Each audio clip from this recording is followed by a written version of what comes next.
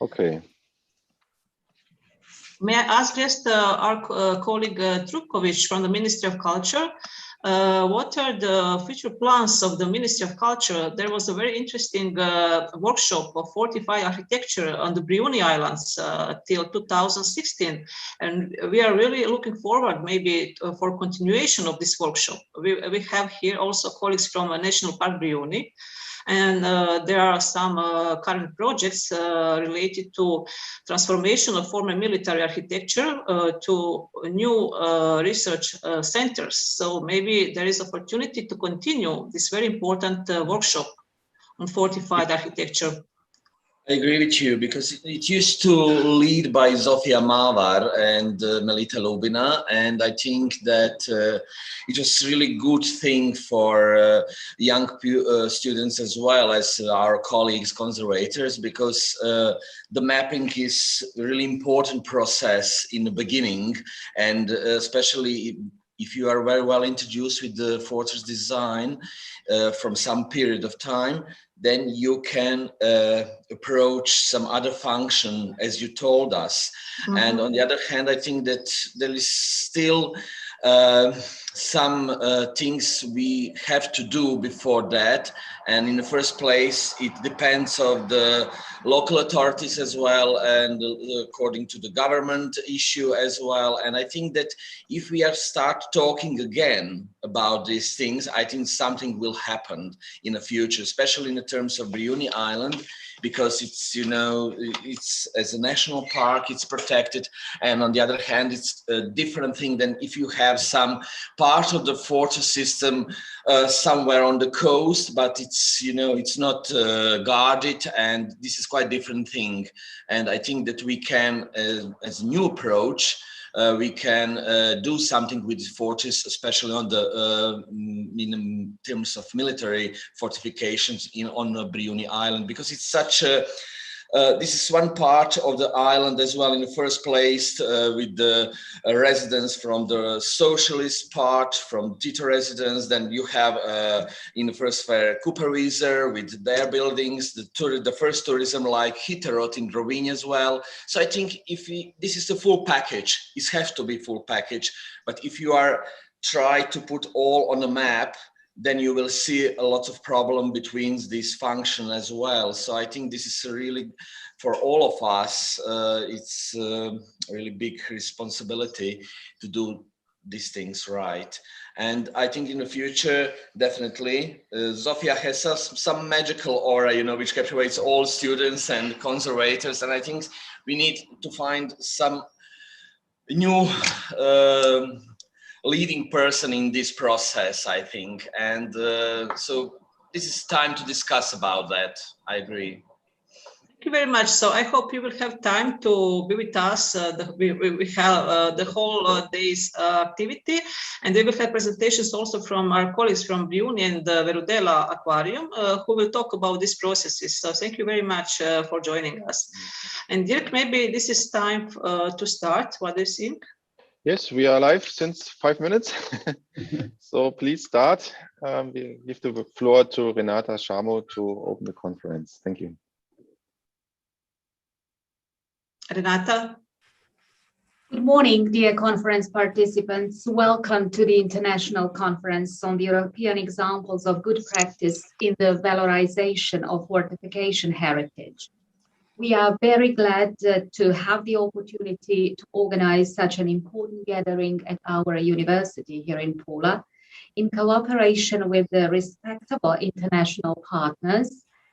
And we are also very happy to see that the conference has drawn a lot of attention from the international public.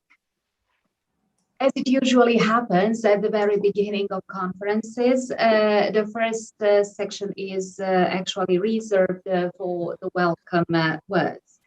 But before I give the floor to the invited colleagues, I would like to thank the media representatives, the organizers, and of course partner institutions, and to all the participants.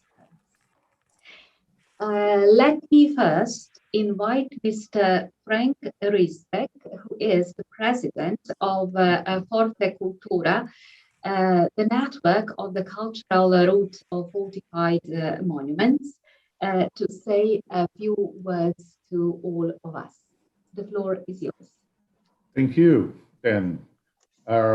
Welcome, then, to the conference. And this is a great pleasure. I'm not only president of FORTE CULTURA and EcoFort, also professor on Humboldt University, and I would invite you to cooperate with us also in this field, the University of Pula and our other scientific institutions, that we make a cooperation network then of universities also to support this whole process. Now let us start. Dear conference teams, dear speakers, dear friends of the Fortress heritage, dear ladies and gentlemen. Today, I have the great honor to open the conference Sustainable Valorization of Fortified Heritage, European Best Practice, on behalf of FORTE CULTURA and its joint scientific committee with the partner network effort. I would like to thank the University of Pula as host, and especially Ms. Natasha Urozovic, I hope it was correctly, then, who as a member of the joint scientific committee was instrumental in organizing this event. Historical fortifications are popular travel destinations all over Europe and breathtaking backdrops for a multitude of cultural tourism offers. They are emotional, authentic, subsistent, and fascinating to all generations. The history of fortress construction and defense strategies, named as Architectura Militari, is closely linked to the European history. From the Roman lines to the bunkers of the Cold War, fascinating architecture developed, adapted in the advances in weapon technology. Fortifications remind of historical conflicts and reflect the technical, scientific, cultural, and socio-economic development level of their time. The art of defensive architecture shaped urban development and was used and was, sorry, the history, yeah. Moment, it was close to me. I have a little bit problem with the internet then. Okay.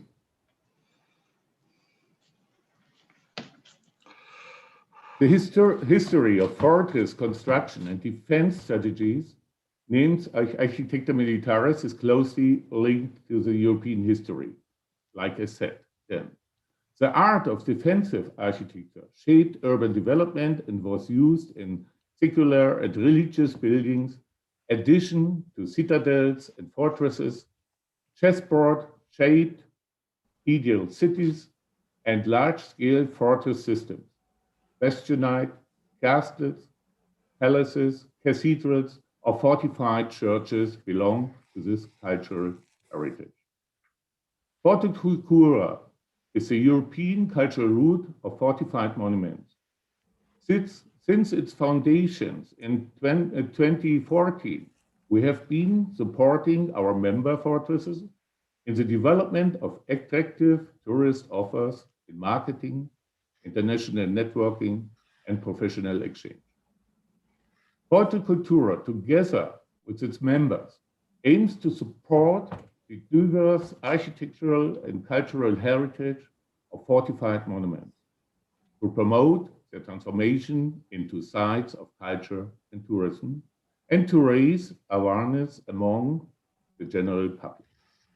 With our European cultural route, we want to offer each fortified monument the chance to network and develop new joint instruments and activities to promote tourism in the European cultural heritage fortified monument. Our full members form the stations of the European cultural route FORTE CULTURA, where the fascinating cultural heritage of the fortress monuments can be experienced live. as an attractive place of experience for modern society, many disused fortification today offer an enormous variety of cultural events, exhibitions, active tourism offers, nature experiences, enjoyment and education, and preserve the memory of historical events. And as different as the types of fortifications are, so different are their needs, financial resources, management structures, methods, or utilization concepts. Today's conference aims to help achieve a better balance between these needs and best practice, project results and project initiations on fortress heritage in Europe. To this end, the Joint Scientific Committee of FORTE CULTURA and our partner network FORTE has identified relevant issues affecting fortress heritage. Today's conference provides an overview, and it is intended to both a test and a starting signal for an intensified international exchange for the preservation and sustainable use of the common cultural heritage of fortress monuments. In this sense, I wish the best for the conference, many success, and as professor of Humboldt University, very, very good scientific results. Thank you very much. Thank you very much, Mr. Riesbeck. The second speaker is Mr. Davor Trupkovic, a representative of the Ministry of Culture and Media of the Republic of Croatia. I'm quite sure that he'll also have some interesting words to share with us, since he is the director of the Directorate for Heritage Protection within the ministry. Hello, everyone. I'm really glad that I'm here with you. I think that in the first place, I would like to say hello in the name of Ministry of Culture and Media and our Minister Nina Obuljen-Koržinek, and myself, of course. And I think that I check your program. It's very interesting. You are dealing with historical fortification and fortress systems, which are really important of the city and regional history. It's also important building blocks in the cities and in the landscape design as well, provided potential new approach to the fortress system as well. I think that if we are talking about new function in the fortress, because in the last 100 years they lost their original function, and now we are dealing with the building site in a large scale. For all of us, we are all responsible as an experts to bring right function in the old buildings as well, of course. I think that culture roots, which represents European diverse cultural heritage, is also a good way where we can go with the fortress system and the fortification. Also, in terms of UNESCO, I see lots of colleagues, especially from Montenegro. In the last 10 years, we are dealing with the Venetian fortress in Adriatic Sea, and according to that, with Italy and Montenegro, we had the multinational nomination, which was really successful. And now we are dealing with the problems of the fortification system on our coast as well. It's also a big responsibility if you have a multinational nomination in that way.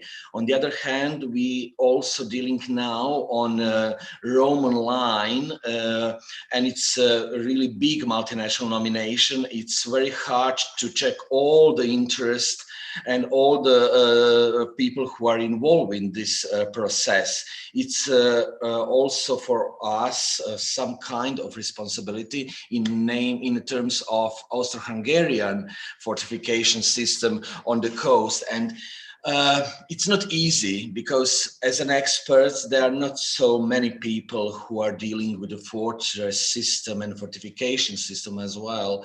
And I think that we are now maybe in a situation that according to the good results from the past with the Venetian system and with the Roman system of the Roman lines, I think we can be really in position to change, I think, the new paradigm of how to improve the situation with the fortifications and the fortress system.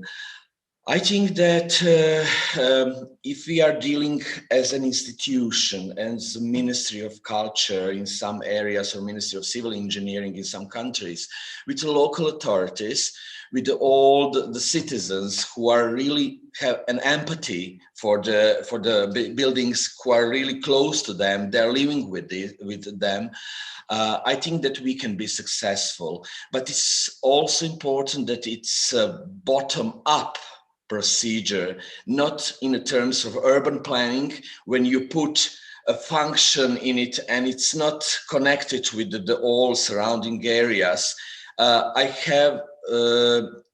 You all have experience with that kind of urban planning, and it's not good. I think that like some kind of a new approach according to the new urban planning system, we can be successful as well. So I think on a many different level, we are all now in situation to improve the state of our fortress and our fortress system and fortifications. And also it's a big responsibility for all of us. I think that a conference like this is also very important, that we can exchange experience. We can be better connection as well, because especially if we are talking about some kind of multinational nomination in terms of European history, that is also very important thing. It's not for the experts from ICROM or from UNESCO. It's not easy job. They try to improve the situation, not only in Europe, but in the world as well. And I think that in terms of a social program as well, that must be implemented in what we are doing with the fort, with these buildings. And this is unique opportunity. But if we are start to work now, then we will see the result in next 5 or 10 years. So I wish you a good communication. I wish you, I think this is just a beginning. And I think that this kind of conference should be organized maybe 2 or twice in a year, because we have to share experience. We have to help each other. We have common history. And I think this is the way how to show the rest of the world what we can do with our fortress. So I wish you good work. Thank you.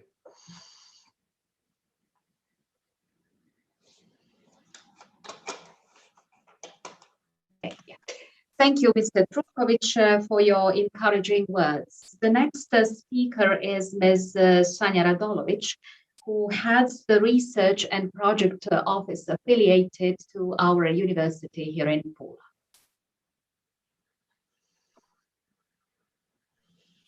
Hello to everyone. I'm on the road, so I might have some technical issues, but I'm sorry. First of all, I would like to thank you, Professor Nataša Urošević, who I was working on AdriFort project. The project was Adriatic fortresses and former military areas in collaboration with the region of Veneto, Juraj Dobrila University of Pula, and of course, City of Pula. I wish you all happy work and a good conference. And also, I would like to aim that City of Pula has over 30 fortresses, and we all need to develop a common heritage strategy as a means of achieving a sustainable socio-economic development, and also our main objective, basic on cultural heritage, must be capitalization, introducing new initiatives appropriate to support authorities, and first of all, creating a model for common cross-border management, and of course some stronger fortresses network, also fortification facilities in Adriatic region. Okay, thank you, Ms. Radolovic, for your words. And the next presenter is Ms. Lorena Dropulic, who is the head of the City of Pula project department.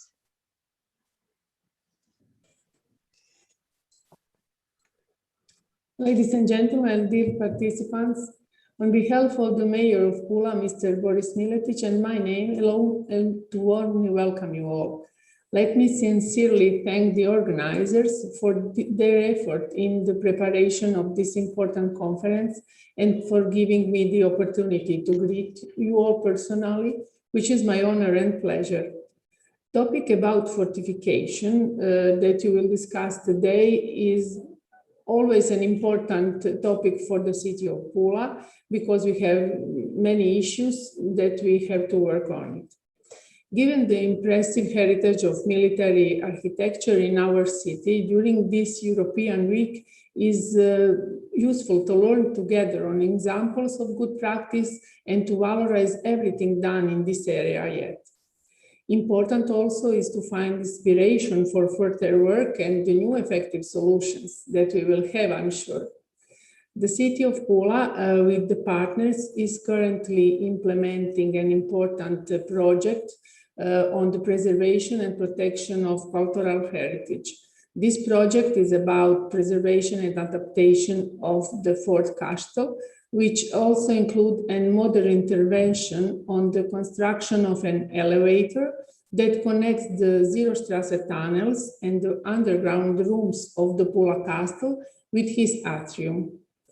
The main project activity related to Pula's Austro-Hungarian fortification heritage is an exhibition on the topic of which our partner, the History and Maritime Museum, is in charge. Mrs. Katarina Maric know about it. I believe that after the implementation of this project, we will have the opportunity to present it as an example of a good practice. I wish a successful conference to all of you, and thank you for the opportunity. Thank you very much. And now we have the last speaker in this first session. It is Mr. Rafael Deru, the Secretary General of European Federation of Fortified Sites, who is going to address us with a few words. Thank you very much, Renata. I'm very happy to be here. I have the honor to replace Frank Petters, who is mayor of the Dutch city Bergen op Zoom, and he sends his wishes and wish you a very good conference. Efforts and FORTE CULTURA. Both are prominent representatives of fortress heritage in Europe. FORTE CULTURA, we have the honor to have FORTE CULTURA in Efforts as our most prominent member association. It's also an honor that we have traveled for the last 3 years the road together in putting fortified heritage on the front page of regional development in cultural heritage. This is why in those 3 years, we have set up many activities that come gradually to fruition one after the other. I'm just naming a couple of them. We have, of course, the Common Efforts Fortification Knowledge Center, the Efforts Fortification Heritage Impact Study that we are working on together. We're working together on a common framework of associations within a future European network. And we are very proud to help anything we can in the achievement of the road towards the European cultural route that Forte Cultura is now terminating, hopefully this month or the next couple of weeks. For us, efforts with Forte Cultura, we want to put fortification heritage also in a more traditional way on a platform, which is, and we call it European Fortress Summer. We want to show that in these difficult times that fortresses and fortifications are open this summer. After 1.5 years of difficulties, we feel the need that fortifications need to show to their direct environment, to the public, and also much larger, that they are a place where where people can enjoy culture, but also their environment, nature, and sports. And it's something that we want to promote with this initiative, European Fortress Summer. All fortifications are invited to join the efforts website for more information. To end my introduction, fortifications are only good when they are being conserved, being restored, but also being reused. And for economic reasons, we use fortification. I think the larger word, I think, is regional development. Regional development and fortifications are joining often, and it's often called tourism. It's often called tourism as a major goal of fortification. But I think we, with efforts and with Forte Cultura and our 200 European members, I think we we defend the interests not only of fortification but of the larger regional and development. And I think that's our priority for the next couple of years and even further. On the road together, Forte Cultura and efforts, very happy to be at that helm with Dirk Röder. And I wish you and myself, of course, as a participant, a very interesting conference the rest of the day. Thank you very much. Thank you very much, Mr. Deru. As far as I can see, the time management is definitely great. So after hearing all these more than welcome and encouraging words, obviously it is time to start working. So let's listen to Mr. Dirk Röder, who is the Vice President of Forte Cultura, the network and cultural route. And he is also a member of a board of efforts. In his introductory lecture, he is going to present the activities of both networks representing over 200 fortresses in more than 20 countries. So I hope that Mr. Röder is ready to start his presentation, or we are going to wait since we have another 1 minute. Okay, so it's almost prepared. So thank you, Renata. Good morning. Dear ladies and gentlemen, I will give you a short introduction about the reason, the content and aim of today's conference. The cultural heritage of fortified monuments is to be found over all epochs. The reason was the demand to protect people against enemies, the demand to protect their goods, habitats and landscapes, or political and religious views. This physical protection always had to be at least as good as the offensive weapons of the conquerors. The invention of gunpowder and the introduction of firearms in the 13th and 14th centuries has changed the fortress architecture fundamentally.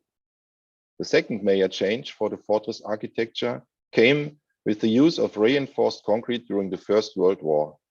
Bunkers were the new generation of fortifications, and fortification construction moved underground for camouflage and protection from air attack. Finally, no building can survive the attack of modern weapons. What remained is the incredible heritage of fortified monuments throughout Europe and around the world.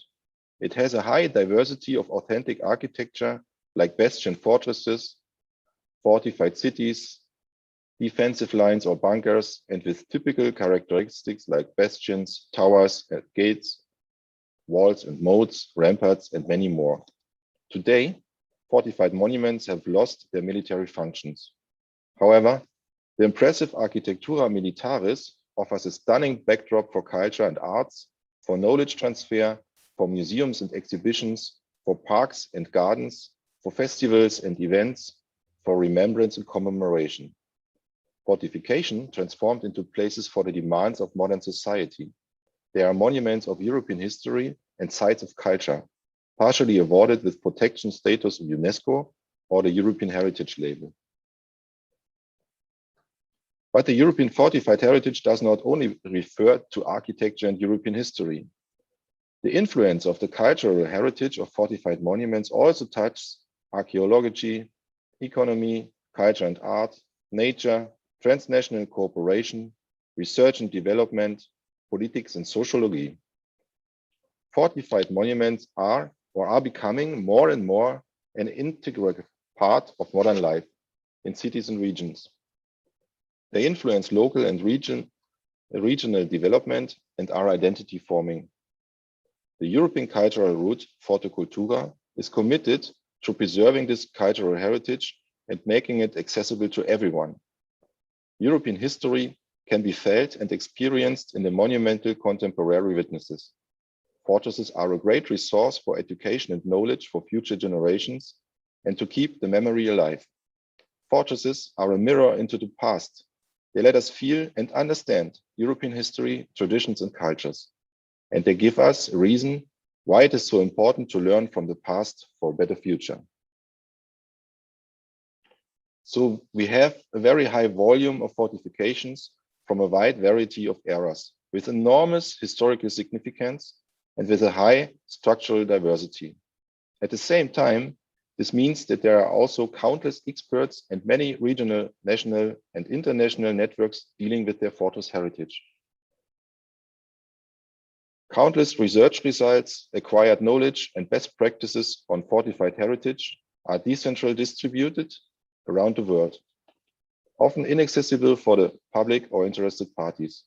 Today's conference aims to fill this gap somewhat. It aims to show that there are already many innovative practices and methods in Europe in the various fields of fortification heritage to preserve, restore, repurpose, and integrate this important heritage into our society.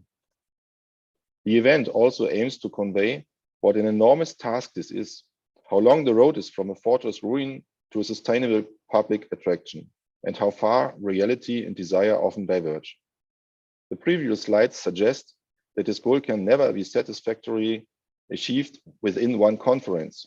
Today's conference is therefore intended as the start and framework for a series of specialist workshops and international scientific exchange. The two major fortress networks in Europe, FORTE CULTURA and FORTE, have started a cooperation officially in June 2020. As a European cultural route, FORTE CULTURA networks the cultural heritage of fortress monuments under a common umbrella brand for tourism and thus ensures attention, image, and economic effects. As a lobby network, FORTE fights for recognition, political support, and fundings in Brussels. Together, the two networks represent over 200 fortresses in more than 20 countries. Knowledge about a fortress heritage, its construction, history, development, and current use is the basis for this so important path of change from military objects to modern places of culture and tourism. The FORTE CULTURA efforts joint scientific committee for the fortified heritage in Europe and beyond is currently composed of scientists from Poland, Italy, Croatia, Germany, and Slovakia, who belong to different fields of expertise. An international center of expertise is to be established in the Forte Marghera in Venice, supported by the Venice University.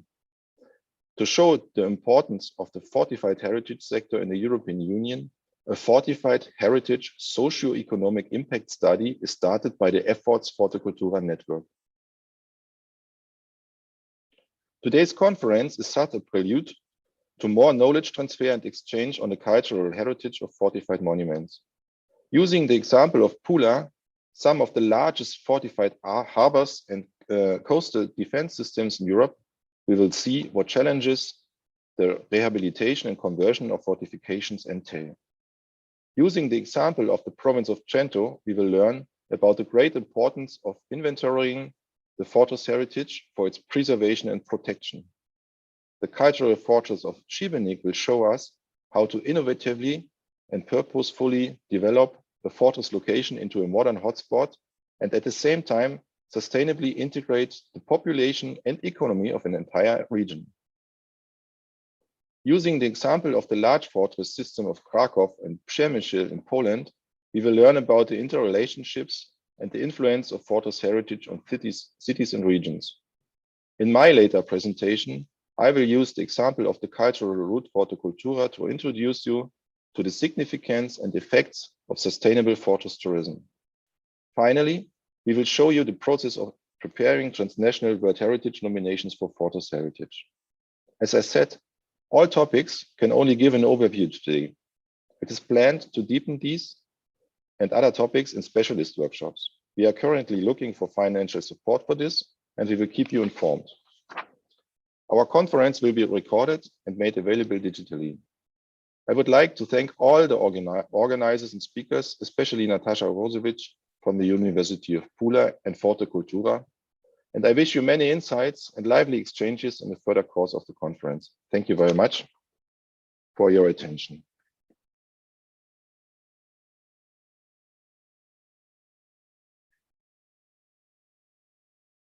Renata, you are unmuted. Yes, yeah, I'm here. Yeah, thank you very much, Mr. Rader. This has been a useful overview, just to know what to expect from our presenters today.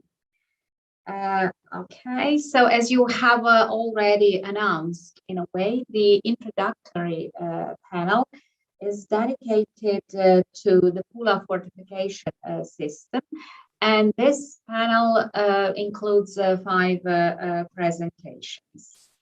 So let's start with my colleagues, the researchers from the Juraj Dobrila University of Pula, Ms. Kristina Avrić-Rakitovac and Ms. Natasha Urošević.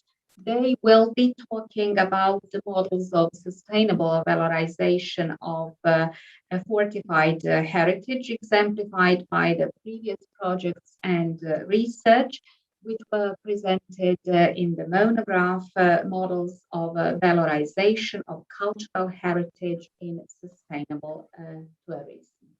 Thank you, Renata. Dirk, please just enable me to share the screen.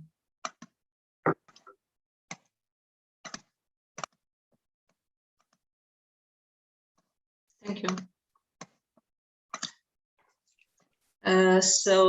Thanks again to all our participants. Thank you, Dirk, for showing us this incredible wealth of fortified heritage in Europe. I am very glad that we have opportunity to cooperate with your networks, which involve, as we could hear, more than 200 fortified cities in Europe.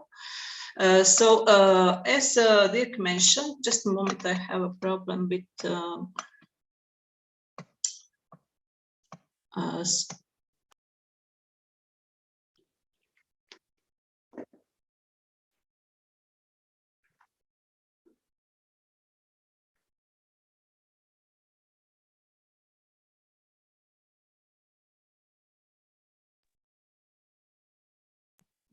Can you hear the presentation? I hope so, yes. So as Dirk mentioned, Pula is one of the largest fortified harbors and coastal defense system in Europe. It is well known for its ancient monuments, such as the Roman amphitheater, but there is also a wealth of fortifications from the Venetian and Austrian period of urbanization and development of modern Pula.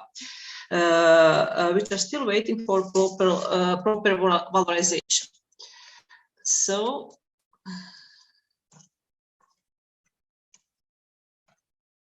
I'm sorry, I just have problems with my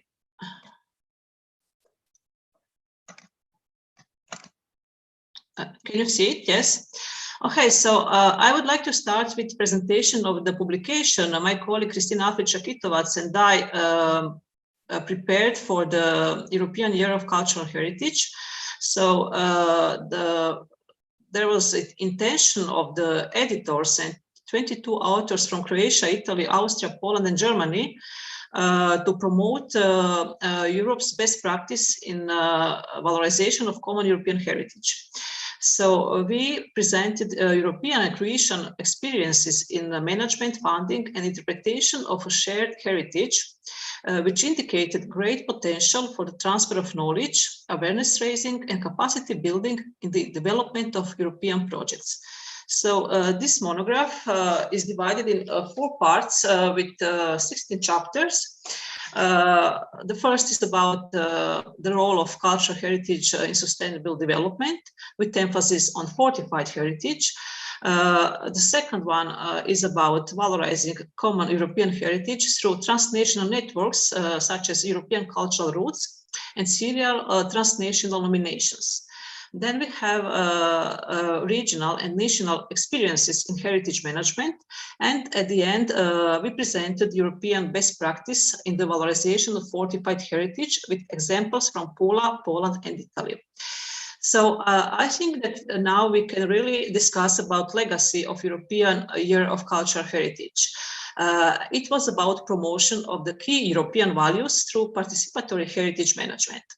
And our experience with the projects we were involved, and our colleague Sanja Radolovic mentioned some of them, such as FORTE project, indicated that project-based research and training all key stakeholders, researchers, conservation office, tourist boards, NGO activists, and local community really could enhance awareness raising and capacity building in the field of sustainable heritage management, but also cultural education and promotion of the key European values, which is really the most important objectives of the European programs, but also the current European strategy of cultural heritage for 21st century, but also of the cultural roots of the Council of Europe. And we are here today presenting one of them, which is the FORTE CULTURA.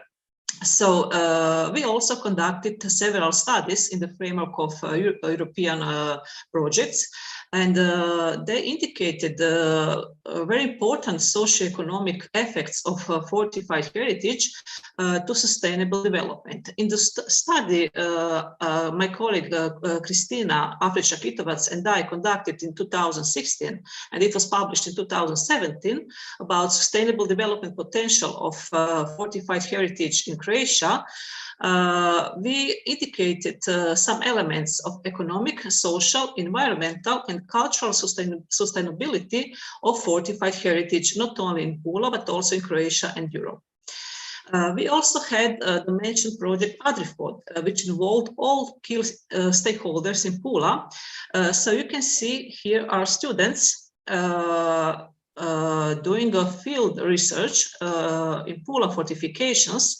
And their task was that during the summer school to develop cultural bikes and walking routes, which will connect several fortresses in Pula. So these are fortresses in Štinjan, and this was the pilot project which involved 5 fortresses, forts in Pula. One of them, Ponta Cristo, was intended to be a center for youth initiatives and a venue for popular music festivals. So the main idea was to transform the former military heritage into the spaces for civil initiatives, intercultural dialogue, scientific, cultural, educational, and also tourist purposes. My colleague already mentioned some more important details about Project FORTE.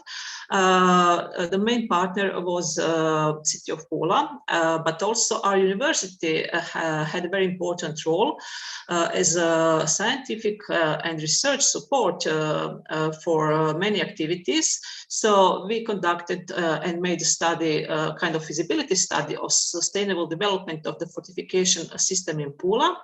And it was kind of interdisciplinary research, which involved researchers, students, and experts in this field. So one of the results was the creation of new local cultural route of fortified architecture.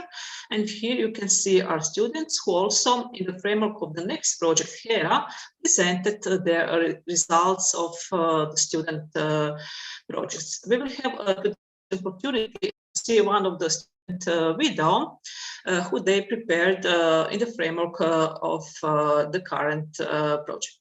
So our intention was to explore how to transform military architecture for new functions in culture, science, education, but also for sustainable culture tourism. Here you can see some of the Pula's fortress. This is San Giorgio Sveti Juraj, which was intended to be a center of restoration office. Then Mali Brijun Fortress. We will have colleagues from National Park Brijuni who will present it more in detail, which is a venue for Theatre Ulysses. And here is the Fort Bourguignon, which we hope it will be included in the former culture and bike routes. And today it is used by Archaeological Museum in Pula. So we have different examples of adaptive use of Pula's fortifications.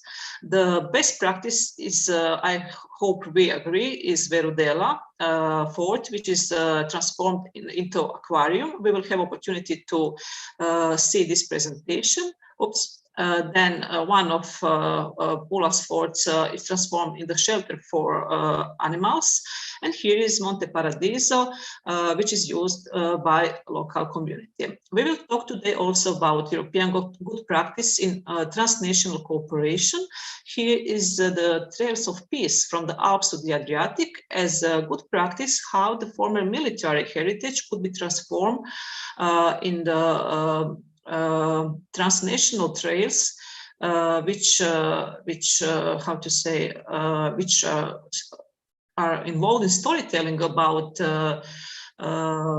new civil and peaceful initiatives. And I'm very glad that we have here colleagues from FORTE CULTURA, which is the best practice example of cultural routes of the Council of Europe. So this is a cultural route which connects more than 1,000 fortified sites in Europe.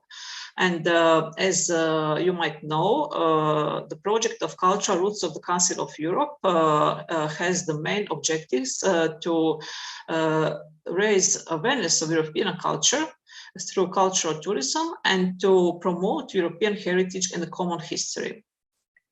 And I hope we will end with discussing the possibility of transnational valorization of fortified heritage of Central Europe in a similar way it was done for Venetian fortresses in the Adriatic. So thank you very much. Here you can see one postcard from Pula from 100 years ago with very interesting and fantastic visions of development of Pula. So we will see if with such transnational cooperation, we can really develop not only local, but also national and transnational heritage of Pula and Croatia. Thank you very much. Thank you very much. Now our colleagues from the Historical and Maritime Museum of Istria, Ms. Sunčica Mustač and Ms. Katarina Maric are about to present the Pula fortification system and the current plans for its presentation, which are being implemented within the project Pula fortification system as a cultural and tourist. Okay, the presentation is already prepared. Okay. Hello, good morning from the Historical and Maritime Museum of Pula. We will present the fortification system of Pula, how it is preserved, valorized and presented with some future and ongoing projects. Let's go through historical introduction. So Pula is one of the largest and deepest bays of the Adriatic Sea. It is surrounded by hills, protected from wind, and it has many natural water springs, which were the most important issue for the development of the first settlements, later on for the Roman colonization, following the Republic of Venice too. But they were also the main source of enzymatic malaria and other illnesses which bring the city to a decline for centuries. And it went so far for the city to be called the City of Death. A new era arrived after the Congress of Vienna, after 1815, when Istria and Pula, of course, were annexed to the Habsburg monarchy. What Austria found in Pula were very inefficient city walls, half destroyed, a Venetian castle without almost any purpose, and some field fortification from the Napoleonic time, which was situated on the entrance of the harbor, so they were protecting just the eventual penetration. So the Habsburg monarchy immediately started to make plans for new buildings and the whole defense of this very important harbor. As soon as possible, they started to build new constructions such as Martello Towers on pattern of the South England watchtowers. And there were built 3 of them. And the only one left today to be visitable is the Martello Tower, which is now incorporated to the Fort Grosso. You can see it on the right photo. The first huge building phase started in the 50s, around 1852, and it meant building of almost 14 circular or semicircular fortifications with diameter from 24 to more than 100 meters. And they formed the first fortification belt around the city nucleus and around the harbor. And of course, around the new sea arsenal that would be opened in 1856. The second phase of the buildings began in the 80s of the 19th century due to changes in the warfare and the invention of the present grenade, which changed totally the strategy of defense and attacks. Here are Turcian and Pomer as examples of the polygonal forts,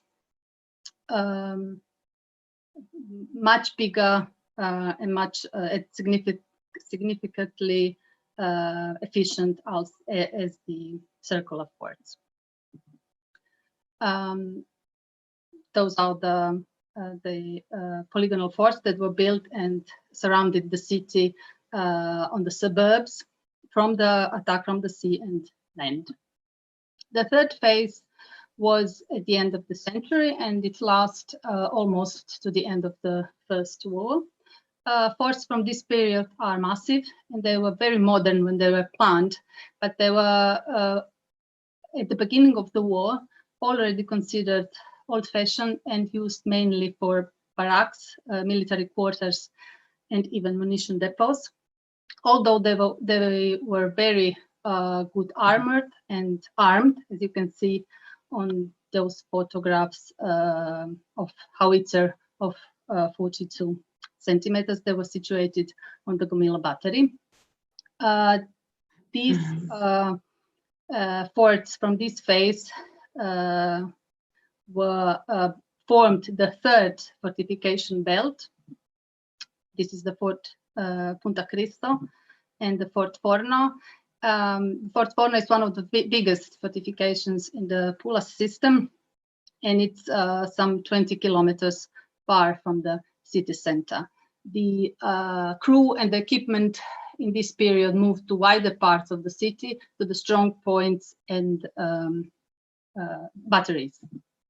So to conclude, we can say that the Pula fortification system was distributed along 16 defense districts, 3 defense belts, and made of 28 fortifications, forts, but also more than 200 other buildings like batteries, strong points, entrenchments, shelters, water tanks, quarries, and so on. And before the First World War, even with air bases.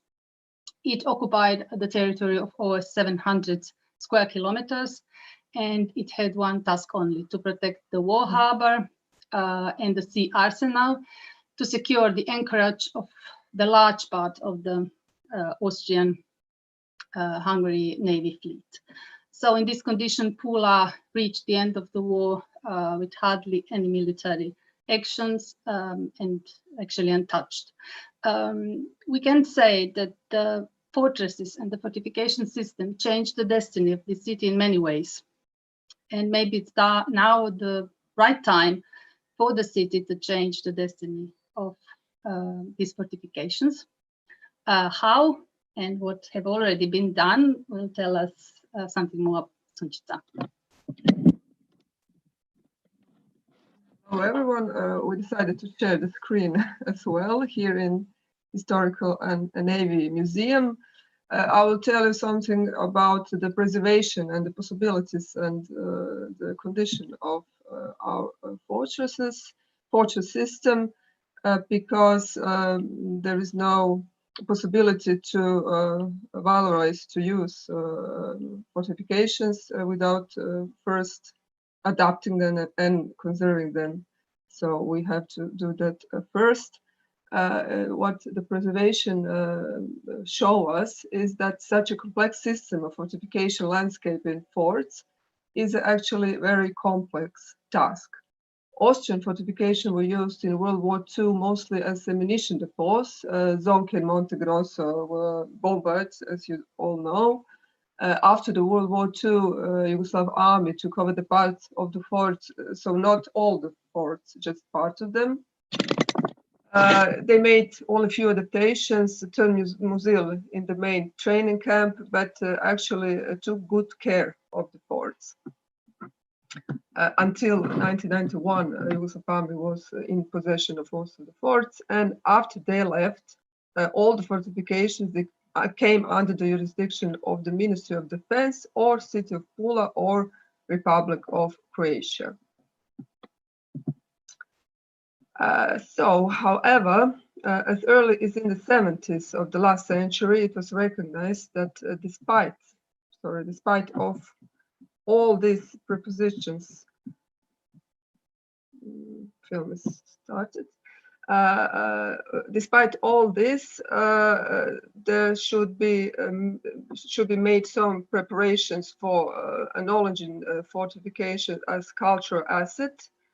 At the same time, in 70s, Department of Architectural Heritage of the City of Pula, led by Attilio Krizmanic, begins collecting historical documentation from various archives. However, only with the efforts of Ministry of Culture later on, especially the architect Zofia Maver, who led architectural workshop on island of Briuni, and the establishment of the Conservation Department in Pula in 2000, led by Professor Ivan Matejic, the time matures for this legal protection of fortification landscape of Pula. It is very important to say that today also conservation of Pula, led by Ms. Lorela Limacin-Toth, is responsible for all conservations of this part of monuments. Although these preconditions for the reconstructions have been created, the complexity of the work, financial, technological terms, is the reason that they are still largely merely maintained, so not constructed, adapted, but only maintained, and that only smaller interventions were made. For example, project documentation was made for some of the forts, cleaning of fortifications. Of course, this also requires significant financial resources. An additional complication of this reconstruction is the frequent change of legal acts. That is also important to say, the results of which is the transfer of the ownership of the fortifications back and forth between Pula and the state. So all that led to the situation that main users are today NGOs, non-governmental organizations, museums, and theaters. Here we see some of these presentations, actually uses that were already mentioned. Circular Bourguignon Fort, which was once a concert venue, is now used by the Archaeological Museum of History as a depot. This proved to be a good decision in situations as the fort was regularly maintained, supervised, and minimal technical adjustments were made, but it's not the permanent solution. Casoni Vecchi, Tuchan, Pomer, Punta Cristo are also looked after by NGOs whose members regularly use it as a space for daily socializing, a space for libraries, exhibitions, training rooms, shelter for abandoned dogs. We already saw that. But the situation is somewhat different on Brioni Minor, but this presentation we will see later on. It is part of Brioni National Park and used by Ulysses Theatre as a stage with only minor maintenance work by Brioni, but Brioni intends to completely renovate the fortress. The military buildings in Monumenti and the nearby island of St. Catherine are somewhat of a special case. On Monumenti was the command of the Navy Air Corps in World War I, and on nearby island of St. Catherine, she housed an arsenal for hydroplanes alongside the test station. During the time of Italian administration, they came together to become the Royal Submarine School.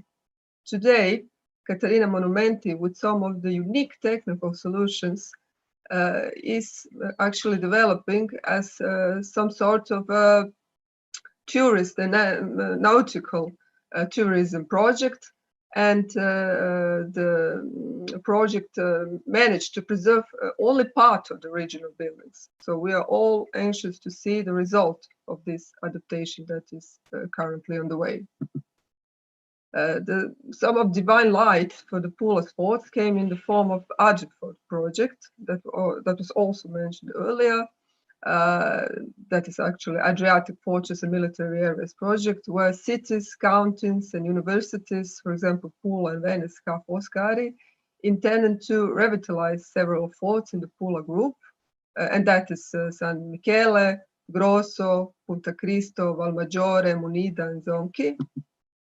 And some of the work is already on the way. Archaeologists from Pula conducted an archaeological research in the circular fort of San Michele, where they discovered a graveyard of the medieval monastery. The fort has been cleaned and a 3D image has been made, and it is planned to be fitted into the expanded student campus. In Polygonal Fort,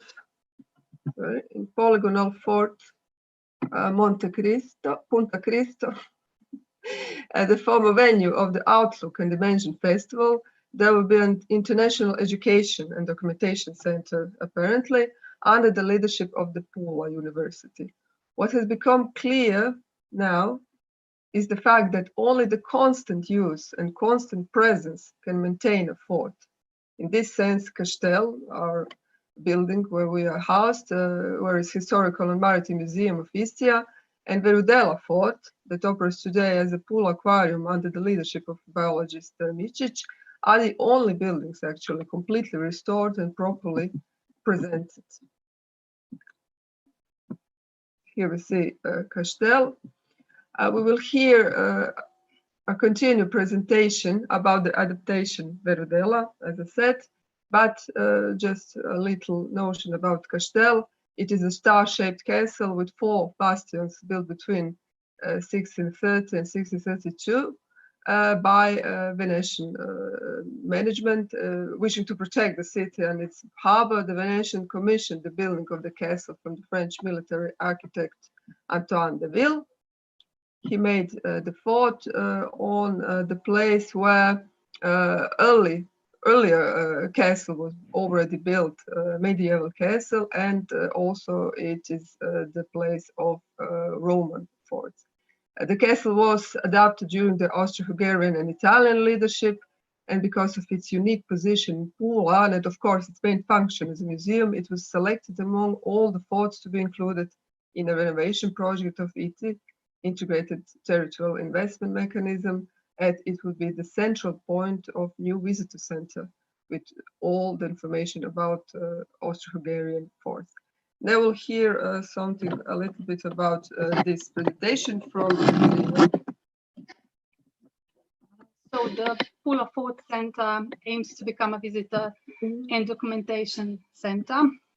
It's a mutual project of the City of Pula, Tourist Office of Pula, and our museum, as it was already said by Lorena, to enhance the enormous potential of city's fortifications heritage. The construction of an elevator will be the central point of this project because it will bring visitors from the city center downhill to the tunnels to our museum, to the castle, which be a big step forward for the museum inclusivity, but also for the fortifications, because some of them are still situated in military zones and not accessible, some of them not secure, and some of the batteries are even very hard to be found. The museum will host an exhibition about the fortification system. It will be presented as the main hub for collecting information about the fortification system and the fortresses. It will present the way they were built, but also the life behind the walls, because even they are mesmerizing, extraordinary buildings, somebody planned them and built them, and somebody had to live in for a very long time, unwillingly. And we deem to evoke emotions, which are very important, especially among the local community. So the exhibition will have this classical approach with photographs, plan, and museum objects, as well as multimedia content intended for adults and children. This is the space that will occupy it with videos showing all the 28 fortifications and other spaces for other topics. This is the end results, which should be presented by the summer of 2021. Hopefully, this is on the left side is the atrium of the castle, Castel, and our museum, and the exit of the elevator, and left is the elevator entrance in the Zerostrasse tunnels. This is though how it looks today, and we hope that the work will end up soon, and it will be a starting point towards a new life for the Fortress of Pula. Thank you. Thank you all. Thank you very much. After this presentation, I can add that it is such a pity for many of you not to be able to be here and visit some of these fortifications during the conference, but perhaps some other time. According to the program, the next presentation is entitled The Process Pula Underground 2001 to 2021. What this is about will be presented by Ms. Breda Bisiak, the President of the Association of Istrian Artists. Thank you very much. I would first like to greet all the participants of this conference, and also to thank the organizers for inviting me. It's a great privilege to present our project. I will now share the screen.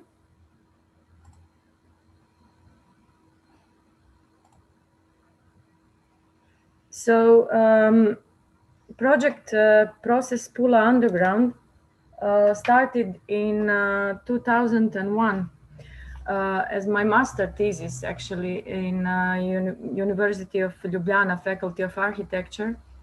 And the project suggested, just a moment, the project suggested an alternative and complementary idea to the overall revitalization of Pula city center. Actually, the aim was to discover and to activate a developing potential, a new spatial situation in already existing spaces of the city. So my focus was actually to find one situation, one spatial situation which is not visible and not known in the mental map of most of the Pula citizens and visitors. So the focus was to implement the existing tunneling system under the central hill Castel, on which the fortress is situated also, and to represent it and use it as some kind of mediator which will connect the underground tunnels with the existing road infrastructure in the city. And by the activation of the movement throughout this tunneling system, also the spaces and areas on the Castel Hill and surrounding areas would be affected by it and become more frequently used and visited by citizens and visitors also. So the leitmotif of the project was the initiation of this dynamic process of first to make the invisible visible, to open the entrances of the 7 entrances of the underground tunnel system, and secondary to connect both of them, because there are 2 levels of tunneling system. The first one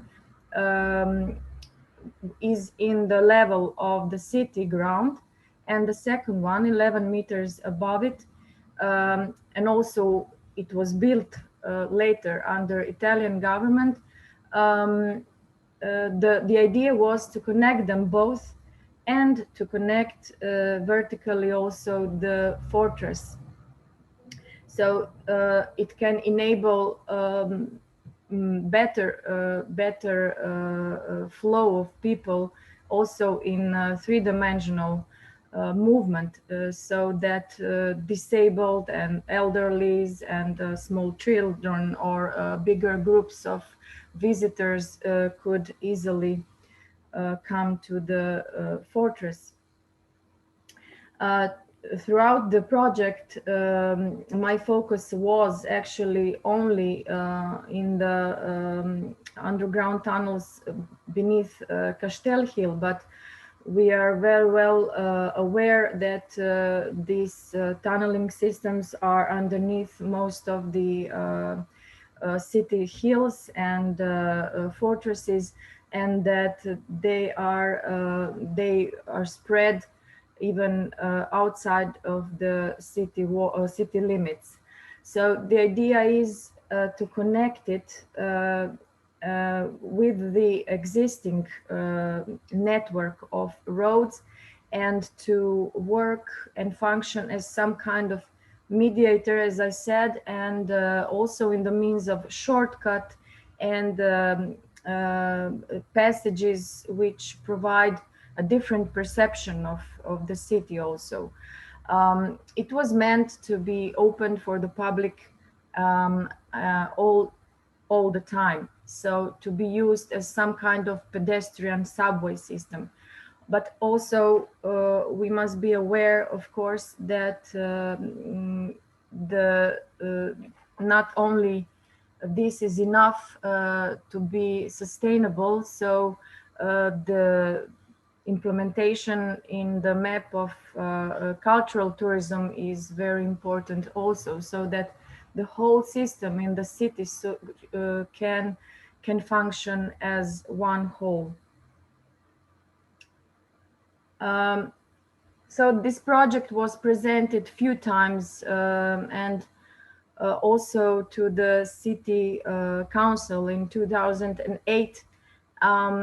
It was published in few architectural magazines and also lectured few times, but the real commission of the design process started in 2018. And now the whole project is actually is being realized, and we're expecting that in a month it should be over. So I'm very grateful that I had the opportunity to make plans for the realization of this project, which is a really long-term project now.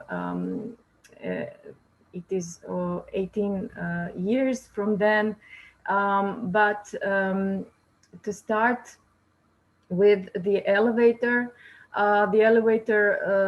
was positioned and we actually found the only possible position for it in between the southeastern ramp, which goes to the top of the bastion, and between the building in the courtyard, so it can connect all three levels: the courtyard, the upper tunneling system, and the lower tunneling system, which we call Zero Strasse. This is a model made to in which you can see the exact position. Also, the main goal was not to intervene too much in the existing tunnels, because they are made of solid rock, and we wanted, and also the conservators wanted that it stayed that way. So the whole of the interventions was done by renovating the floors and concrete floors and benches, and also the whole installations are focused in under the ceilings, so the solid rock can be untouched. And the access to the elevators are done both in lower part, secondary part, and in the courtyard. Also, we wanted that the entrance in the courtyard is as neutral it can be, so we decided to make it in glass, so it's translucent and you can see through all the way to the walls. And we hope that we managed to make the intervention as neutral as possible without many interventions. This is the floor plan, which is like a superposition of all three levels, marked with the exact location. Maybe just few slides of the entrance from the project. Of course, they are very well strategically positioned. Actually, they connect all important streets and or near the important streets and administrative or buildings and interesting focus points. So I think that this activation would really help also the fortress to become more visible. And in the end, beside this infrastructural significance, the also artistic potentials of these spaces are very good, because without external impacts of weather conditions, without daylight and sunlight, these spaces make excellent artistic polygons, actually. So the idea also was to invite worldly renowned artists such as James Turrell, for example, who is dealing with artificial lights, lasers, and so on, to make a temporary or permanent artistical installation, which would invite even more people to join and to visit these spaces. So this is in short. Thank you very much for your attention.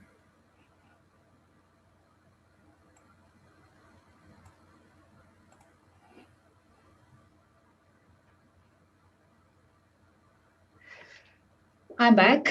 Thank you very much. It will definitely provide a new perspective of the city for both of us living here and our visitors. I'm really quite sure about this. Okay, and now an example of a very good practice can be found in the aquarium Pula. So its manager, Ms. Milena Micic, is going to present her experiences with the reconstruction and revitalization of the Fort Verudela for a new scientific research, cultural, and tourism purposes. Yeah, share screen.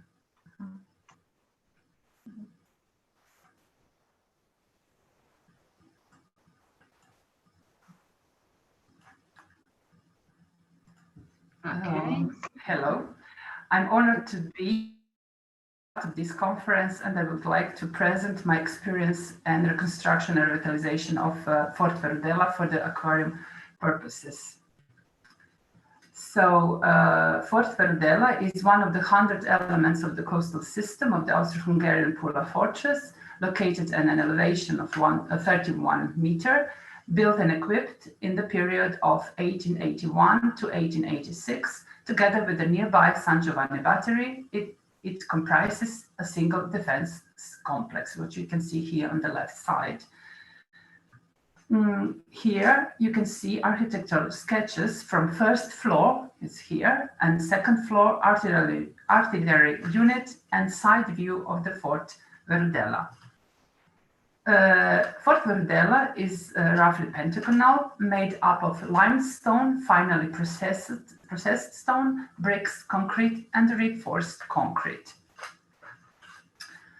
Ms. Zofia Maver, according to Ms. Zofia Maver from Ministry of Culture, Fort Verudela is an example of the adjustment of armored fortification of an old type for that time, with the modern weapon with which the revolving cupola was equipped with two big guns that emphasize its great historical value.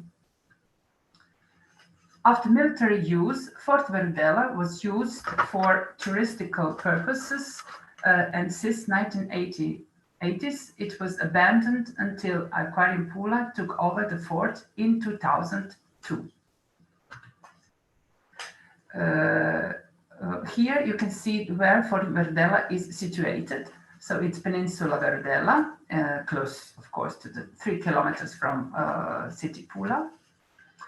And here it's a first step in the revitalization of Fort Verudela. We have to share with we have to be done. It has to be done with Attilio Krismanic from the local and international experts like Erwin Grestenberger from Austria. So we divided revitalization in the fourth step. In the first step, since the fort wasn't registered cultural heritage at that time, it was necessary to collaborate with the local experts, as I said before. So we started as a small family business with few employees, with few visitors, and a lot of enthusiasm. So you can see how it was look like when we took over. Here you can see the yard and the moat, the trench, and the roof. Here in the next phase, we opened the aquarium finally 2002, and it was a small meeting, and of course we started not. We didn't open all fort. We opened just in the first floor. So next phase, we started to cooperate with Ms. Zofia Mauer from Ministry of Culture and the national fortification experts, because at that time, Fort Verudela was not a registered cultural heritage.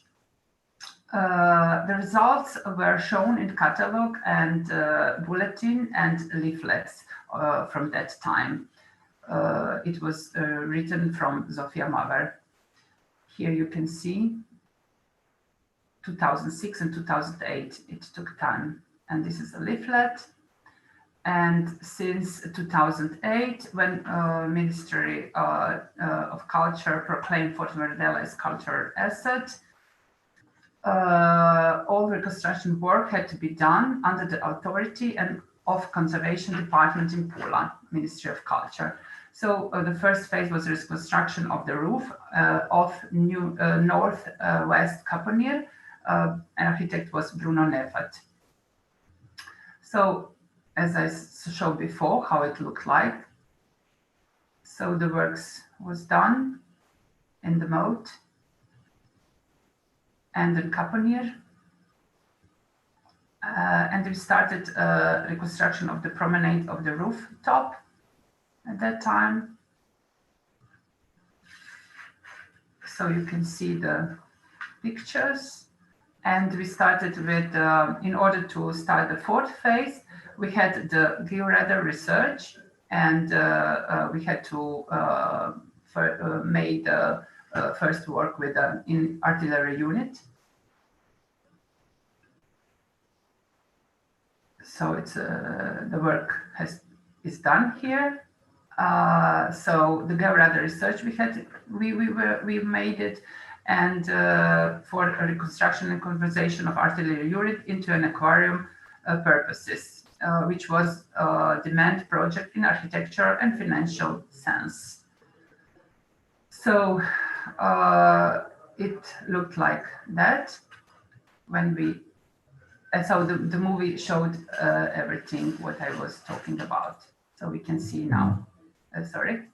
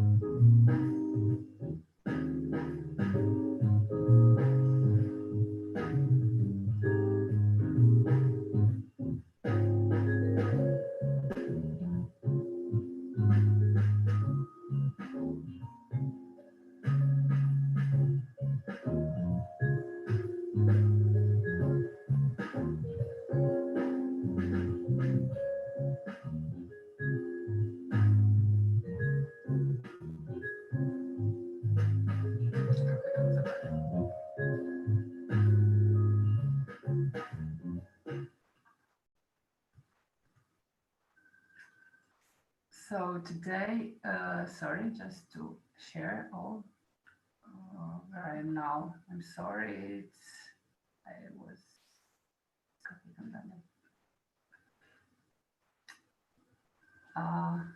today.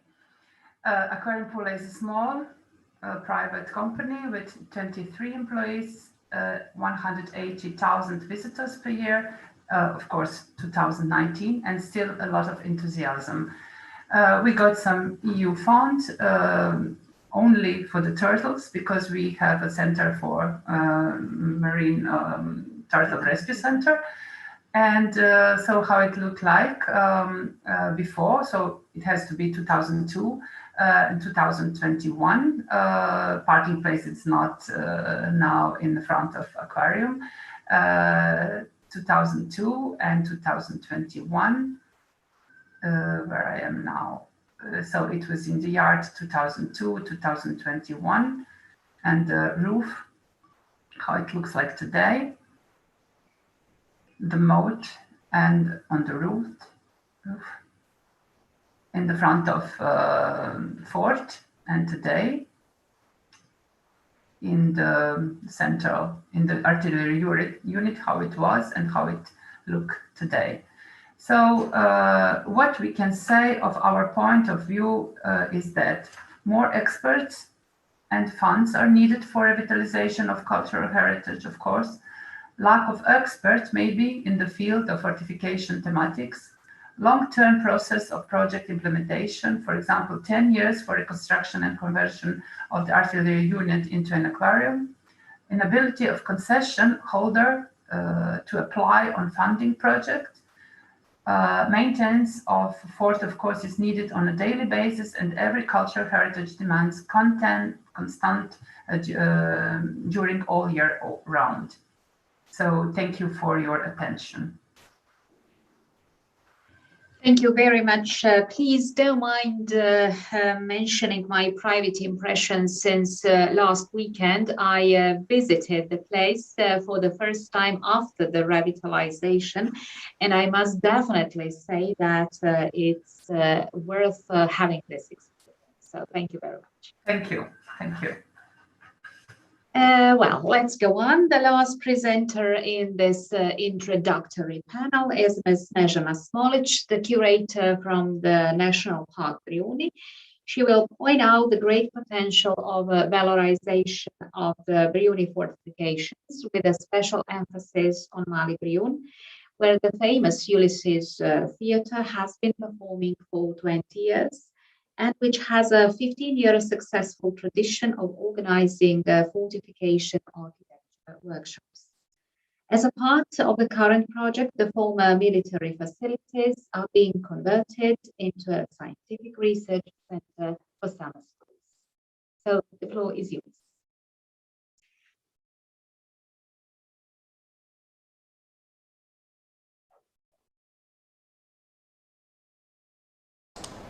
So hello to everyone, and thanks all the participants for interesting presentations so far. So my presentation is about fortification heritage in Briuni National Park. So Briuni National Park was established in 1983. It consists of 14 islands, but the major part of the park, 80%, belongs to the marine area. It is managed by the public institution, Briuni National Park, and its main task is to preserve Briuni's natural and cultural heritage. Briuni Islands have a rich cultural historical heritage that is protected as a part of the island's cultural landscape, and fortification architecture takes an important part of it. Following the construction of the Austro-Hungarian naval port in Pula, Briuni were given an important role in the defense of the city from the sea. Construction of numerous fortifications from the mid-19th and the turn of the 19th to the 20th century marked the Austro-Hungarian presence in Pula as well as on Briuni Islands. Some part of the Veliki Briun are still a military zone and therefore closed to the public. They are under the management of the Ministry of Defense of the Republic of Croatia and include the Fort Tegethoff in the center part of the island and the peninsula Peneda, with the Fort Peneda and batteries Naviljo, Cavarola and Punta Peneda. The only Austro-Hungarian fortification on Veliki Briun that is under the management of the Briuni National Park is the battery Giacone Monte Peneda, as well as all the fortifications on the island of Mali Briun. So Giacone Battery is situated on the west coast of Veliki Briun, and it is very well preserved. It was built on the eve of the First World War. The battery includes 4 artillery positions for 15-centimeter cannons, which are today in a different state of preservation, from a fully preserved one Škoda cannon to only a few parts scattered along its base. It also includes underground rooms for soldiers and ammunition. Communication corridors and trenches are connected to the cannon position and to the 2-story tower for fire observation and control. In the immediate vicinity are small barracks which once served to accommodate the battery crew, while today some of these barracks are used by the Briuni Fire Service. So this fortification is the only Austro-Hungarian military facility available to all the visitors to Veliki Briun, and therefore it is ideal for the presentation of the island's rich fortification heritage. For the purpose of its presentation, in 2020, a project was submitted to the Rural Development Program of the Republic of Croatia, which plans the restoration of the tower and the establishment of a pedestrian trail that will include the sightseeing of the tower, cannons and trenches. So if the project will be accepted, this will be the first phase of the presentation of the battery, and the next phase would include opening of an exhibition about Briuni's fortifications. For now, what is certain is the preparation of documentation for the second phase that is this year financed by the Environmental Protection and Energy Efficiency Fund. So the island of Mali Briun is the second largest island of the Briuni archipelago, and as you can see on this picture, it has a lot of fortification heritage. A dozen different Austro-Hungarian coastal fortifications were recorded on this small island. With the imposing fortress Brioni Minor, there is also a torpedo battery, as well as numerous artillery batteries, resistant points and background supporting objects. So Fort Brioni Minor is the biggest and the most impressive fortification on the Briuni Islands, and also the largest in the defense system of the Austro-Hungarian coastal fortress Pula. It was built from 1895 to 1900 as part of the second defensive belt that surrounded Pula. This impressive fortification has an elevating ground plan, and it was built into the hollowed rock. Its main task was to control the approach to Pula through the Fajana Channel. It had 2 mighty 30.5 centimeter cannons and 2 28 centimeter cannons on the west and northwest side of the fort, and 4 smaller 15 centimeter cannons on the north side, of which the 2 Škoda cannons are preserved in situ. So facilities in the fort included crew quarters, observation posts, shelters, combat positions, ammunition depots, technical, auxiliary and other premises located on several levels. Communication within such a complex system was established with the help of underground and above-ground communication galleries, connecting stairs, ladders and additionally rails and ammunition elevators. From its construction until the early 1990s, the fort was occupied by various armies, but its original condition remained very well preserved. For the next year, it is planned to reopen the island of Mali Briun to the visitors, so it will be possible to include again into the program also the visits to the fort. In 1910, on the coast near the Fort Brioni Minor, a battery for launching torpedo was built. This unique fortification, the only one on the territory of the Austro-Hungarian monarchy, was damaged in heavy storms in 2016 and 17. Strong waves destroyed part of the embankment and the foundation made of karstone blocks located in the sea. And during 2017 and 2018, underwater repair of the retaining wall was carried out with the financial help of the Ministry of Culture and Media. This year, a complete 3D laser scan of the torpedo battery was made, also with the financial help of the Ministry of Culture, that will serve as a valuable document and will be very helpful in the future interventions and restorations of this object. Battery Femina Glavina is positioned on the north side of the island of Mali Briun. It is an unfinished Austro-Hungarian battery, an artillery unit with underground facilities for personnel and ammunition. Underground corridors and rooms are excavated in the live rock that lead to the positions of 4 cannons, located on the plateau just above the seashore. This battery was probably built on the eve of the First World War, and during Italian period it was reinforced with 2 new cannon positions. This location specifically was the starting point for the design of the educational trail, Brijuni Stone Stories, which was realized as part of the Interreg Slovenia-Croatia project in 2015. The trail was inspired by the rich stone heritage of the island, and on the 15 interpretation boards it showed different aspects of stone. With the opening of Mali Brijun, this trail will again be able to receive its visitors. There is no time to mention all the fortifications on Mali Brijun, like the batteries San Nicolo, Stretto, Pisac or Salvia Kadulja, which also has 2 Škoda cannons preserved in situ, and that makes 5 in situ preserved cannons on the Brijuni Islands. But all these fortifications were subject of interest of the International Workshop of Architecture of Fortifications. So the workshop was held in Brijuni National Park from 2001 to 2016. It was initiated and organized by the Ministry of Culture of the Republic of Croatia in cooperation with Brijuni National Park. In that 15 years, Zofia Mavar and Melita Lubina was the leaders of the workshop. And a lot of work was done on compiling databases and technical documentation for preservation, revalorization, restoration and suitable adaptation of the fortification objects. Until 2016, the 19 workshops were held, 13 of which on Brijuni, and a total of 340 participants participated in the program. Participants included students and their professors from 18 faculties, 10 from European countries, Poland, Italy, Slovenia, Bosnia and Herzegovina, Austria, Ukraine, and 8 from Croatia, as well as participants from Croatian Conservation and Restoration Institution. As a result of the workshop, 29 forts has been researched and 39 exhibitions were produced in Croatia and abroad. Also, 4 publications relating to the Brijuni fortifications were published. The enchanting Fort Brijuni Minor has been the stage of the theatre Ulysses for 20 years. This theatre was founded in 2001 by famous actor-director Rade Šerbedžija and writer Borislav Vujčić. In these 20 years, it has gathered artists from Croatia, Slovenia, Bosnia and Herzegovina, Serbia, Great Britain, the United States of America and Georgia.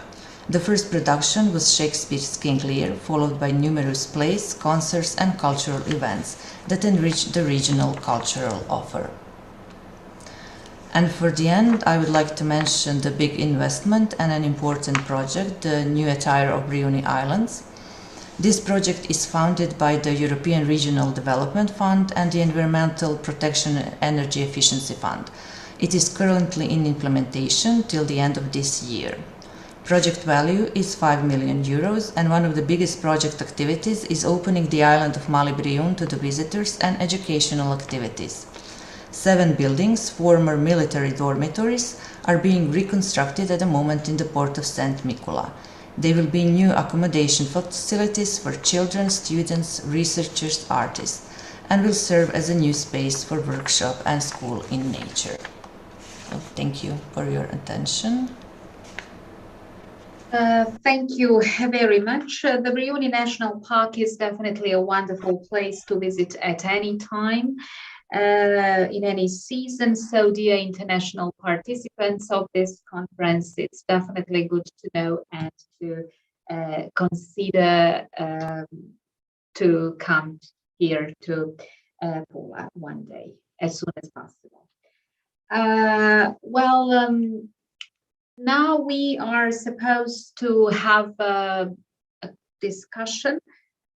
We have some 5 to 10 minutes if you would like to ask something, to make some comments. So you are quite welcome. Hello. Yeah. Can you hear me? My name is Marcin Gorski, and I'm responsible for following chat at our conference. And I have 2 questions from public to our panelists, if I may now ask them. Yeah. The first question was to the process Pula Underground presentation, and is concerning how is the underground network managed? Is it open to the public 24/7, or how it is planned to do? Yes, well, throughout the project, it was communicated like the open public space, open for citizens 24/7. But during the commission project, the city of Pula and the management of Maritime and Naval Museum, of course, and with other limitations of the controlled access, it is decided that the entrance is not available all the time. So it is in a controlled environment now. Thank you. Thank you very much. And there is one more question to Milena Micic, according Aquarium Pula, technical question. What is the material of the armored cupola shaped structure? Steel, plastic, composite? Steel. Steel. So quite heavy. Yes. Very heavy. They build it in the front of fort. They build it first, and then they divide it into two parts, and then they put it up half and half, and they build it together on the roof. Thank you very much. That's all for now from the public. Thank you. Are there any other questions? Is there anybody else who would like to make a comment, perhaps? If I can, I would like to thank you to all participants of this introductory panel. I think it was really interesting, and now we have a broad picture, not only of the current situation of Pula's fortifications, but also about the future potential. So maybe Dirk, if you would like to comment on this, what do you think about the potential of Pula system? It's a huge potential, of course, and it's an impressive work over the last 20 years, and I think maybe also longer time. So, as I said in my introduction, this is a special place because you are so compact, fortified. That's unique, I think. Yes, one of the largest harbor fortifications in Europe and beyond. And it's incredible to see and exciting to see how you deal with this heritage. And you are in a very good way, and we would be very glad to support you in this way. Yes, and we are very glad that we are not now networked with 245 cities in Europe, and I think we can learn a lot from each other. So I'm very glad this is the first in the series of several workshops and conferences related to different aspects of fortified heritage valorization. So if you agree, I would like to thank to all participants of the introductory Pula panel. And now we have a little surprise. We have a coffee break. We are a little bit late, but we would like to show you a student video on Pula fortifications. If you agree, it is only 5 minutes. So do you agree to see it? Yes, are you interested? And then we will continue with the next panel with our colleagues from Verona and Trento. Okay, so just I will try to share the screen.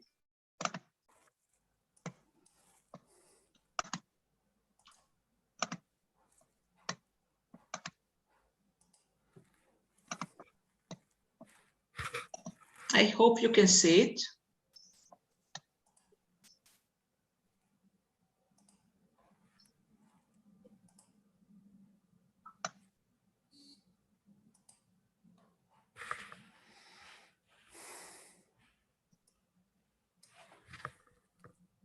Natasha, there is no sound.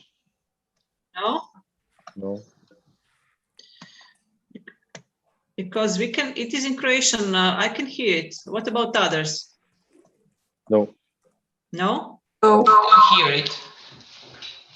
It is in Croatian. Other, can you hear it? No.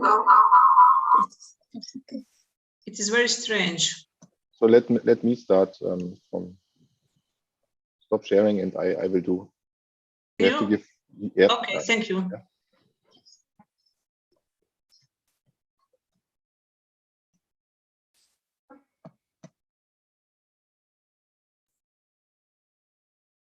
Impresivne pulske utvrde koje čekaju da ih Pula, antički grad najpoznatiji po spomenicima iz rimskog doba, amfiteatru, slavoluku Sergijevaca i Augustovom hramu, skriva neotkrivene ljepote koje još uvijek nažalost nisu prioritet stranim i domaćim posjetiteljima. Fort Grosso, smještena na štinjanskom brdu Monte Grosso, jedna je od utvrda sa koje se pruža najljepši pogled na Pulski zaljev i Brijunsko otočje. Utvrda je bila u uporabi do 1893. godine, a od tada biva napuštena.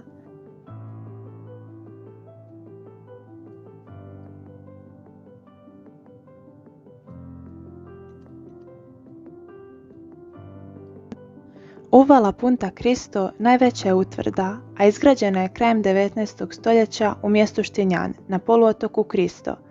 Prostire se na više od 10.000 četvornih metara te ima nevjerojatnih 270 prostorija.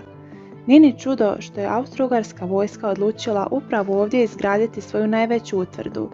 Smještena je na području sa kojeg se pruža predivan pogled na Pulski zaljev i lukobran, dok se s druge strane mora vidi Brijunsko otočje i Muzil. Utvrda je dugo vremena nakon Drugog svjetskog rata bivala zapuštena i zanemarena, no danas je očišćena i uređena kako bi se u njoj mogla odvijati različita događanja, koncerti, izložbe i ostale manifestacije.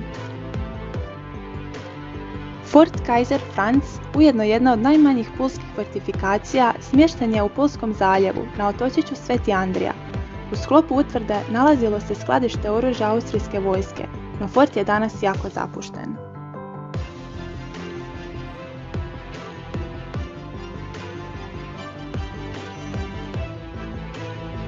Kaštel, jedna od najstarijih pulskih utvrda, datira još u prvu polovicu 17. stoljeća. Izgrađen je na najznačajnijem strateškom mjestu Pulskog zaljeva, na brežuljku na kojem su prethodno Histri locirali svoju gradinu, Rimljani Castrum, a feudalna gospoda srednjovjekovni Kaštel. U Kaštelu se danas nalazi povijesni muzej.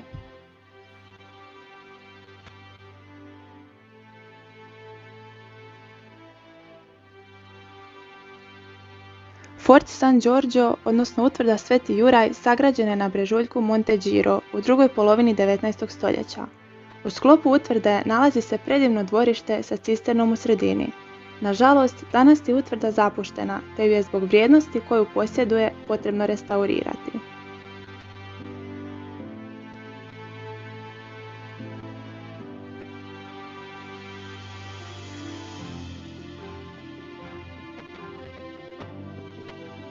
Fort Monvidal nalazi se na istoimenom pulskom brežuljku povrh amfiteatra. Utvrda je u prošlosti služila kao skladište knjižare, a nekada je na ovom prostoru djelovao i noćni bar. Utvrda je nažalost zapuštena i zatvorena za javnost. Fort Cassoni Vecchi nalazi se na pulskom brežuljku Vidikovac. Utvrda je poznata po tome što je zaštićena kao arhitektonsko djelo od iznimne vrijednosti, a 1972. postaje omladinski dom. Relativno dobru očuvanost utvrda može zahvaliti Udruzi za oživljavanje i zaštitu Cassoni Vecchi.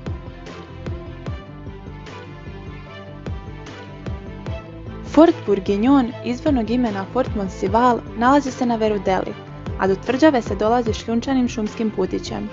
Vrlo očuvana utvrda jedna je od posljednjih izgrađenih austrijskih utvrda te slovi kao jedan od najboljih primjera valorizacije i prenamjene austrijskih utvrda u mjesto za zabavu, kulturu i druženje. Za utvrdu se danas brine arheološki muzej. Još jedna u nizu impresivnih pulskih utvrda je utvrda Verudela, danas poznata po velikom akvariju i centru za oporavak morskih kornjača, prvog takve vrste u Hrvatskoj. Nakon Drugog svjetskog rata utvrda sve više dobiva na važnosti. 2002. godine U prostore utvrde useljava se jedan od najatraktivnijih akvarija na ovim područjima, koji privlači velik broj posjetitelja svih dobnih skupina.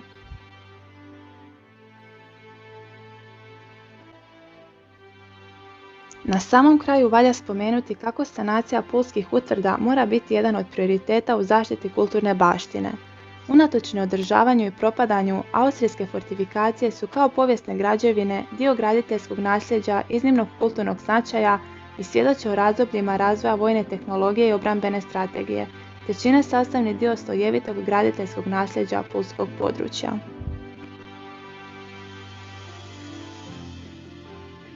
It has been the Pula fortification system in a nutshell. So Natasha, what do you suggest first to have a coffee break? I think that we all deserve a cup of coffee before we continue. So we have to agree with Dirk. I would like first to thank you, our students who are very diligent, and it was their contribution to our conference.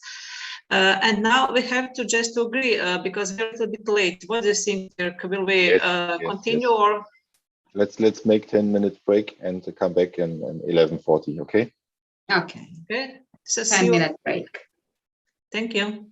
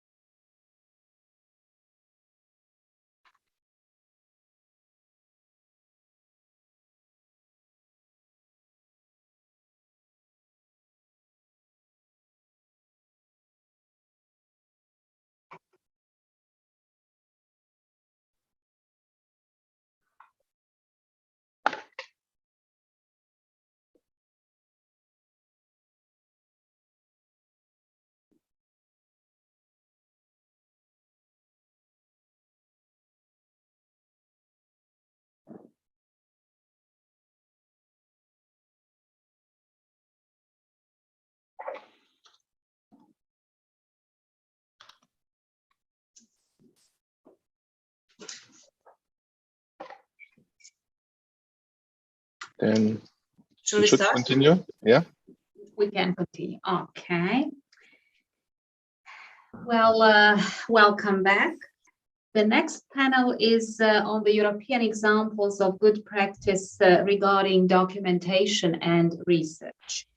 Fiorenzo Menegheli, the architect from the Istituto Italiano dei Castelli, and Giuseppe Ferrandi from the Trentino Museo Storico del Trentino, will present the experiences of the province of Trento in the documentation and sustainable valorization of fortifications, using the example of the catalogue of Austro-Hungarian fortifications, which elaborated all fortification systems of Central Europe and the state of their preservation.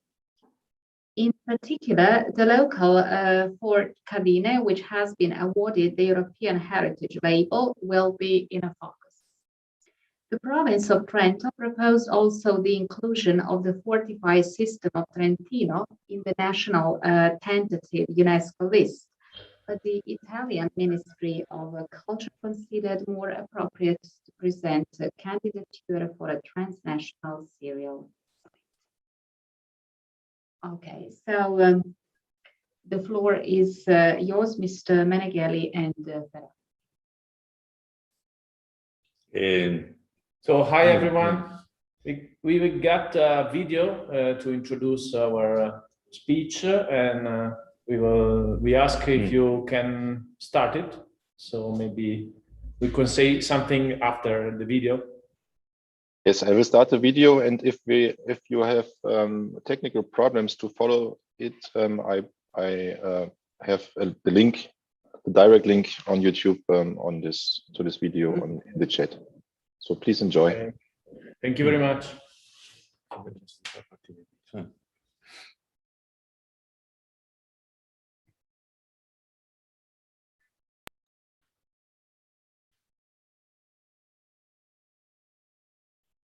Vuoi vedere il video?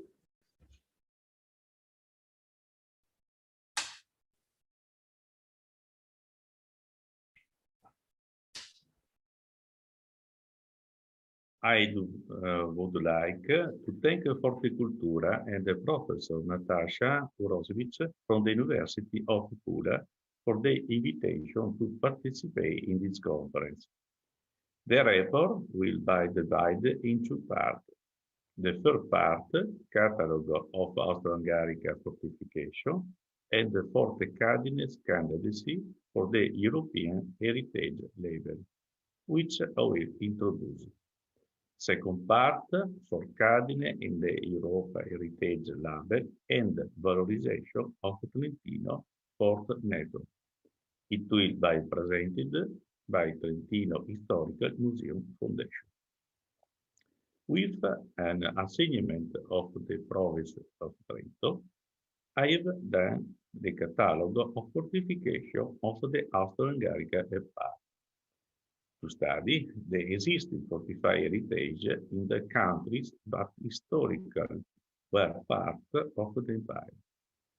The aim was to promote the initiative of valorization of this important European cultural heritage. Description of different steps of the work. Book 1, History and the Proposal, Development and Fortification. School of Fortification from the French to Prussian, finally the Habsburg. Main defensive system, polygonal system, interested field, fortified region. Type of the fort, the tower of artillery, the polygonal fort, the armored fort. Proposal. The defensive system of Europa goals of the work perspectives. European network of fortification of the Austro-Hungarian Empire in UNESCO side candidature. Book 2, Fortification of Trentino region. Book 3, Fortification on Veneto, Lombardy, Friuli. Book 4, European Fortification. This is an example of how defensive systems have been identified. There is the plan of North Italy, a diagram and aerial photo of the fort of Venice, divided between the mainland and the lagoon. Up to single fort, this is Forte Marghera. Another example of fortification of Peschiera of Verona, with a historical record of the fortification of the city and a report of the current condition with the prospective properties and the conservation status of the fort. The single fort is identified with a text and historical maps and the description of the current state of conservation, possible restoration, and current use. The graph elaboration of the map make it possible to understand how much the urban development of the city has been considered by the presence of the fort. This makes it clear how much, even today, this important fortified heritage is now an inseparable part of the city. Another important theme is the study of the evolution of fortified system and the typology of the fort. The fort in the various countries have a common reference model. Other types of the fort. At the conclusion of the study, this graph represents the diffusion of the fort in 10 countries and an important fortified heritage for the number of the fort. 560 have been identified, and they are spread in the territory of the former empire. The graph summarizes the study data, such as the conservation status of the fort. Some are destroyed or in ruins, but many still existed. About 45% of the those buildings. The survived fort after the destruction of the walls or those caused by urban expansion still remain as an important testimony of the history and the architecture of a city.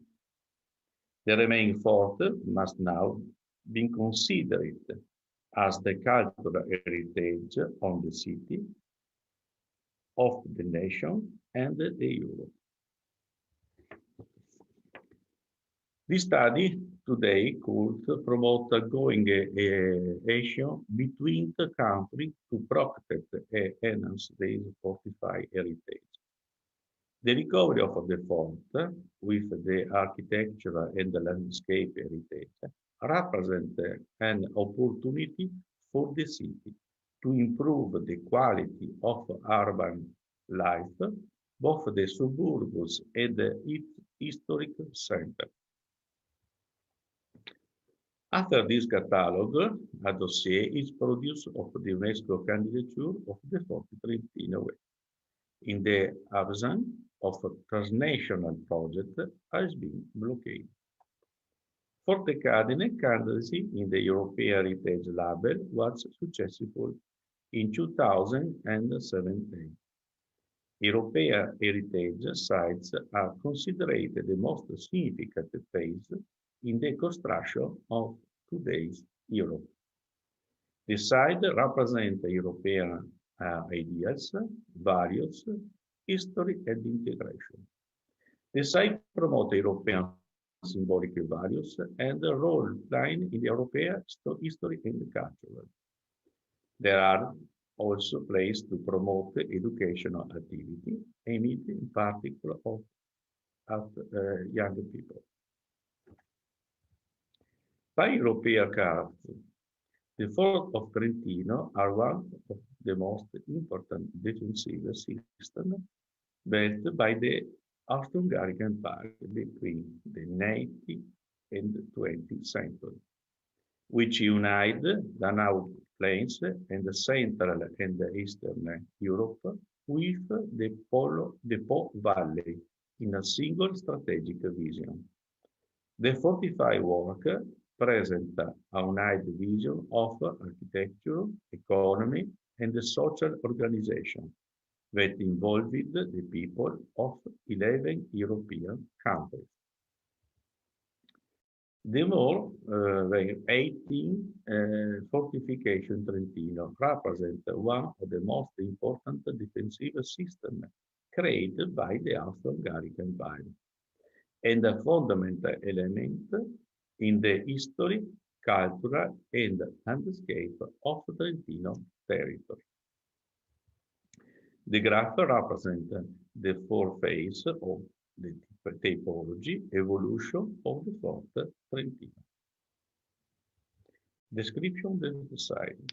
Forte Cardine, 1860, is a part of a ring of Forte Belt defended Trent. Forte Cardine is the information center on Trentino fortification. It is a place where historical memory is preserved, but also open to the contemporary themes. European significance of the site.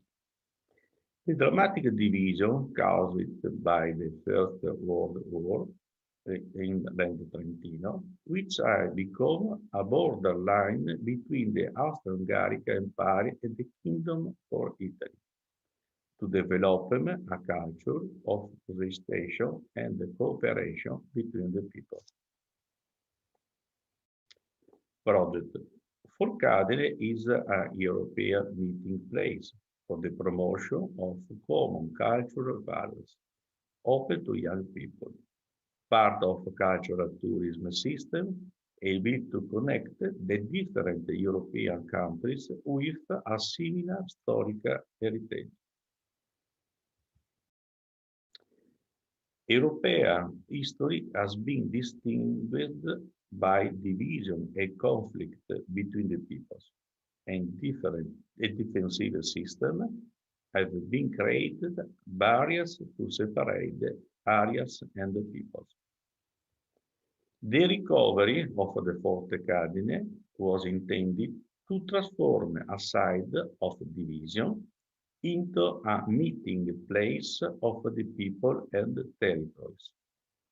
Fortification system will become new European cultural networks, offering opportunities for exchange and collaboration and promoting a balanced cultural and social development of the community, integrated into the European Union process. Thank you.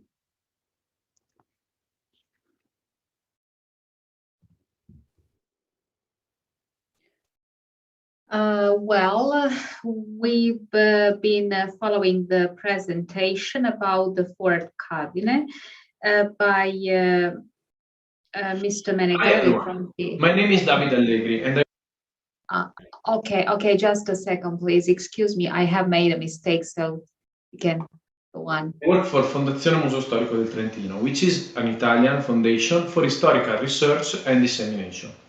It also holds historical archives about Trentino from 18th century to 20th century.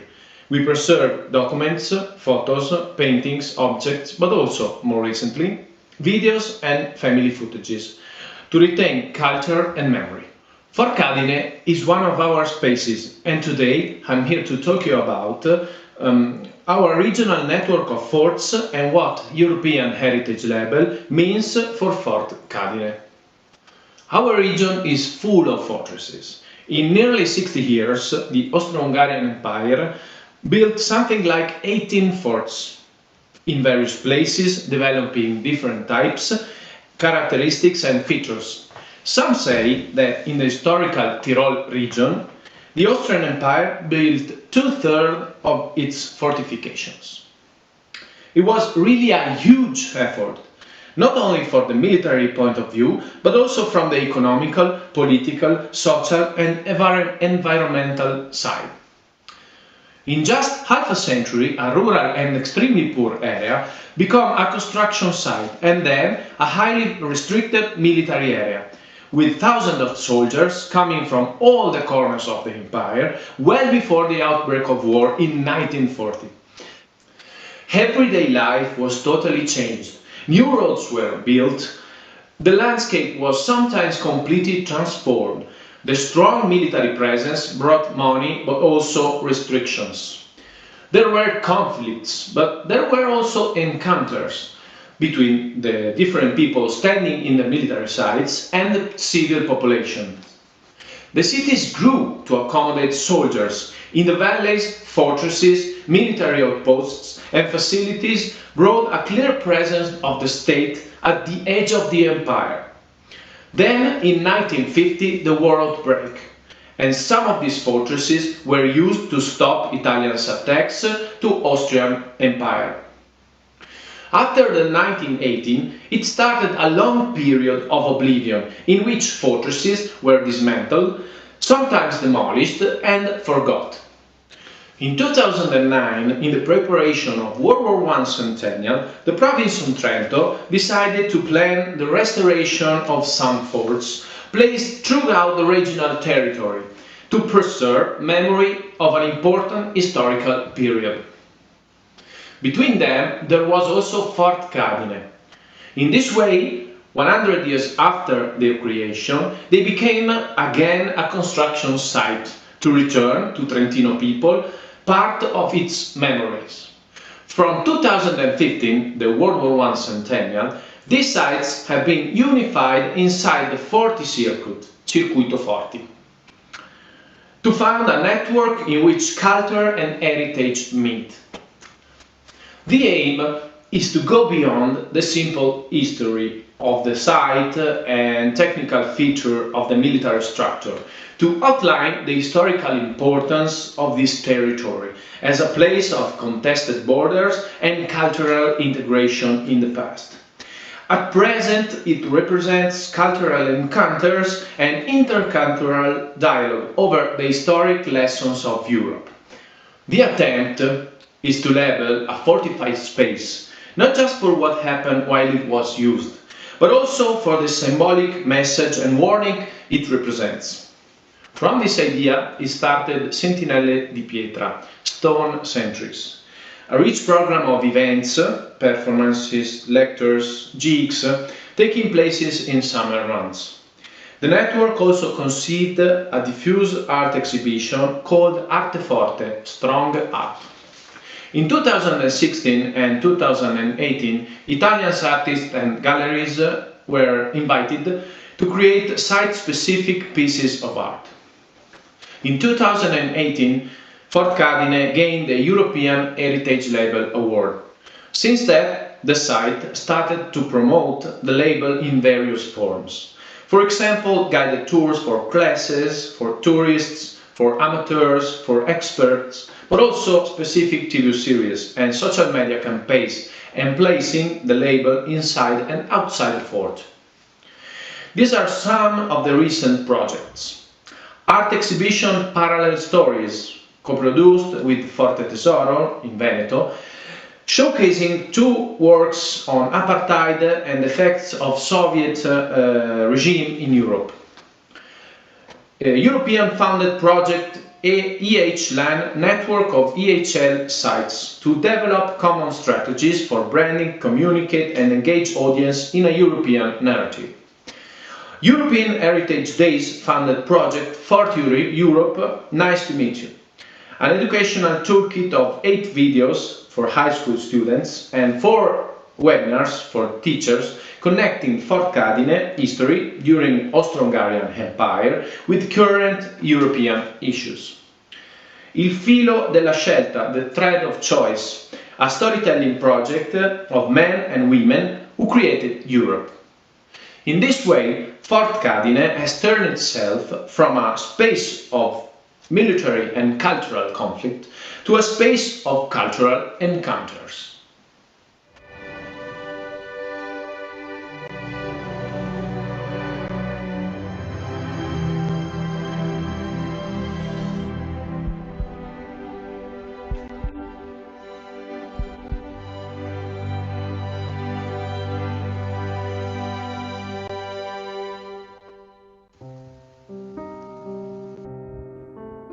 Trento è in una posizione strategica lungo l'incrocio non solo della Valle dell'Adige ma anche della Val Sugana, solcata dal fiume Brenta, e di quella che viene chiamata la Valle dei Laghi, dove si trova il Forte di Cadine.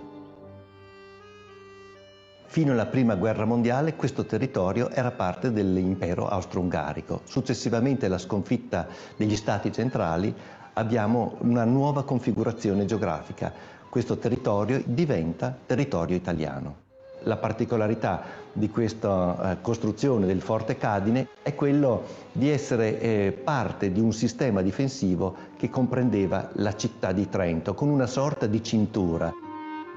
Questo forte ha la sua particolarità costruttiva che è data dalla sua configurazione ad arco sulla via di accesso obbligata che conduceva a Trento. Sono certamente molto orgoglioso di questo riconoscimento europeo, un segno quasi che va a riconoscere un'attività che a volte è più nascosta, sommersa, ma che ha come stella polare quello appunto della conservazione della memoria, una memoria che è essenziale per non ricadere negli errori, per migliorare, ma anche per capire che chi era su fronti opposti può dialogare, può incontrarsi e può vedere una linea di frontiera spostarsi, scomparire, sempre in una prospettiva di unità europea.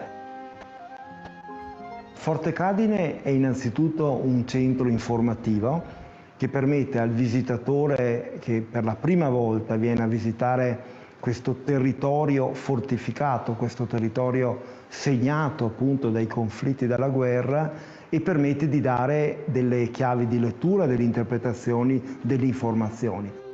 Questi sono musei effettivamente, ma sono musei che hanno l'obiettivo di trasmetterci anche l'emozione, pensando a quei poveri, scusate, soldati e ufficiali che si trovavano qui durante la guerra, che parlavano lingue tra loro diverse e che sono, come dire, all'origine della nostra Europa.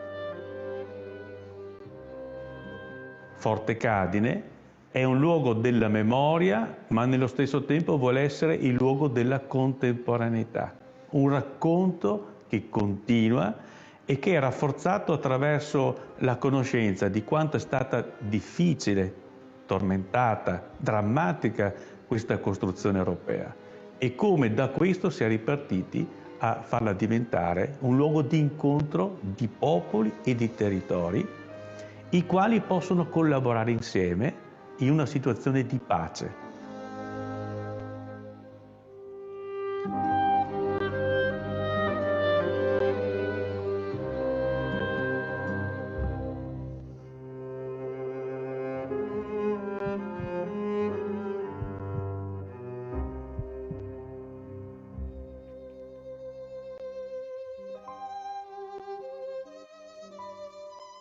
Poi dicono che è un'ottima pratica e modello per tutti. Chi che dice Natasha? Sì, Natasha. Per forza. Okay, sorry, I need to apologize to the presenters. Well, we have been following the presentation about the Forte Cadine, and now you probably have some questions for the presenters to ask, or maybe to make some comments regarding their presentation.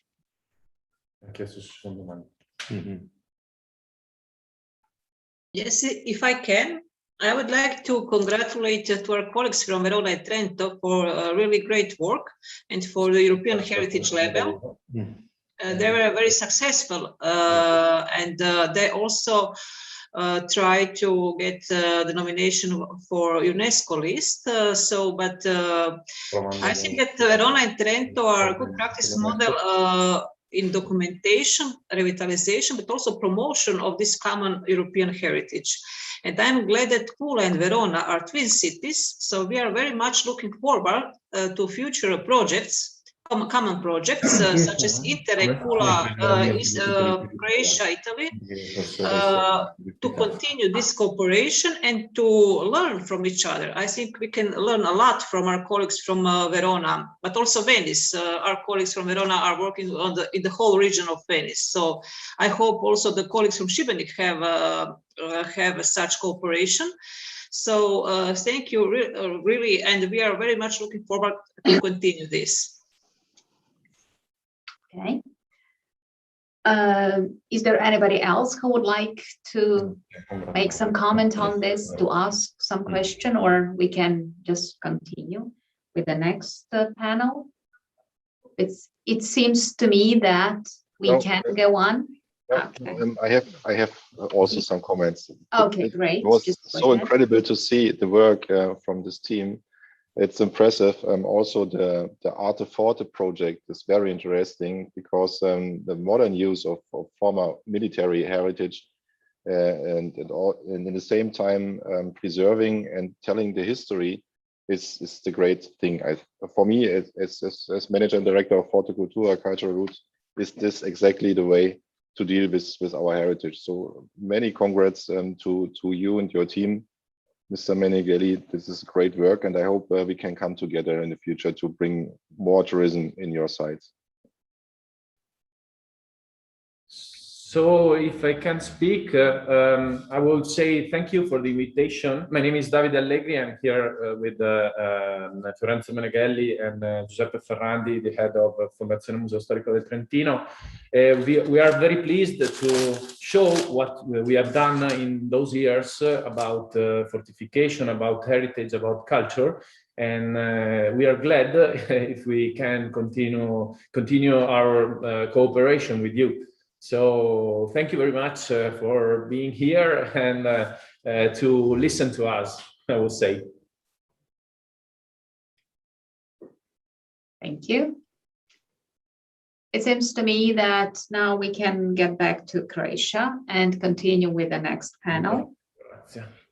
Mr. Josip Pavic from the Fortress of Culture will be talking about Šibenik as a Croatian and European example of good practice when it comes to the reconstruction and protection, conversion, and sustainable use of fortifications, but also about the successful use of European funds for these purposes. Okay, thanks for the introduction. I will just share my screen.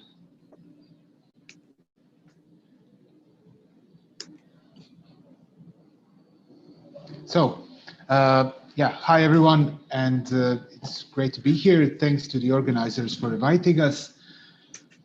We have been a member of efforts for the last 3 years and are cooperating with FORTE CULTURA, and I guess we are already familiar with each other's work. My name is Josip Pavic, and I've been working for the Fortress of Culture for more than 6 years, almost from its modest and skeptical beginnings as an understaffed and under-budgeted museum department. I'm a historian, a curator. I'm a member of my institution management board and our experts council. And interestingly enough, for a second time this month, it was very mildly suggested in the program that my presentation will at least partly be about restoration practices, and I'm very sorry that I have to say that it will not be so because I'm not a conservation officer, and my institution and I were involved in conservation planning only for the third large-scale revitalization project on Šibenik Cultural Heritage Monument, that of St. John's Fortress. That was since late 2016 or so, and I'm proud to say that I think we have done a very good job, but I can talk about this later on.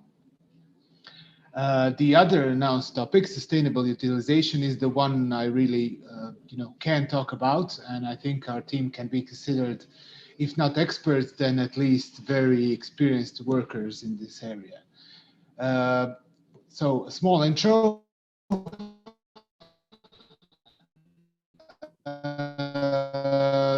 Šibenik is a mid-sized throughout the 20th century. It has been known for its mostly heavy heavy industry, one can even maybe call it dirty industry, and military facilities, a lot of military facilities.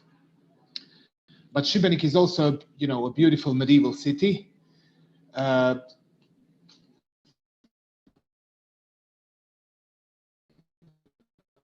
Today, let's say, squeezed urban areas of Split and Zadar, Šibenik kind of strived for recognition and maybe struggled in creating what would today be called a cultural brand. The discussions that we should do something different discussions were going on since the 50s. And one of these resulted in establishment of International Children's Festival, which is even today probably the most recognizable yearly cultural event in the city's history. In this planning, there was also the question of where should we put all these new events that we can think of in a condensed and maybe erratic medieval city core, which didn't have a lot of room. The eye was inevitably turned to the military installations, especially ones that have for centuries de facto been out of use. Šibenik has 4 fortresses, and I am very aware that some cities like Pula or Antwerp or Przemysl have dozens more, but for the most part, and I don't want to upset anyone here, but our fortresses are mainly not the 19th century underground concrete bunkers. They are somewhat earlier, and they are also very much obsolete, all of them. We have the St. Michael's Fortress. In this picture, you can see this 17th century view of the town. We have St. Michael's Fortress, which is the nucleus of medieval city. We have St. John's and Barone fortresses from mid-17th century, above the old city. We have St. Nicholas Fortress on the right, which is, along with our cathedral, a UNESCO monument now. Through this multinational application of Venetian fortresses. Only St. John's Fortress was still somewhat used in mid-20th century, but it has been abandoned for some time. And of course, I can talk about a lot about their history, but unfortunately for me, and maybe lucky for you, this is not the topic for today. So the fortresses were, throughout the latter half of the 20th century, looked upon as potential infrastructure investment locations. There were many ideas, from museums to open-air stages to luxury casinos. None of them were realized, but the most serious one was this insertion of an open-air stage on St. Michael's Fortress. Several architectural plans were made, and the project was widely communicated to the citizens from mid-50s to mid-70s. But it was halted after the first archaeological campaigns uncovered many findings on the fortress, ranging from pre-Roman era to the Venetian era. And after 30 years, in the late 2000s, this idea was reactivated once again. By then, the industry of Šibenik, which we talked about earlier, has all but disappeared, and the city desperately needed a new start.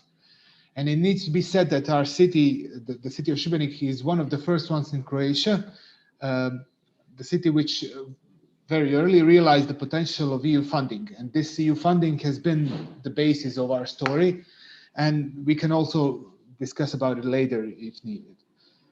All in all, the revitalization project, not without difficulties, because it was the first one of the city, was completed in 2014, and the reopened fortress, St. Michael's Fortress, was an instant hit, netting 100,000 visitors in its first year and having a very noticed music program during the summer.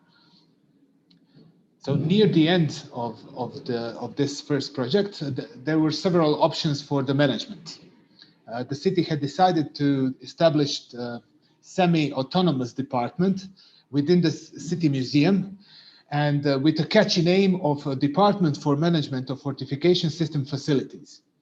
So after about 2 years, and after the completion of second revitalized project, that of Barone Fortress, which you can see here, this department, museum department, was separated into a new public institution established by the city, which is even today called Fortress of Culture Šibenik.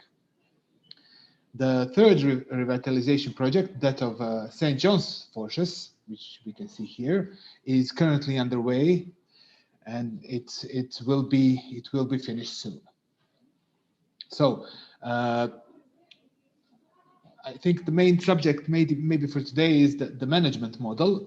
Our management model grew from its first employees and from our proclaimed statutory goals when we were established as a separate institution. The first goal is the management of locations that the city entrusts us with.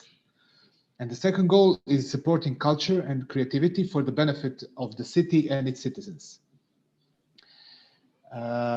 These are our departments, our inner, let's say, structure, and our mission and vision. And you can see, so this is, I will come back to this image later. And this is our some of our basic stats. I could go maybe line by line here, but maybe this also can be discussed in Q&A session. And on the right is the prettier and larger part of our team. So each of our 2 locations has its contents and has to stay relevant within our city and even wider. The goal of creating a distinct cultural brand from the fortress stage, on both fortresses, motivated us to exert more control over the selection of performers and artists, and this led to the development of our own programming team, or I can say the development of programs and events from our own production. And to take a break from my talking, we can now watch a video from our one-day festival, which we launched last year, about a month after the lockdown, when the cases in Croatia were basically 0.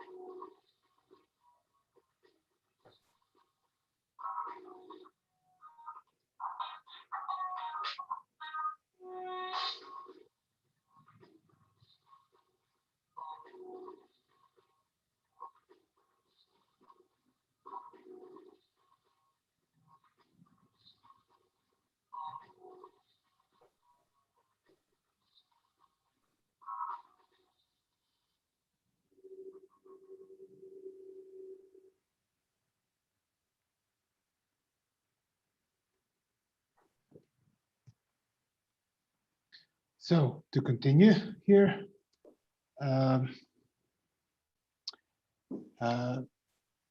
was I? Oh yeah, we can go to the different part of our team. I have to say that despite this is one old image of Šibenik, despite many earlier archaeological campaigns, not much was written at all about Šibenik fortresses. And besides our programming team, our thirst for knowledge gave us our research team, and many new articles and publications were written in the last five years or so. Since 2018, we are running our own archaeological survey campaigns, and have discovered previously unknown fortifications in the surroundings, even in the surroundings of Šibenik. To present the new and old knowledge, we have applied some new techniques and developed some activities for the youngest ones. And our wish for reaching the farthest corners of the world gave us our PR and marketing team, which is also an unusual department for a cultural institution.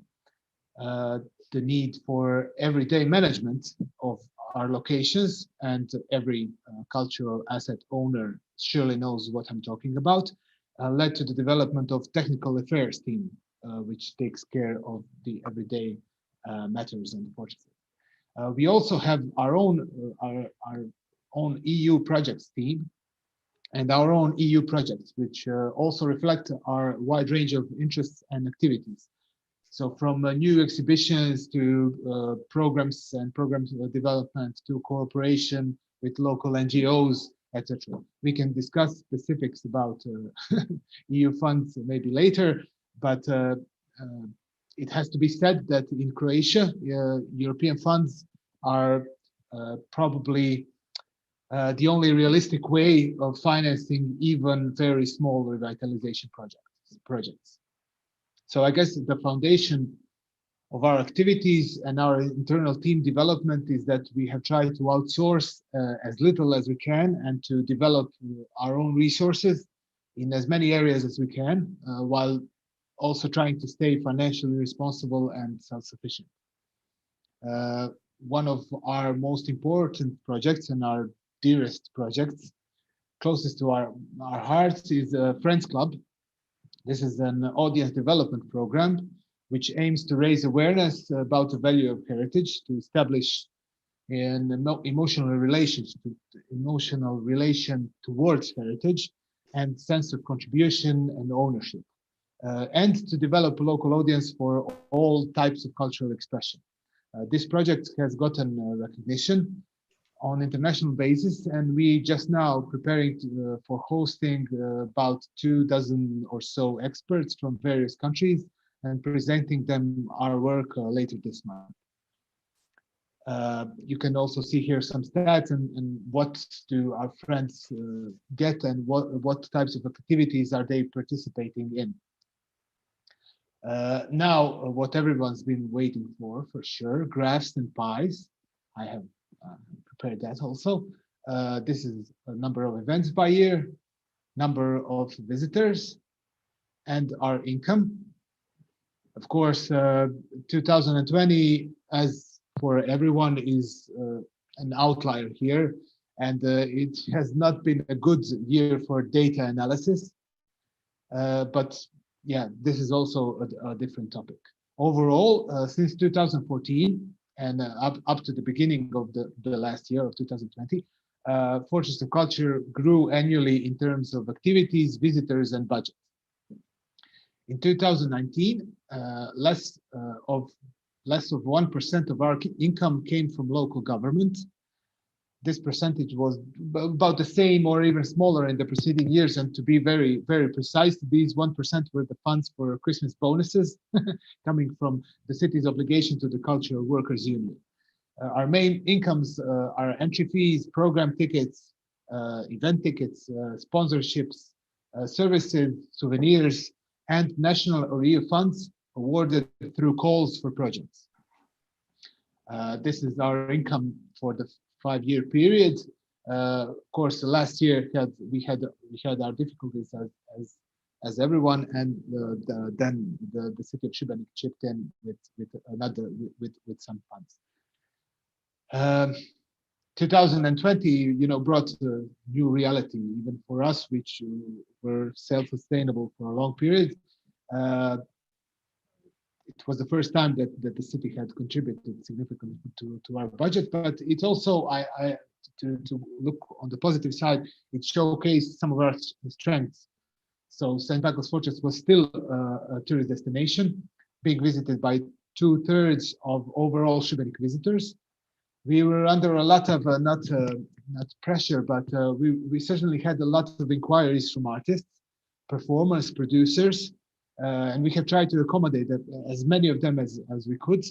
A policy that we continued this summer, because we do have that responsibility and the luxury of having secure funding, which many people from private sector do not have. Cultural sector. We have obtained funding for 3 EU projects in the early part of 2020, which contribute significantly to our salaries, and we have started to implement them throughout last year. Also, we have worked on finishing these 2 large infrastructural projects. 2 major cultural assets or venues will be entrusted to the institution in 2021. The first one is a refurbished cinema in the city center, which is to be opened in late spring, so in a couple of weeks or so. And the other one is St. John's Fortress, which is planned to be opened in late September. As fortresses are the topic here, I must give a small focus to the St. John's Fortress, which is one of the largest fortresses in Croatia. Up to 2015, everything that Croatian science wrote and did about this fortress could fit on 1 page of paper. And since then, we have had a flourishing cooperation between our institution, conservation officers, museum curators, the city, and even NGOs. And this led to this large fortress being one of the maybe most complete researched bastion type fortifications, so modern type fortifications in Croatia. When it opens up, I hope that it will itself be a place of research, education, entertainment, but we have much to do until then. It has similar features as the fortress on Mali Brijun. And if you don't have the space for this architectural workshop that we're going on Brijuni, we are very glad to host it in the years to come. So to conclude, it has been a hell of a ride from 2014 to today, but we still have much to do. Our new 4-year plan kicked in this year. We have 5 general goals. We have 20 specific goals. Overall, we like to think that the brand of Šibenik grew along with our own. And even if we are probably not the main cause, we have certainly contributed to this and enjoyed the fruits of it to some degree. Certainly, the economic and infrastructural situation in Šibenik improved considerably during the last decade. And I really hope that our work has contributed and will contribute to even more to the improvement of cultural and social and socioeconomic life in Šibenik. So thanks everyone. I hope that we could stay in touch. Everyone's been doing a great job, everyone so far. Call us if you have any ideas about future projects. We are very open to this, about corporations, or even just to chat about our common themes and issues. I think we are easy to find. Thank you.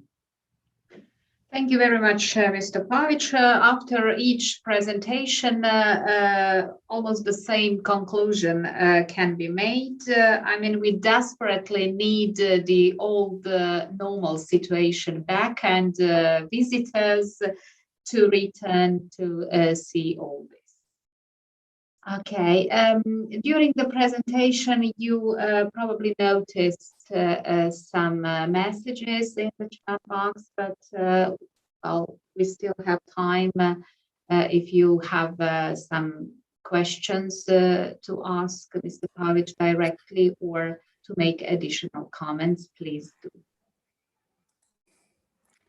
Yes, I don't see any questions from public, but if I may, I would like to ask a question for myself. I understand that you work as a self-financing unit, but is it a unit depending on municipality, or is it's an independent enterprise created by the municipality? What is the structure of your unit? So we are a cultural institution established by the city, and we are financed by our own funds up to 2020, when our funds were endangered. So we are a part of a city budget, like a museum or a gallery, but our income was based on our own. Our income was our own until last year. Mm-hmm. But we are like a museum or like any other cultural institution in Croatia. We are in the local government's ownership and established by them. But we also have certain specificities in our management board. There are 2 members of local NGOs, so we are maybe as far from the city control as we can be, but also we are, of course, owned and established by the city. Thank you. Yes, if I can add, I think that it is very important for all fortified cities to have a similar management structures, such as Fortress of Culture. So, and I think you are very successful. We could hear about the numbers, so it's really impressive, as I said. So I think maybe other cities in Croatia can follow your model, and maybe to constitute a similar agency or institution for management of such structures. So maybe you can comment on this. Are you how to say? Do you think it is the best model? Is it your Fortress of Culture? So you have 20-30 employees, right? And you are also very good in management of, in dealing with the local stakeholders. So there is also society of local community which is dealing with. So can you just talk a little bit about this involvement of local stakeholders? Yeah, of course. Whether this is the best structure form of governing is, it's an open question. I think for us it was the best type of. But we have local specific situations that. Because of our local specifics, this is maybe the best structure for us. Maybe if we did not have, a large chunk of our income from tourists, we are a tourist attraction. Maybe if we didn't have that, if we were in continental Croatia or some maybe less touristy place, we would have a different structure. Also, when we were established, it was one option was to be, private business owned by the city and not an institution owned by the city. So we had a lot of this model works for us, and I think for mid to large cities in Croatia it should work for them too. For maybe smaller places, they can be. Maybe this model should be adapted a little. But what we wanted to do was have our own programming team and our own research team, and to follow it up all with other maybe smaller things like marketing and administrative.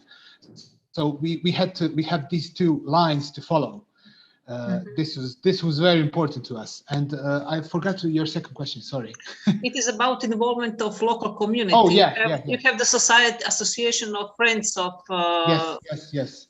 They were for the Barone Fortress and St. John's Fortress. They were very engaged in creating, ideas for their development and their revitalization. And these they have representatives in our management board. So the cooperation with them was great and still is great. We also have a cooperation with many other civil societies, because we are a cultural venue also, and we are going to get another 2 cultural venues, and we have to have cooperation with local, like singing societies, choirs, dance society, to our role in the city of Šibenik, which is as I said, a mid-sized city, is to contribute to the local NGOs, to present them with the opportunity to present their work on the fortresses, on our stages. And as stakeholders, we have had one EU project which we designed specifically for that, for their own networking with local cultural institutions. And I think this is a very important role for every institution, especially institution which has something to offer to local civil sector. Thank you very much. So I really think that we can learn a lot from you, and we are also very much looking forward to continue our cooperation. Thank you. Thank you. Okay, now according to the program, it is the time reserved for the lunch break. So you might be hungry. Time to have some break indeed. We are getting back at 1:30, right? No changes? So Yes. far, so good? Okay. See you at 1:30 then again. Yes. And according to technical issues, I won't stop the live stream. So I will have only the screen share and a small video about FORTE CULTURA 6 years ago, 15 minutes to short the time a little bit, but please mute your mics and your cams. We stay the whole time live. Okay. And see you back in 50 minutes.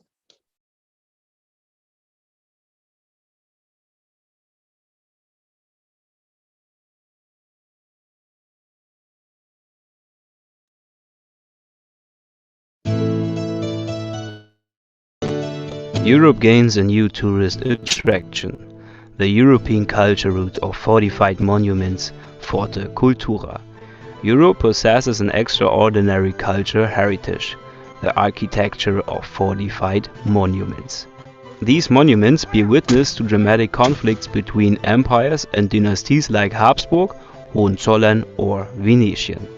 The Architectura Militaris are precisely constructed defense monuments, a fascinating art of fortress building to protect people, their privacy and their possession.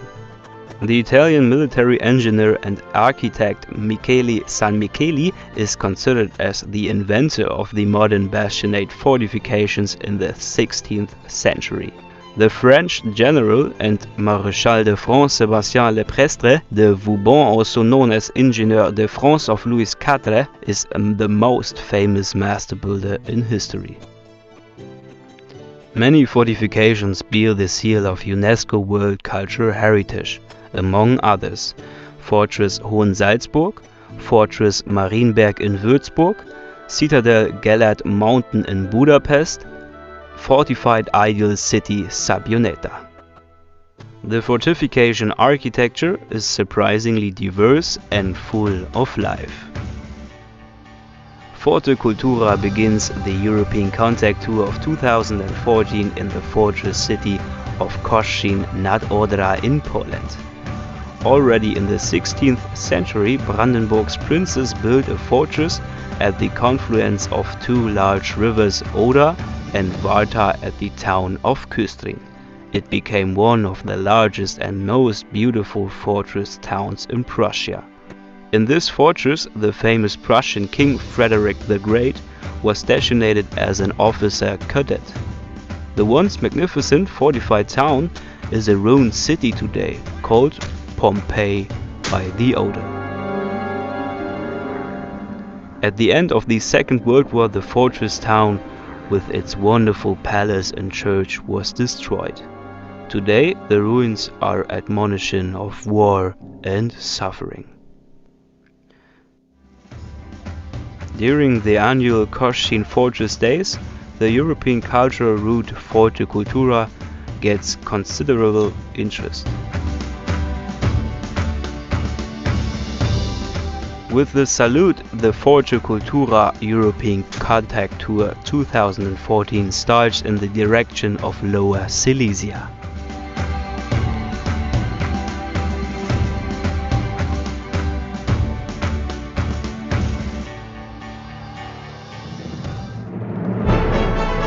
The impressive Palace Fürstenstein, today Książ, is a pearl of Silesia. It has elements of fortification architecture and belongs to the special types of fortified palaces. Three architectural styles unified to a unique and beautiful ensemble: Gothic, Baroque and Rococo. Richly decorated rooms invite to an enjoyable discovery tour and to stay overnight in the romantic Hotel Książ. Underground, the palace hides a dark secret. During the Second World War, Hitler planned the construction of a headquarter Führerhauptquartier in 2 levels. Across from Hitler's bedroom, a hidden tunnel leads 15 meters into the deep. Here you can still feel the breath of war. The construction of the headquarters has never been finished. The Lagerrose for the forced laborers who built this tunnel system was very near. Many people died there.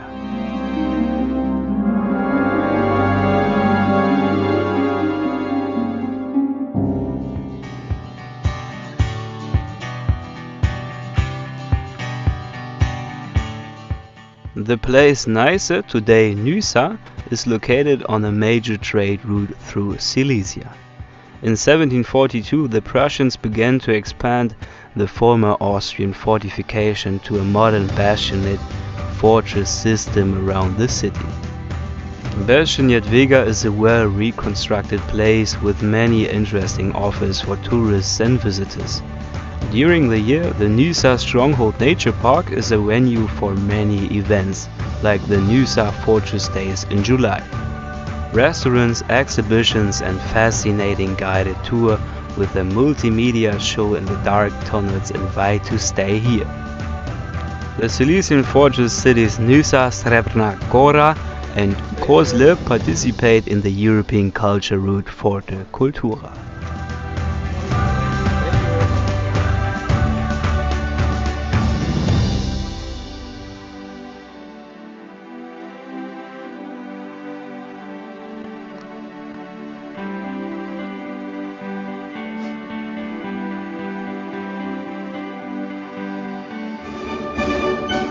The famous Marshal Radetzky was one of the commanders of the Austrian fortress system Olmütz, today Olomouc. Around Olomouc, a lot of single forts form a defensive perimeter around the city. Forte Cultura visited one of them, the Fort Krylov, and its private owner, Mr. Pavel Chehal. The fort offers a small pension and a restaurant. Interesting exhibitions, for example on the art of cinematography, entertain the visitors.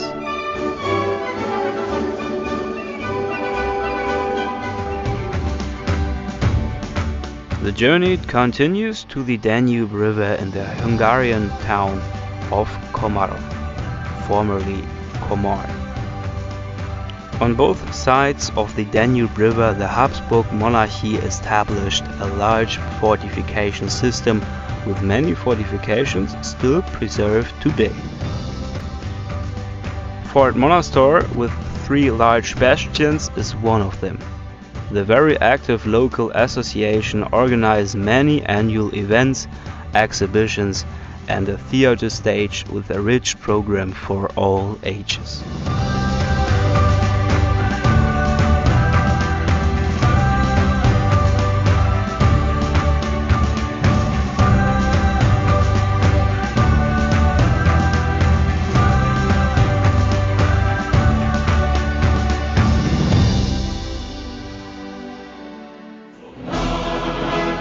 The star city Palmanova in Italy is a famous and wonderful example for fortified ideal city.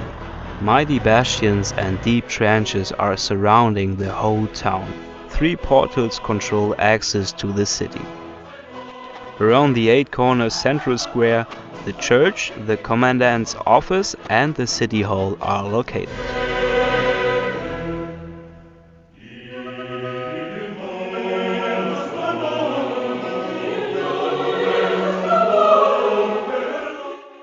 The Municipal Museum is home to an interesting exhibition about the town and fortress history, as well as some surprises. Each year, a historical costume commemoration reminds of the founding of the city in 1593.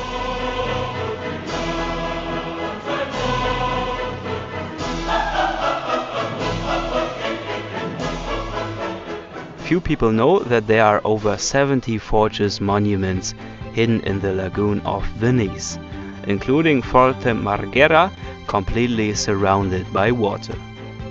Where once the Austrian occupants used to reside, today one may linger in cafes, watch artists in their workshops, and enjoy the beautiful nature.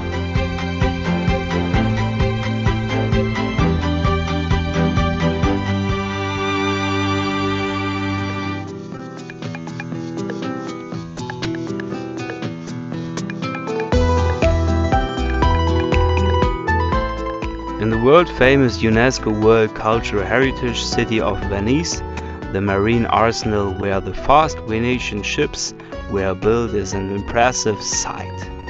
Today, it is still an active facility of the Italian Navy. The entrance to the lagoon of Venice was once protected by the fort of St. Andrea. Today, it welcomes the large luxury liners.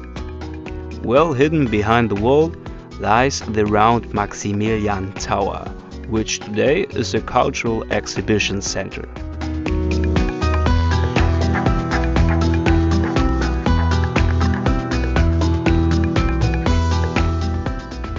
Verona, known for Dante and Shakespeare's Romeo and Juliet, is one of the most beautiful and important cultural cities of Europe. Here, monuments of more than 2,000 years of fortification history, built by the Romans, the Scalieris, the Venetians and the Austrians, can be found. It is the cradle of bastion architecture. Parts of the fortress facilities belong to the UNESCO World Cultural Heritage. A special construction work of art is the Sanctuary of the Madonna de Lourdes, built in 1958 on an Austrian fort.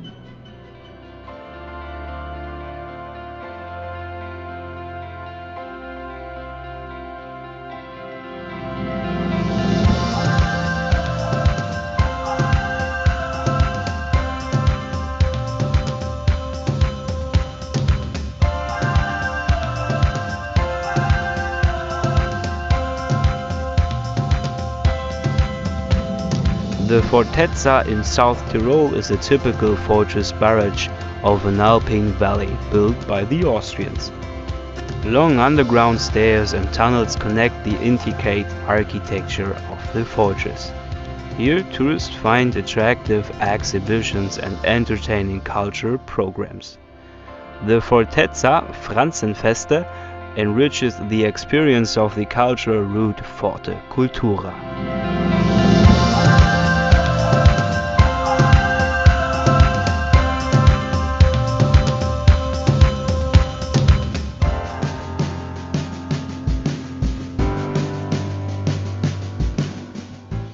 The mountain fortress of Kufstein in Tyrol is visible from a distance.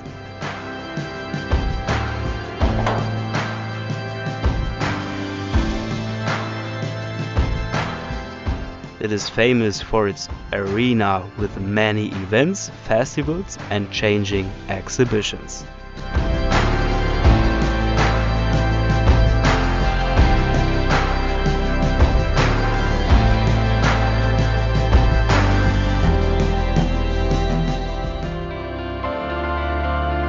Geographically, the mountain fortress Rosenberg dominates the town of Kronach.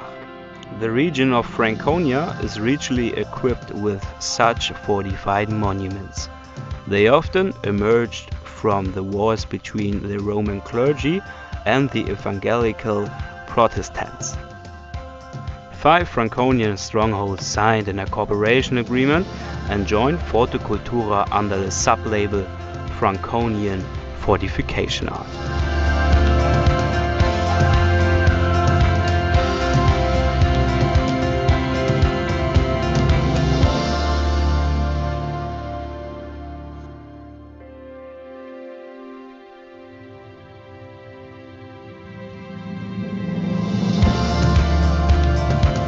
The Saxon mountain fortress Königstein is one of the most breathtaking fortifications in Europe. High above the river Elbe, it offers a fascinating view over the landscape. More than 350,000 tourists visit the monument each year. They are presented with a program rich in variety like the Canaletto exhibition.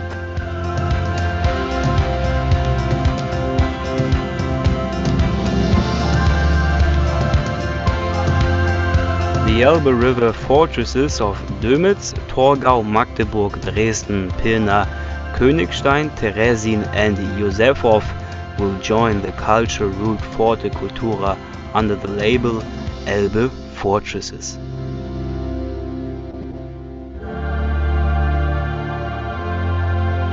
The European Contact Tour 2014 was an impressive and successful journey to the fortified cultural heritage in 6 European countries.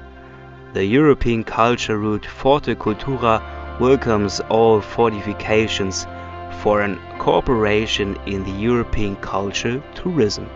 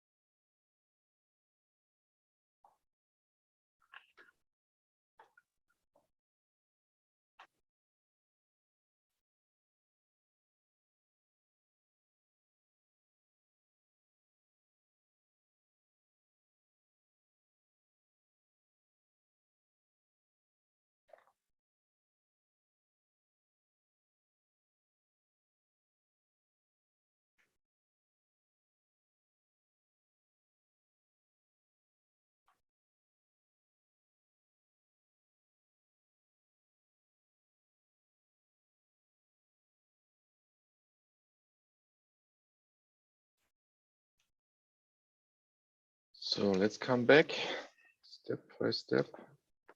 Mm-hmm.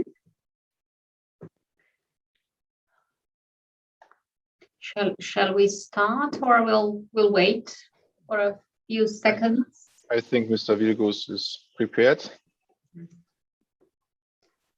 Then we should continue. Okay. You just say when to start. No, now please. I can. Okay. Welcome back. Now I think that everything will be easier after this lunch break.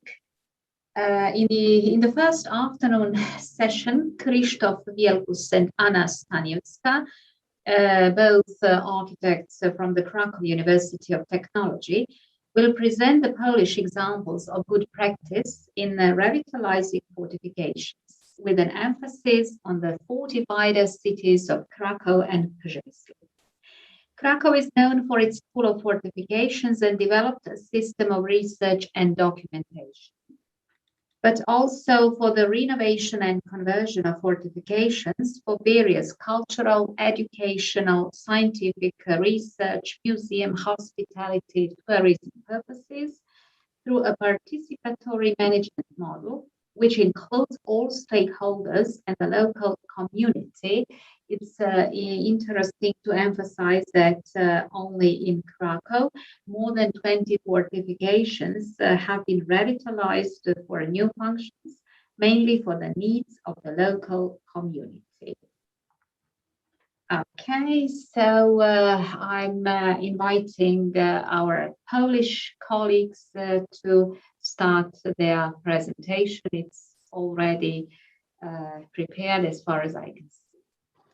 At the first, I'd like to express our gratitude for an opportunity, for the honor to participate in this very important and brilliant conference. Our work is prepared by 3 persons, each one from chair of the Landscape Institute of Krakow University of Technology. At the first, Poland is a great European collection of the monuments of defensive architecture. This is the result of its location at the crossroads of the European zones of conflict fields. Unfortunately, despite of the relatively good diagnosis of the resource, a small amount of it is entered of the Polish Register of Monuments. All this resource represent all eras of fortification development defined generally by fortification systems. Examples of fortification complexes of various epochs will be indicated, especially those in which restoration works are carried. At the first, prehistoric, ancient, and early medieval defense system, presenting on the left side an example Trzcinica, called by Carpathian Troy. It is over 12 centuries before Christ. The medieval tower system represents the largest brick castle in the world, Malbork, a UNESCO site. Modern systems with a leading bastion are shown on the example of Kostrzyń nad Odrą. Moreover, Zamość, Gdańsk, Wisłoujście fortresses, where revitalization works are underway everywhere. The Tenai system consists mainly of the great 18th century fortresses in Lower Silesia, Severna Góra, Kłodzko. The 2 work is underway based on EU funds. The polygonal system is shown on the example of Festebojen in Giżycko and Fort Gradowa Góra in Gdańsk, Center of Education and Sciences named Hevelianum. The fourth system, 19th century system, consists of the 10 great ring fortresses and many smaller groups. The comprehensive revitalization is the main topic of our work. We would like to show it now on the example of the adapted fort number 4 in Toruń Fortress, Fort 8 Łętownia in Przemyśl fortress, an interesting adaptation of the Fort 13B, practically the ruins adjusted to the purposes of the botanic garden in Przemyśl. Kraków fortress is represented by fort number 49 Krzesławice, now under the restoration, and Fort Grębałów, restored too. This Dispersed fortification system of 1940s and Second World War, we would like to present as fortification in the Upper Silesia, now restored as a big effort of the non-governmental organization named Profostalicum. This is the large system. Moreover, the German fortified front, Oderwarte Arch, and interesting example of the field fortification of World War II, preserved in Polish mountains in Podhale region. And special fortification systems as the huge German shelters for the staff trains, we can see inside them, and the big underground industrial system built by the Germans named Riese. And over them we can see the fortifications of the Cold War, the staff shelters from the Cold War. This is the number of restored fortification in Poland. It is estimated at around 180, which compared to the number of over 4,000 is not a large number, but this is the beginning and examples of the first actions and first successes in this field. The main goal is the fortification and cultural tourism. The idea of cultural tourism spread in the 1980s in a way in opposition of stationary tourism named 3S, Sun, Sand, and Sea. Cultural tourism is based on three other pillars, 3E, education, entertainment, and excitation. At the first, education. The first example, the explaining for the children. What is the fortress greenery? It was shown at the family picnic on one of the Kraków forts. The next example, mentioned Fort Gradowa Góra in Gdańsk. Next example of education, the outdoor exhibition in the city of Kraków and in the mentioned Fort Grębałów. Now we are invite you inside this fort. This is indoor exhibition. The next examples of the education. The visit in the Fort Kosocice, and now preparing exhibition inside the Bastion 3. This is the explanation of the horizon of the first and second technical revolution and its influence to the fortification. The other way of education, very fine exhibition devoted to the archaeology of the First World War in the Fort Swoszowice. The next pillar of the cultural tourism, entertainment. This is the example of the scenery for cultural events in Przemyśl, in the fort number 8, and the theatrical performance on the fort number 13. And moreover, the fortification as the scenery, as the set for the movie production. This is an example of the Polish, Hungarian, Ukrainian, and Lithuanian movie prepared in the 2018. And the third pillar of the cultural tourism, excitement. The fortification as the reference points for field games, as the scenery for exploration, external tourism, and for expressive reconquests. By an example, the historical reenactment in the Fortress Przemyśl in the anniversary of the Battle of Przemyśl. Three pillars of the cultural tourism, and my task to make the fortification safety and explain it. This is interesting because Barbara Bush wrote that slogan, and an indescribable landscape is like as a written but unsent letter. This is the main task for the cultural tourism, to explain the military landscape, a little exotic for the today tourist.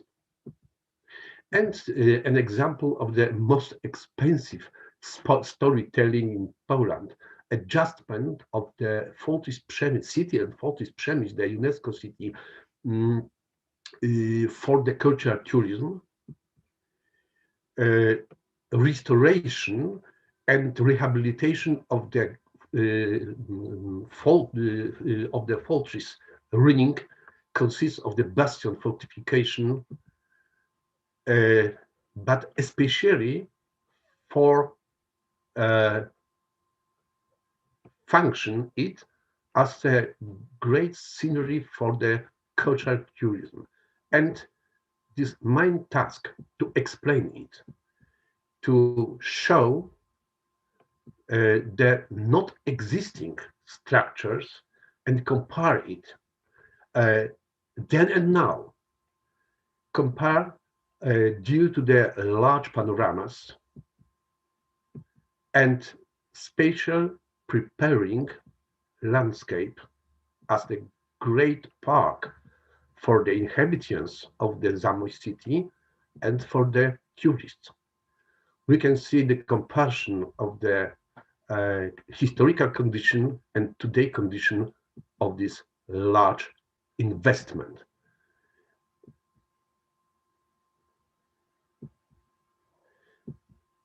But the main task of the cultural tourism is the value of warning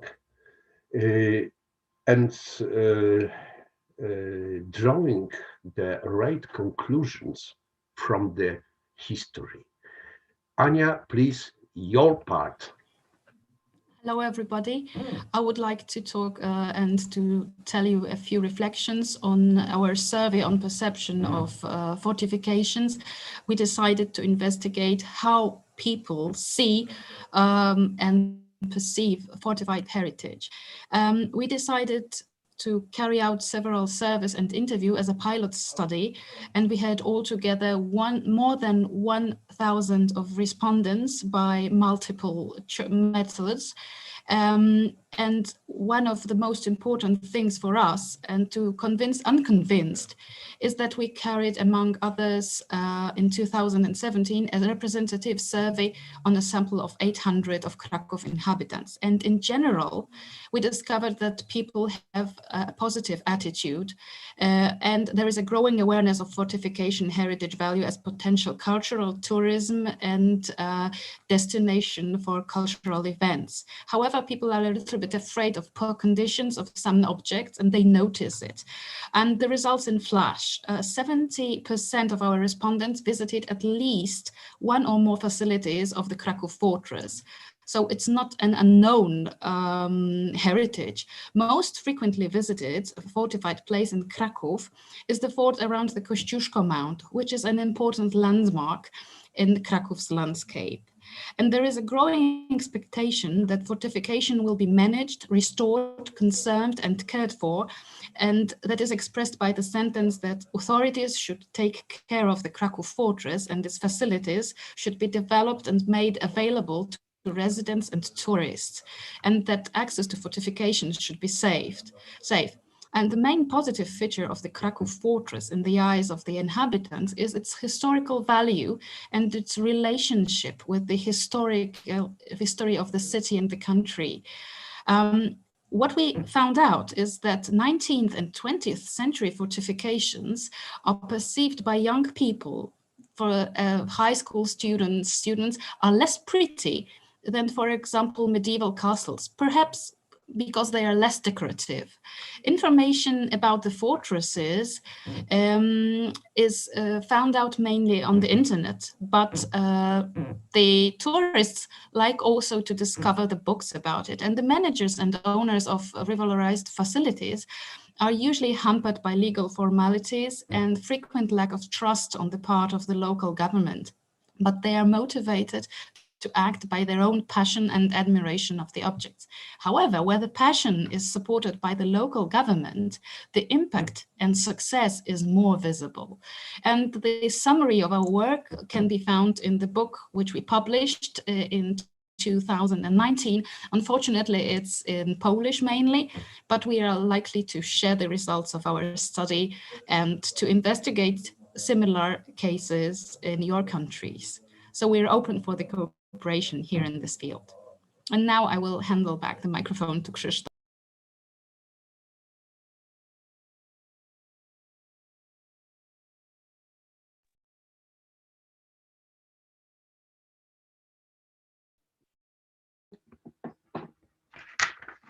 Okay. Now some words about systematic methods of the protection and management of the great circular fortresses.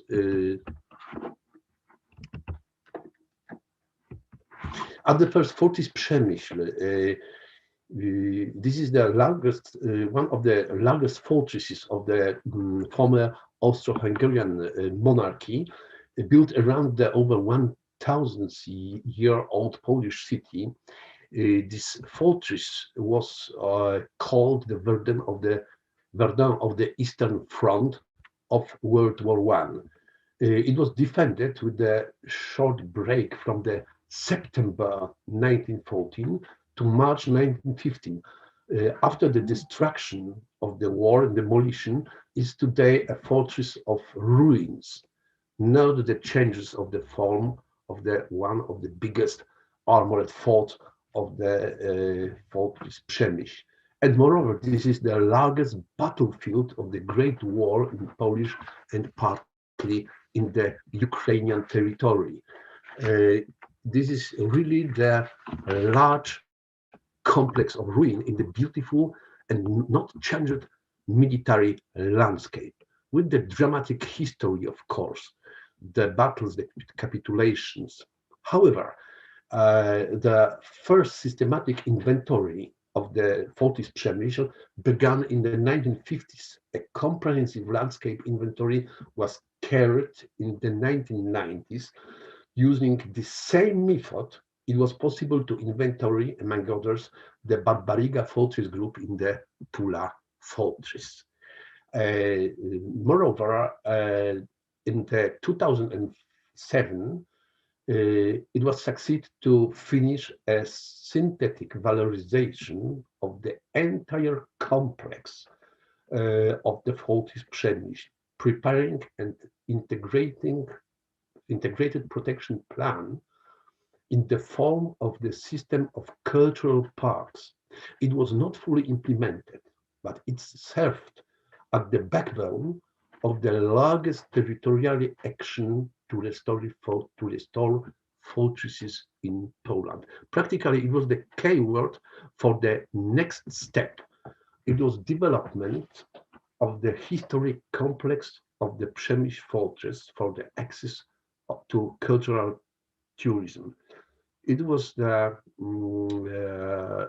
EU regional operational program, and beneficent of this large program, it was the union of the Fortis Przemyśl communes.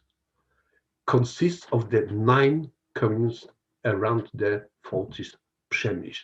And here are the main tasks of this giant program. By an example, it was succeed to prepare for the cultural tourism a part of the nucleus, of the core of the Fortis Przemyśl. It was typically mountain fortifications. We can see the results of these works.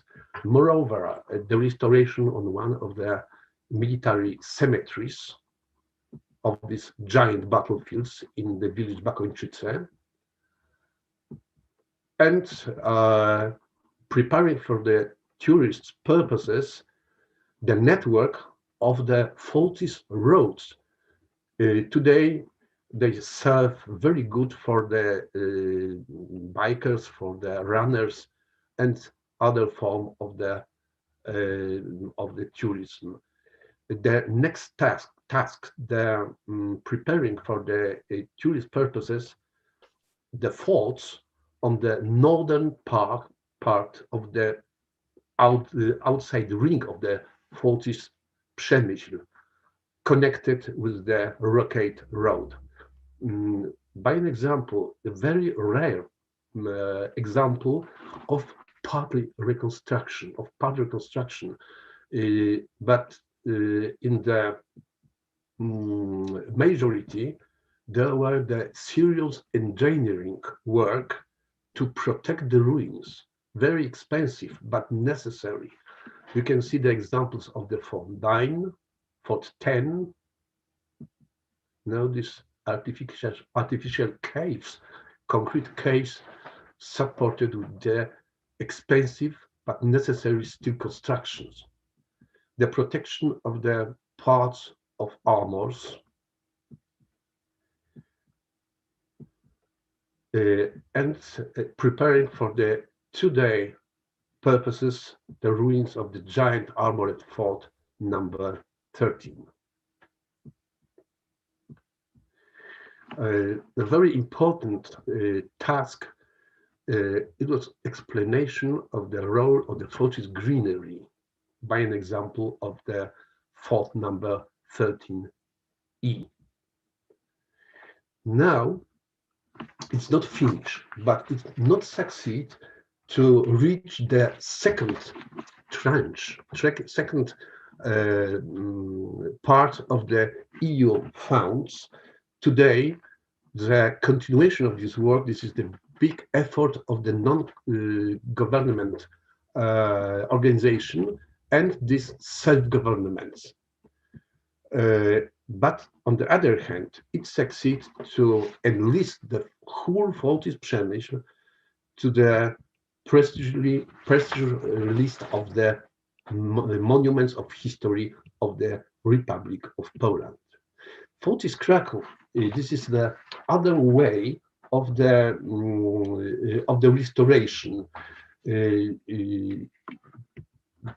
Fortis Kraków, the biggest fortress of the Austro-Hungarian monarchy, built on the basis of the Polish fortifications designed by Tadeusz Kościuszko in the 1794. But after the occupation of Kraków by the Austrian Empire, the Austrians started to build a huge fortress. It was happened in the 1846. At the first, the polygonal forts were adapted for the smooth-bore, old-fashioned artillery. This is the third stage of the development of the Fortis Kraków. Then great expansion of the fortress took place in the 1880s after the breakthrough of in the construction of cannons. This is the era of the large artillery forts. In the 1890s, the fortress was completed by more durable armored forts in the interfields. The large armored forts and small one. Another supplementation with objects adapted to the modern small arms and machine guns took place before the outbreak of the World War I. Kraków, the largest fortress of the monarchy, fulfilled its task by supporting the stopping the Russian in the December 1914. Once again, today condition of the fortress Kraków. Today it has the most well-preserved buildings, but the fortress landscape is very endangered. It is the completely other situation as in the Przemyśl. The systemic protection of the Kraków fortress is based on the different rules than in Przemyśl. A kind of the comparative table of safe and dangerous modern functions was prepared, assigned to the particular types of forts. This is practically one of the next keywords for the restoration of the fortress as the complex. On the other hand, the Military Architecture Commission of the Polish Committee of ICOMOS has prepared a kind of guide for the city authorities of Kraków on dealing with fortress. And now some examples, what we should do with the citadel forts, with the early forts. We can show it according to the chronology of the construction. And at the first, this oldest one, fort number 2, Kościuszko, demolished partly during the communist period. Works on the oldest works of the fortress, as an example of this fort number 2, carried out by the Board of Communal Building in Kraków, the Kościuszko Mount Committee, and commercial radio station. This is simply the combined operation is in the most important and most visible point in the Kraków. You can see the results of the restoring of this damaging part, damaging unfortunately during the communist period in the 1950s. The next example, this is the revalorization of the bastion number 3, the best accessible facility in the fortress, practically in the center of the city, carried out by the NGO, by the Polish Heritage Foundation, on the basis of the EU funds. This is a very complicated and I can say sophisticated operation. Now you can see the results of the parts of these works and still proceeding works now inside the caponier named cat's ears and background caponiers prepared to the restoration. Bastion number 3. And next, the large artillery forts, each one prepared for the cultural purposes by the municipality of Kraków. At the first, fort number 49, Krzesławice, and special, extraordinary fort, double rampart fort number 52, Borek, the most strange fort in Kraków. Double rampart experimental work with the special underground communication. Now is preparing for the cultural center of the district, southern district of Kraków. Now you can see the very strange moment, the landing of the American B-17 bomber in the front of this fort in the December 26, 1944. This is one of the aspects of this extraordinary history of this fort. Now, under the restoration, under the preparing for the public purposes, including the very interesting methods restoring of the earth structures, earth ramparts, according to the historical methods and results of these works, results of the conservation of the embrasures of the walls, and small multifunctional hall standing behind the reconstructed freestanding wall. And note the primer form before the restoration and today condition and design condition of the gold barracks of this fort. Moreover, the board of the city greenery of Kraków realized the park around the fort in the territory of the masking greenery, of the camouflage greenery of the fort. On the other hand, restoration of the biggest armored fort in Europe, very good preserved. However, this is a somewhat controversial adaptation by the private owner of this giant fort as a big office. Little armored forts, as this one, designed by Polish engineer in the Austro-Hungarian service, engineer Major Emil Gołogórski. This is the most popular form of the Kraków forts. You can see then an example of the adjustment of one of these smaller forts for very humanitarian function as a center of hippotherapy for the children.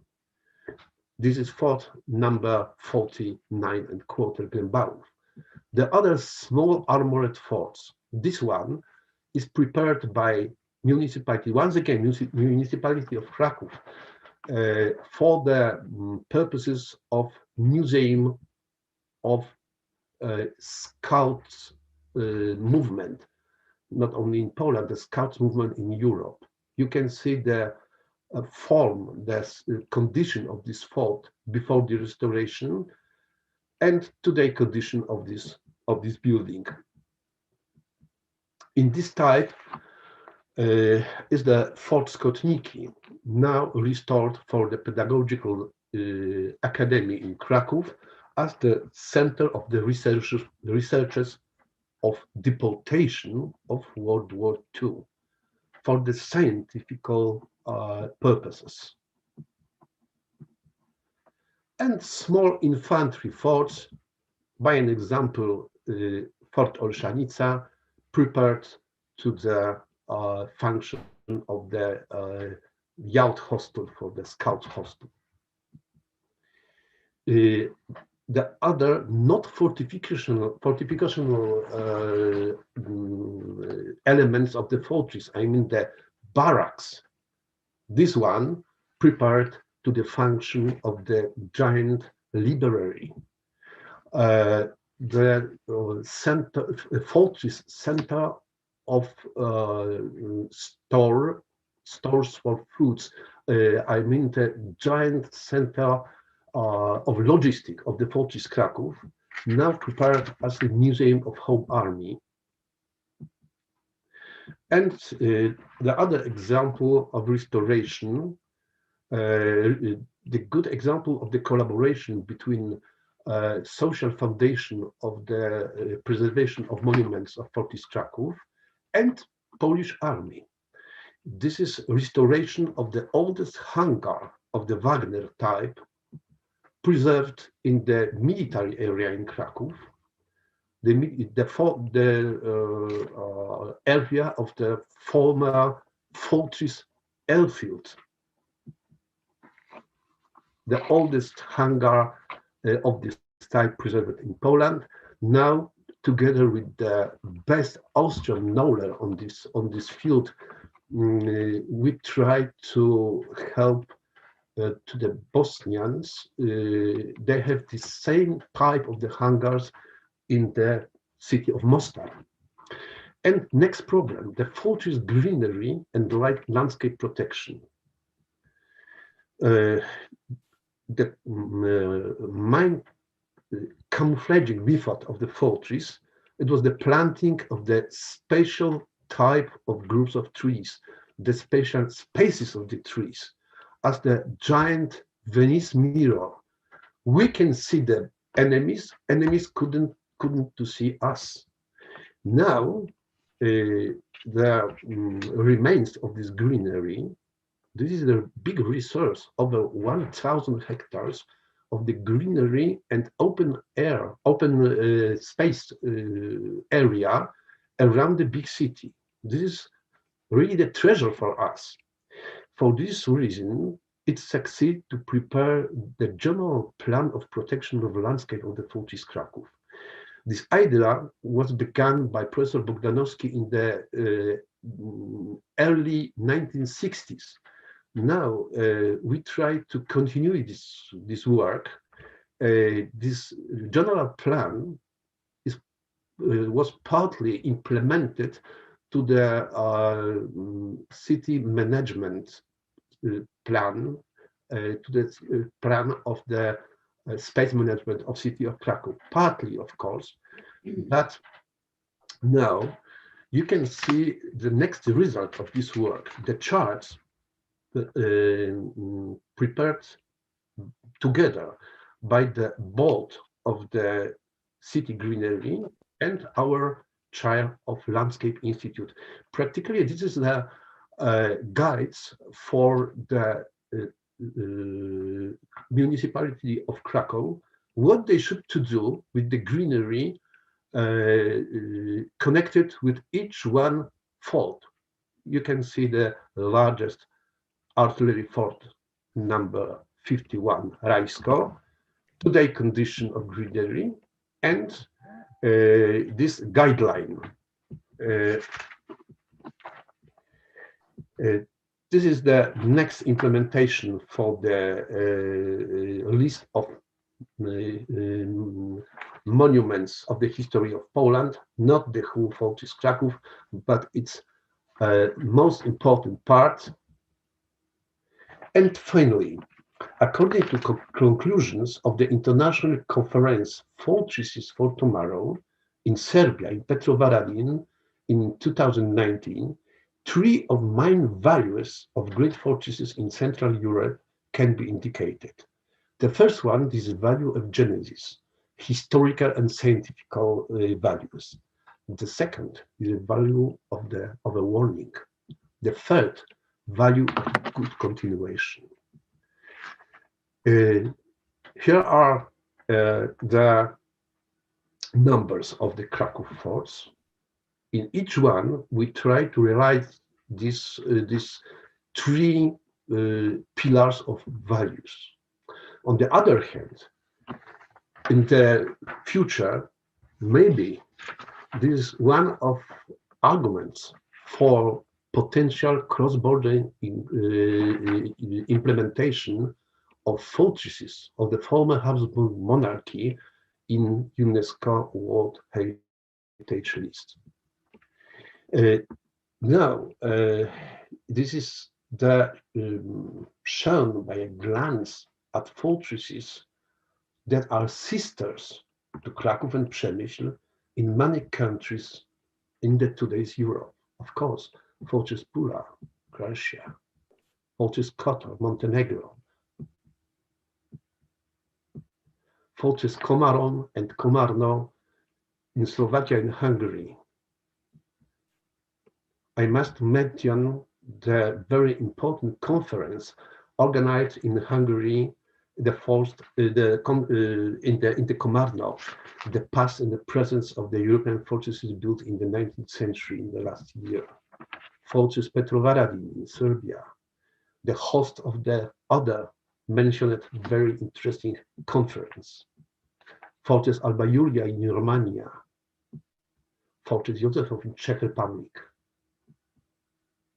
Fortress Olomouc in Czech Republic.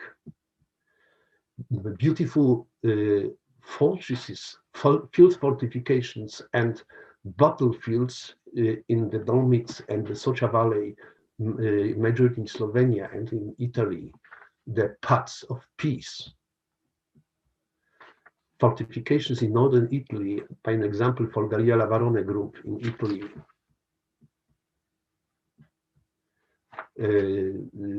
La Fortezza, Sperfort, Frances Fester.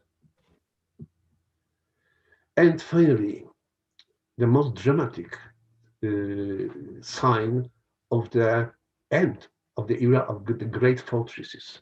The West Galician fraternal military cemeteries in Poland, designed by the best artist in the whole Central Eastern Europe, by the Dusan Jurkowicz and other architects, landscape architects, sculptures, today restored by the big effort of the voivodeship of Małopolska and Polish government. Regardless of such effort, these fortresses should be concerned about the best possible protection and use for the contemporary and future humanitarian purposes. Thank you for your attention. Thank you for this inspiring presentation about the outstanding achievements, if I may say so. Now the question and answer session, as usual. And Natasha, I could see in the chat box that you had a question addressed to the colleagues in Pula at one point. So maybe yes, they would like to answer to it. Yes, I asked my colleague Sunčica, who also worked as in the conservation office in Pula, what is she thinking about these beautiful initiatives and the really great work of our colleagues from Krakow. I think that we all know that about Krakow School of Fortifications, so they are good not only in documentation, so they produce this atlas of Krakow fortifications, but they're also experts in technical revitalization, in restoration, in sustainable reuse. So maybe Sunčica could comment on this. I really think this is European best practice in all these aspects of valorization of fortifications. So please, Sunčica, yes, could you comment? Hello, I wanted to first to congratulate you. It's a really stunning work, and I was surprised with this presentation, and I couldn't wait the end to ask you how you managed to conserve a lot of your forts. I think our main problem here in Pula was actually what I said in my presentation, this financial structure, but also maybe technological problems. We didn't manage to make all this work that you did. So I'm wondering, first, are you in some sort of different legislative organization, or how can you put through all your knowledge in architecture and conservation, and how can you conserve in such a short time? As I managed to understand, it was done, all this work that you presented, in relatively short time. So is your organization founded by the city or state, or are you in conservation office? I didn't catch that. It is a very long process, starting by our masters over half of century before us. And however, this is method of the drop of the water. Because at the first is a large workshop. This is a very favorable condition for us. Then we can prepare our work in the university together with students, with our young friends, during the practices, during the lectures, and prepare a lot designs as a best argument for the self-government, for the politicians, for the medians, what we should to do with these fortresses. On the other hand, we try to recognize the original methods used by the builders of the fortresses, the method of drying, method of building the earth structures, and connect this historical view, but not only military historical, the practice building historical methods together with the ideas what we should to do, but in the safe way. This is not the completely free concepts to pull down and build something new. This is the aspect of the pretext of architectural activity, but the context of it. And connecting of these two ways, the academic one and the practical one, together with the historians of fortification, with the historians of military affairs. This is the building of the together, building the common basis of the knowledge, and try to explain to self-governments the fortification. This is not the danger for your budget, but chance. This is the big work of the Polish Society of Friends of Fortification during all the 1980s and 1990s, especially after the rebuilding of the independent Poland after the 1989. It succeeded to prepare a large program to explain the very young self-governments what they should do with the fortifications. This is our common work with our friend Marcin Górski and other our masters as Professor Piotr Molski and other. However, the first horizon of the finances of from the EU funds were connect with the good moment of the development of this knowledge. Practically the start of the financial horizon 2007, 2013, it was the first chance to realizing this practically theoretical knowledge. And other way, the very difficult collaboration and cooperation between mosaic of the small self-governments, group of enthusiasts, each one have their own way to the renown of fortification. From time to time, they aren't agreed between them. However, as an example of Przemyśl, it succeeds to equal all these ambitions as a common work of the small and not very rich self-government, together with the lovers of fortifications, with the enthusiasts, to build a common program. The first stage of this renovation in Przemyśl, in this practically very poor part of the Poland, it was the best practice for the rich Kraków. And the self-government of this strong municipality saw the results in Przemyśl and the results in Zamość. However, Zamość is a very special example, because this is the place of UNESCO, the beautiful Renaissance city, and the self-government in Zamość reached the comparatively very big EU funds. Przemyśl, no, not at all. In the comparison, restoration of each one Kraków fort number 52, Borek, this is the whole budget for the fort in Przemyśl. But now the major, the most important works on the Austro-Hungarian fortresses in Poland were led in Kraków. Maybe Przemyśl reached to the second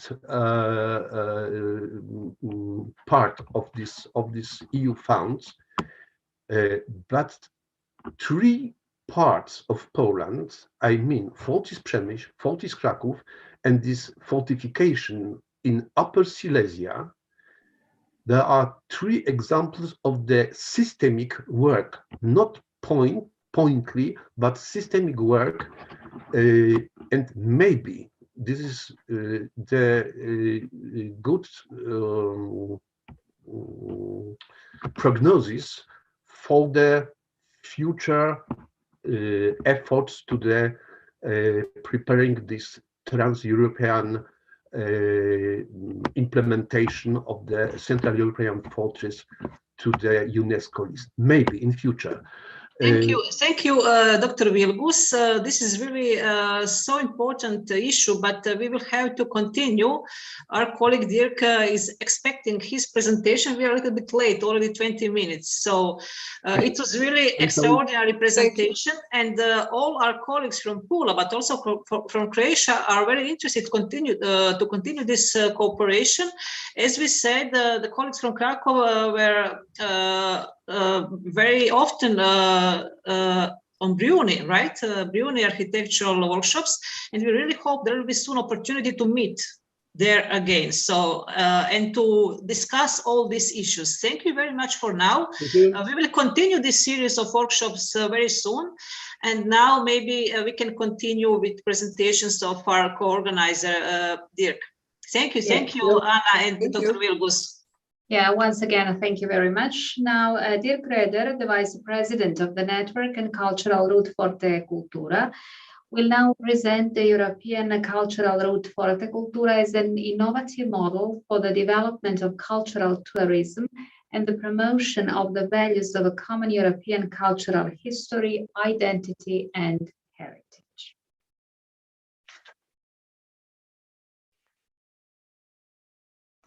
Mike. Yeah. Thank you very much. Yes, tourism development and implementation is the next topic. And one of the most important ways of transformation of cultural historical values or events for the following generations is cultural tourism. Europe claims a leading place in global cultural tourism thanks to its unique cultural history, and above all, thanks to the mostly systematic documentation of cultural achievements. Fortified monuments are cultural heritage and therefore content for cultural tourism. And as we have seen today, fortress monuments are even a very important cultural heritage that touches almost all areas of our society.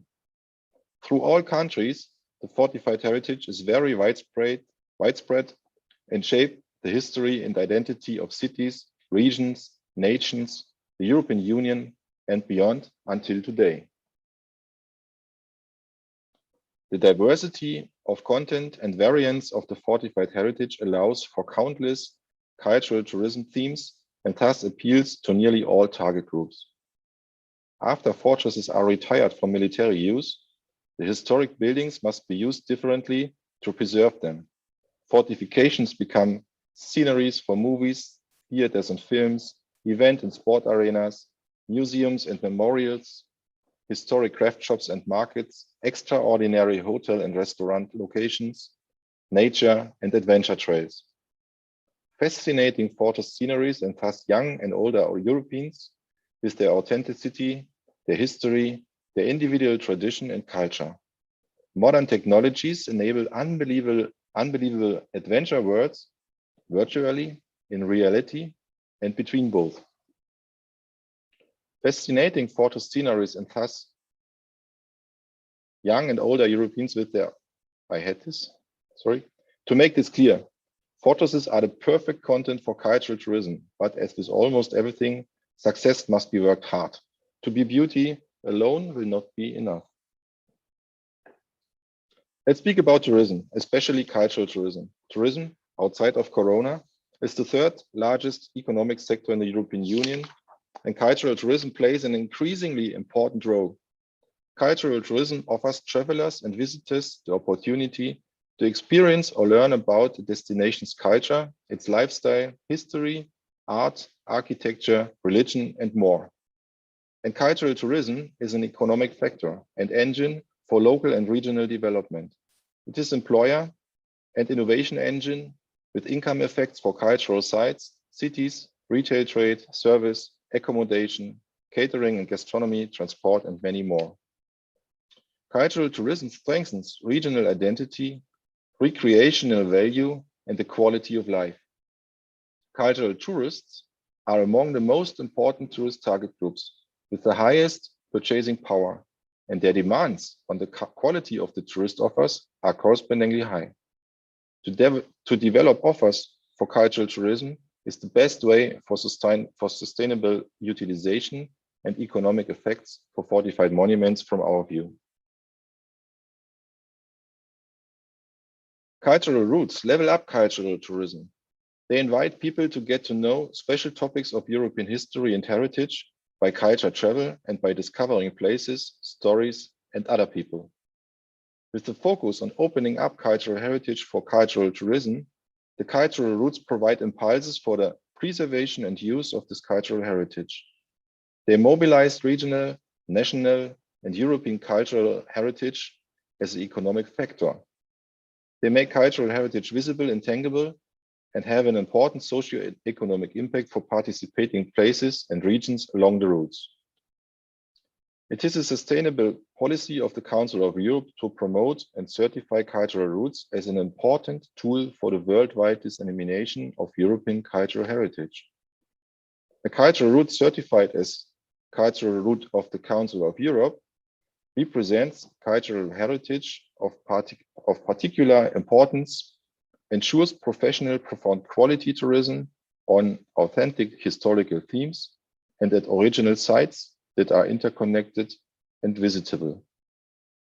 Cultural routes very rarely act as tour operators themselves. Their task is primarily to create and ensure all the conditions for sustainable tourist use of the cultural heritage. Above all, they have to ensure that the historical and cultural context is presented in a qualified and correct manner. The recognition and implementation of the Council of Europe's conventions and values is a matter of course, as is support for the EU's current programs, for example, in topics such as digitalization, climate protection, or sustainability. FORTE CULTURA is the cultural route for the fortified heritage. FORTE CULTURA supports and presents this unique cultural heritage of fortified monuments of Europe as European cultural route. With FORTE CULTURA, tourists can conquer fortresses peacefully and meanwhile learn European culture and history. After a 2-year application and evaluation process, FORTE CULTURA will certify it as cultural route of the Council of Europe end of this month, hopefully. As I said before, in my opinion, the cultural heritage of fortified monuments is the best content for cultural tourism and therefore for a cultural route. Many fortress locations already have all the ingredients of an attractive tourism product. Sometimes only it must be connected, sometimes it must be qualified a bit, and sometimes it must be developed from the beginning. In any case, to be successful on transnational tourism markets, you should have all stakeholders of a fortified monuments on your table. FORTE CULTURA often is an occasion to define a clear strategy, concept, and common goals. The opportunity to become ready for international tourism within a transnational brand can bring them together to think about sustainable utilizations and tourism infrastructures and services of your fortress. Because the cultural heritage of the fortified monuments offers such a wide range of content, FORTE CULTURA can also cover almost all tourism sectors and forms of travel. From our point of view, the most important target groups are individual and active tourists, especially in times of the corona pandemic. Another important group is youth and educational travel. It is logical that cross-border tourism, as shown here, currently plays no role. However, due to their often decentralized location and their extensive structures within the monument, fortresses are popular destinations for local and regional visitors because there are so many fortresses in Europe that there's always one on the way or nearby to many destinations. Many visitors decide to visit a fortress short term. However, this also means that fortresses must be permanently visible with changing offers on the market, so that they stand out from the other regional offers. As single objects, this can be a difficult task. But as a local or regional group, it is often easier. As a station of a European cultural route, within the framework of an international community, one receives additional attention and image gain. Using the example of Franco-German fortress region of Upper Rhine, Alsace. FORTE CULTURA, with 30 fortress partners and museums, makes the development of fortress construction over the last 350 years visible.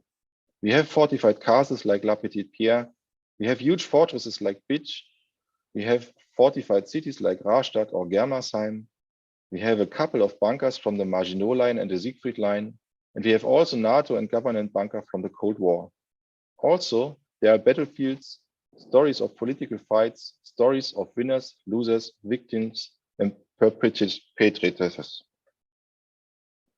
And when we talk about the history and architecture of these monuments over the last 350 years, we will explain in the same time the evolution of Europe through 2 world wars and the Cold War, up to the European Union. From FORTE CULTURA's point of view, we have an almost perfect situation in the Upper Rhine. We have a high number of fortified monuments in a small area. We have incredibly exciting stories. We have a border region that allows for special funding opportunities, and we have an active regional fortress network. But unfortunately, we have a corona pandemic, which does not allow cross-border tourism. Nevertheless, before Corona Day applied for a small funding, not much, only 20,000 euro, and during the last half year, together we developed new marketing instruments such as a regional fortress map and flyer or stamp pass. We printed 100,000 pieces of this flyer map and additional 20,000 stamp passes. We created a traveling exhibition, 12 boards about the history of the fortress construction in this region, and we prepared a regional fortress summer to promote events in fortresses during the summer 21. The press conference on 15 April in Germersheim on the new marketing tools and activities was at the same time the official opening of the joint European Fortress Summer 2021. You can find the record as YouTube video together with some more information on our website. The next step will be the preparation of tourism offers and local routes to different topics and target groups, as well as the qualification of local tour guides with the FORTE CULTURA certification program. This is a very important step to ensure the quality of the tourist offers at the stations of the cultural route. As stations, the fortress monuments with their local actors are the link to the visitors. The cultural route is therefore only as good as its weakest member. We work together in a network on quality standards and qualification programs in order to be able to meet the high demands of cultural tourists. So FORTE CULTURA has methods, a lot of instruments and partner to develop fortress tourism together with the fortified monuments who are interested to become an official station of the cultural route. And don't worry, although the methods and tools are almost the same everywhere, the respective regional history, local traditions, culture and arts produce exciting and completely different results every time. All these local, regional, national or thematic identities are also reflected within the umbrella brand. FORTE CULTURA does not have an anonymous logo. The individuality of the fortress partners and regions is preserved via sublabels. There are no limits in the combining and connecting of fortified monuments across Europe. Here, for instance, famous European citadels from west to east or from north to south. In North Italy, we suggest, for example, journeys to the fortress giants in the Alpine landscape of Piedmont, or the topic Republic of Venice, a cradle of the modern fortification architecture, is expandable to the UNESCO awarded sites at the Adriatic Sea. And the conquest of the seaside tour could be a good example for coastal fortresses of Croatia and beyond. Along the Elbe River, from Czech Republic to Germany, we have also a very active regional fortress cluster with exciting monuments and tourism offers in beautiful landscapes. Just like the Upper Rhine cluster, the cross-border cooperation of the Elbe fortresses with Forte Cultura is a European best practice. We have created multilingual marketing tools. We are preparing an international conference in Terezin, and we are prepared to celebrate the cultural summer Elbe fortresses as part of the joint European Fortress Summer as soon as Corona allows it.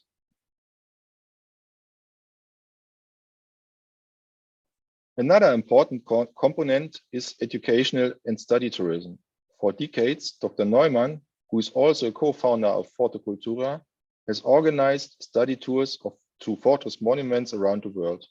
His tours not only impart knowledge about fortress heritage, they often also prove to fortress owners that tourism in fortresses works and that there is a great demand for it from all over the world. Thus, he often also becomes a door opener for local activities that prepare and promote fortress tourism. His scientific travel reports, which have been written over the years, are also highly recommended. Last year, a study tour to Montenegro and Croatia was planned, what includes also an international symposium on experts of the regional fortified heritage. This must be postponed due to the Corona pandemic. Maybe we can realize it in autumn this year. It is helpful to have clear visions of the final goal. Finally, fortress tourism opens the opportunity for economic effects, but it must be planned and good prepared. At the beginning, there's a lot of work and sweat, lobbying and investment, but our network is supporting you in any way. And it is helpful to have clear visions of the final goal for the development of your fortress property. Therefore, concrete concepts can be worked out. And this brings us back also to our conference agenda today. At first, a detailed inventory is needed about the architecture, the history, the local interdependencies, and a lot more. Fortified monuments are becoming more and more an integral part of modern life in cities and regions. They influence local and regional development and are identity forming, as we had seen in Šibenik.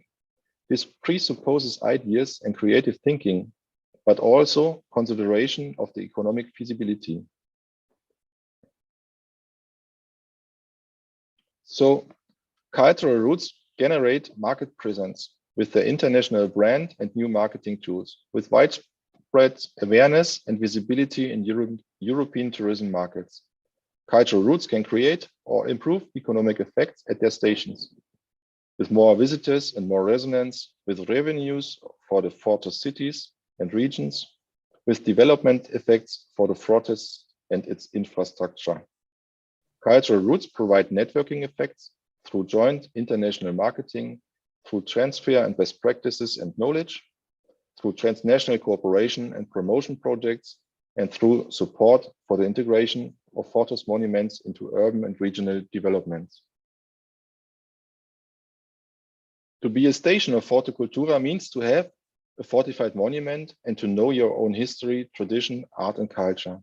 It needs all your commitment to present this knowledge and traditions to the whole world. To be a network member means to be open for networking and transnational exchange and cooperation. To be willing to contribute one's own knowledge and experience, or to learn and want to develop and shape together.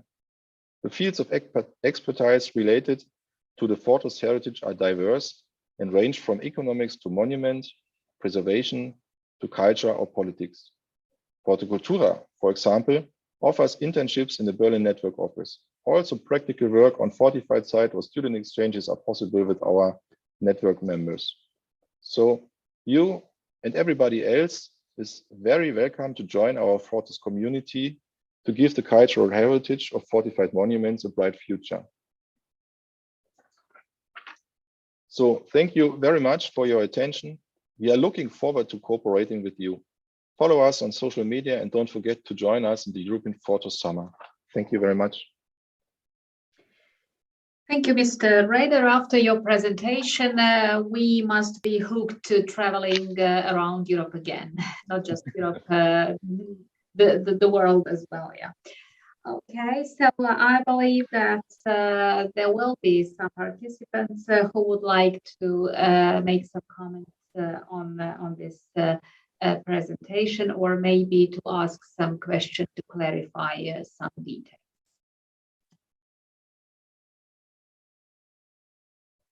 Yes, maybe if I can comment, I'm very glad that we had opportunity to cooperate with such successful networks. And I'm sure that we didn't know that there are so many fortified cities in Europe, so well connected. So you are doing a great job. And I would like to congratulate you again, because this is the new cultural route of the Council of Europe, no? And it should be, as it's not official, yes, we have so to wait 2 weeks. this is in the process of certification, yes. So yes, we should emphasize this. This is the cultural route in the process of certification.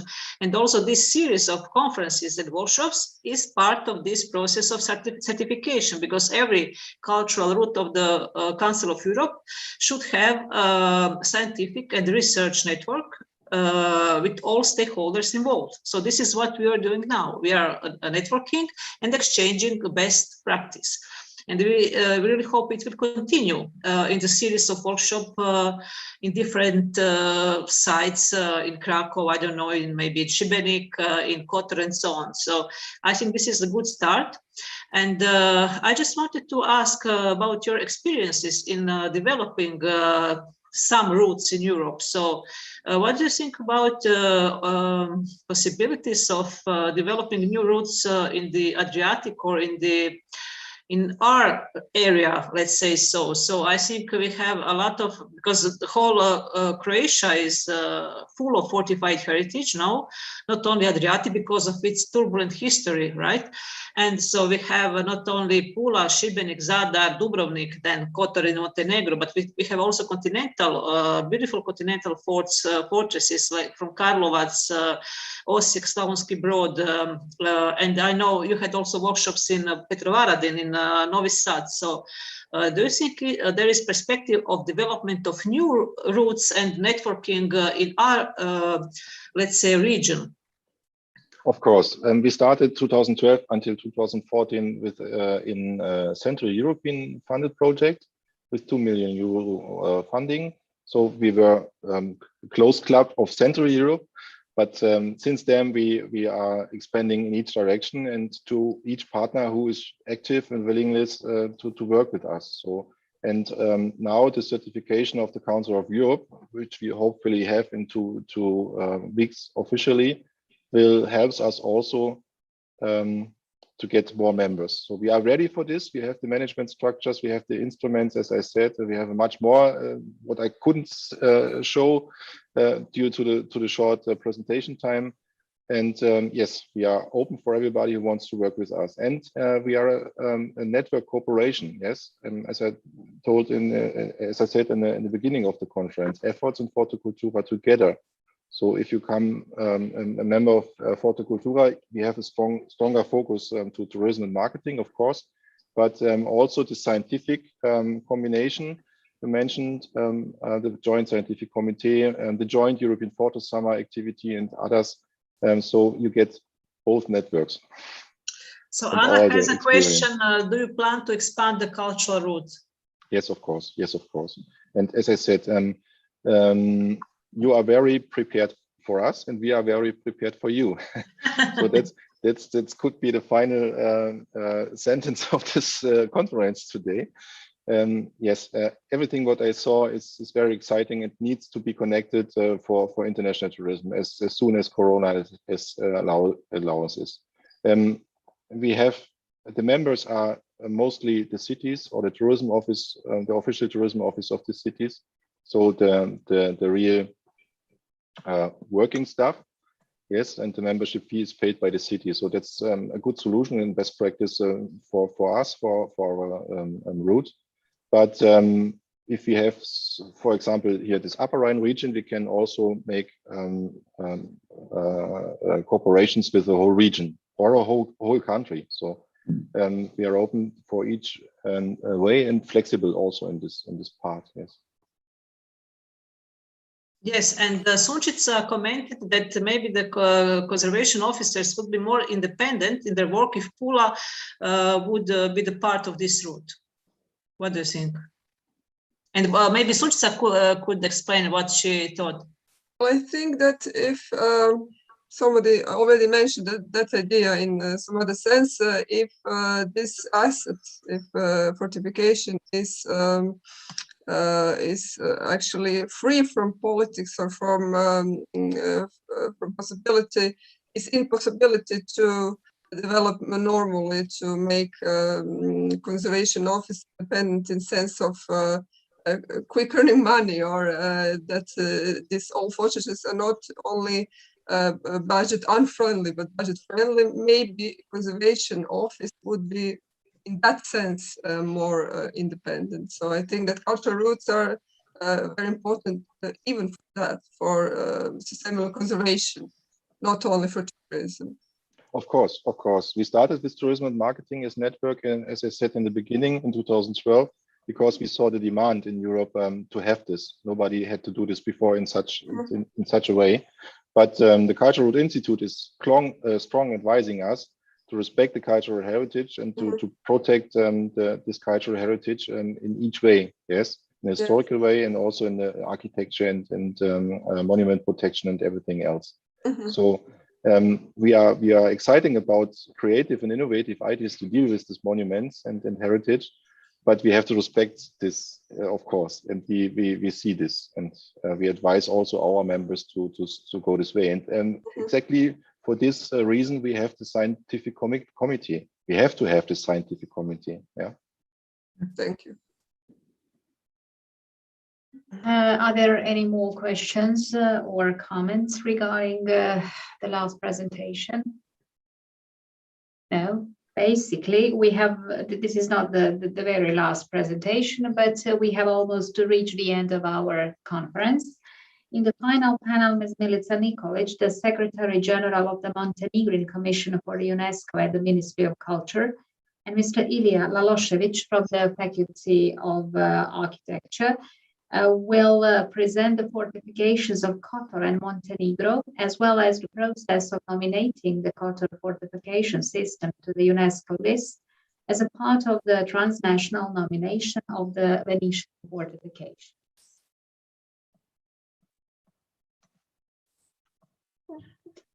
First of all, let me greet you once again. It is really a pleasure to listen to this wonderful presentation and the magnificent works that different organizations through Europe have done for fortification.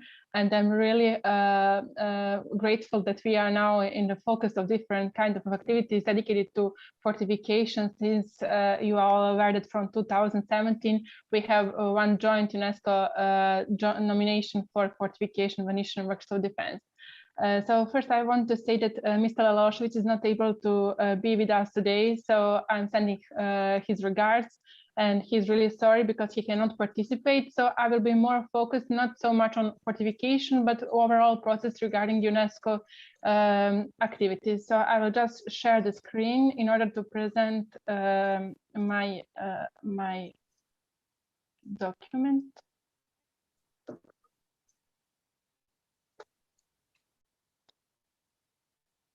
Are you able to see my presentation?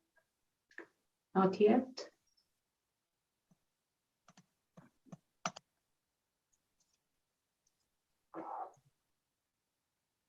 No.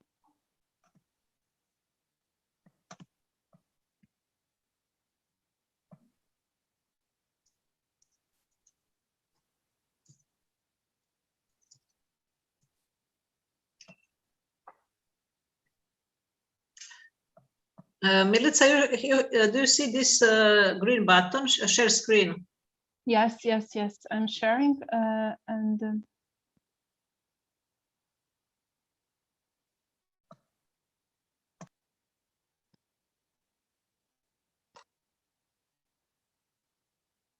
Can you see it now? No.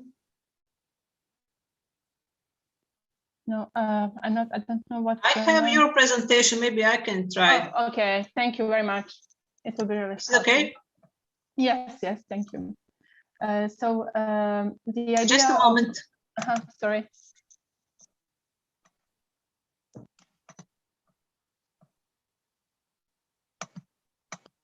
Yeah. Okay. Can you see it? Yes, I can see it. Okay, just tell me when to where is for the next slide, okay? Okay.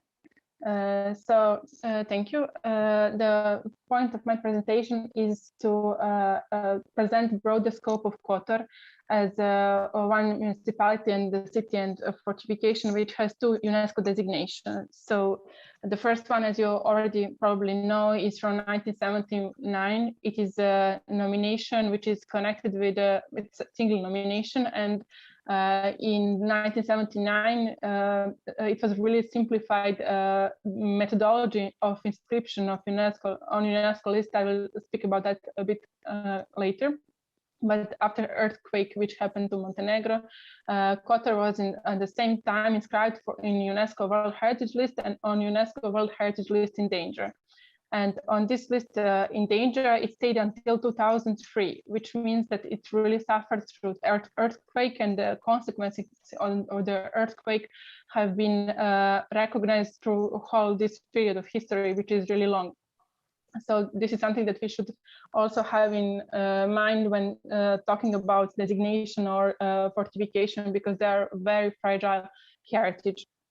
As I mentioned, in 1979, it was inscribed under 4 criteria. In the Middle Ages, this natural harbor on the Adriatic coast of Montenegro was an important artistic and commercial center with its famous schools of masonry and iconography. A large number of the monuments, including Romanesque churches and town walls, were seriously damaged in the 1979 earthquake.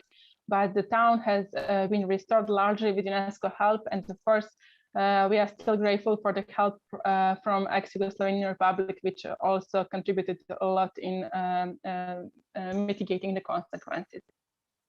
Next slide, please. I will just show briefly the map. As you know, it's Adriatic Sea. It is a Bay of Kotor, and this is its position. And on the lower picture, you can see the broader area, actually the buffer zone. I actually wanted to present this perspective briefly because it's really complex. As you can see in these white lines, there's a core zone, which is, of course, a main concern of all institutions and all relevant stakeholders within the area. But this broader area, so-called buffer zone, it connects 4 municipalities besides Kotor. It's Tivat, Herceg Novi, Cetinje, and Budva. And a lot of big, important and different projects are inside of buffer zone, and buffer zone should serve as a surrounding area which is protecting the core zone, but still it has additional cultural or natural values. So it is really tricky how to find a balance and protect carefully also buffer zone, especially when you are on the Adriatic and a lot of tourism and different impacts are ongoing with a cultural heritage. So next slide, please. So the natural and cultural historic region is located, as I mentioned, Adriatic coast. The property encompasses the best preserved part of southeastern portion of bay. It's 14,600 hectares with a landscape composed of 2 interrelated bays. And what is really, let's say, a struggle for the institutions is it's also in different climate zones. So we have a really sharp mountain, and they're rising rapidly to 1,050 meters. And still we are on the sea. So it's really unusual and beautiful, but still it's really hard sometimes to manage and control all the activities. The outstanding universal value as a key value of UNESCO sites inscribed on UNESCO list is embodied in the quality of architecture, and its fortified and open cities, settlements, palaces, and monastic assemblies, and their harmonious integration and the cultivated terraced landscape. This is also very important to underline because usually because of this description defined by UNESCO, people tend, even institutions sometimes tend to think about Kotor as a mixed property, but it is cultural property. It's under these 4 criteria, so it's not a mixed property, although we have some examples in the region such as Ohrid region, which is mixed, which has also natural values besides these who are actually cultural. So on the next slide, you can see what are this harmonious communication between culture and natural heritage.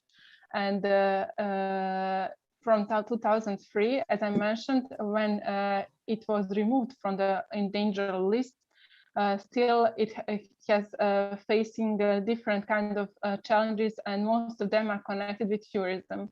And let's say mass tourism, but also with the construction, which usually gets along with the mass tourism, because a lot of pressure is being made on this small bay and a lot of interest from different sides. And still there's a need to mitigate these impacts from one side, but also to get the local community in focus of all policies, and in order to have for them normal everyday life, which is sometimes very hard when you're having different kinds of influences of mass tourism like we do usually.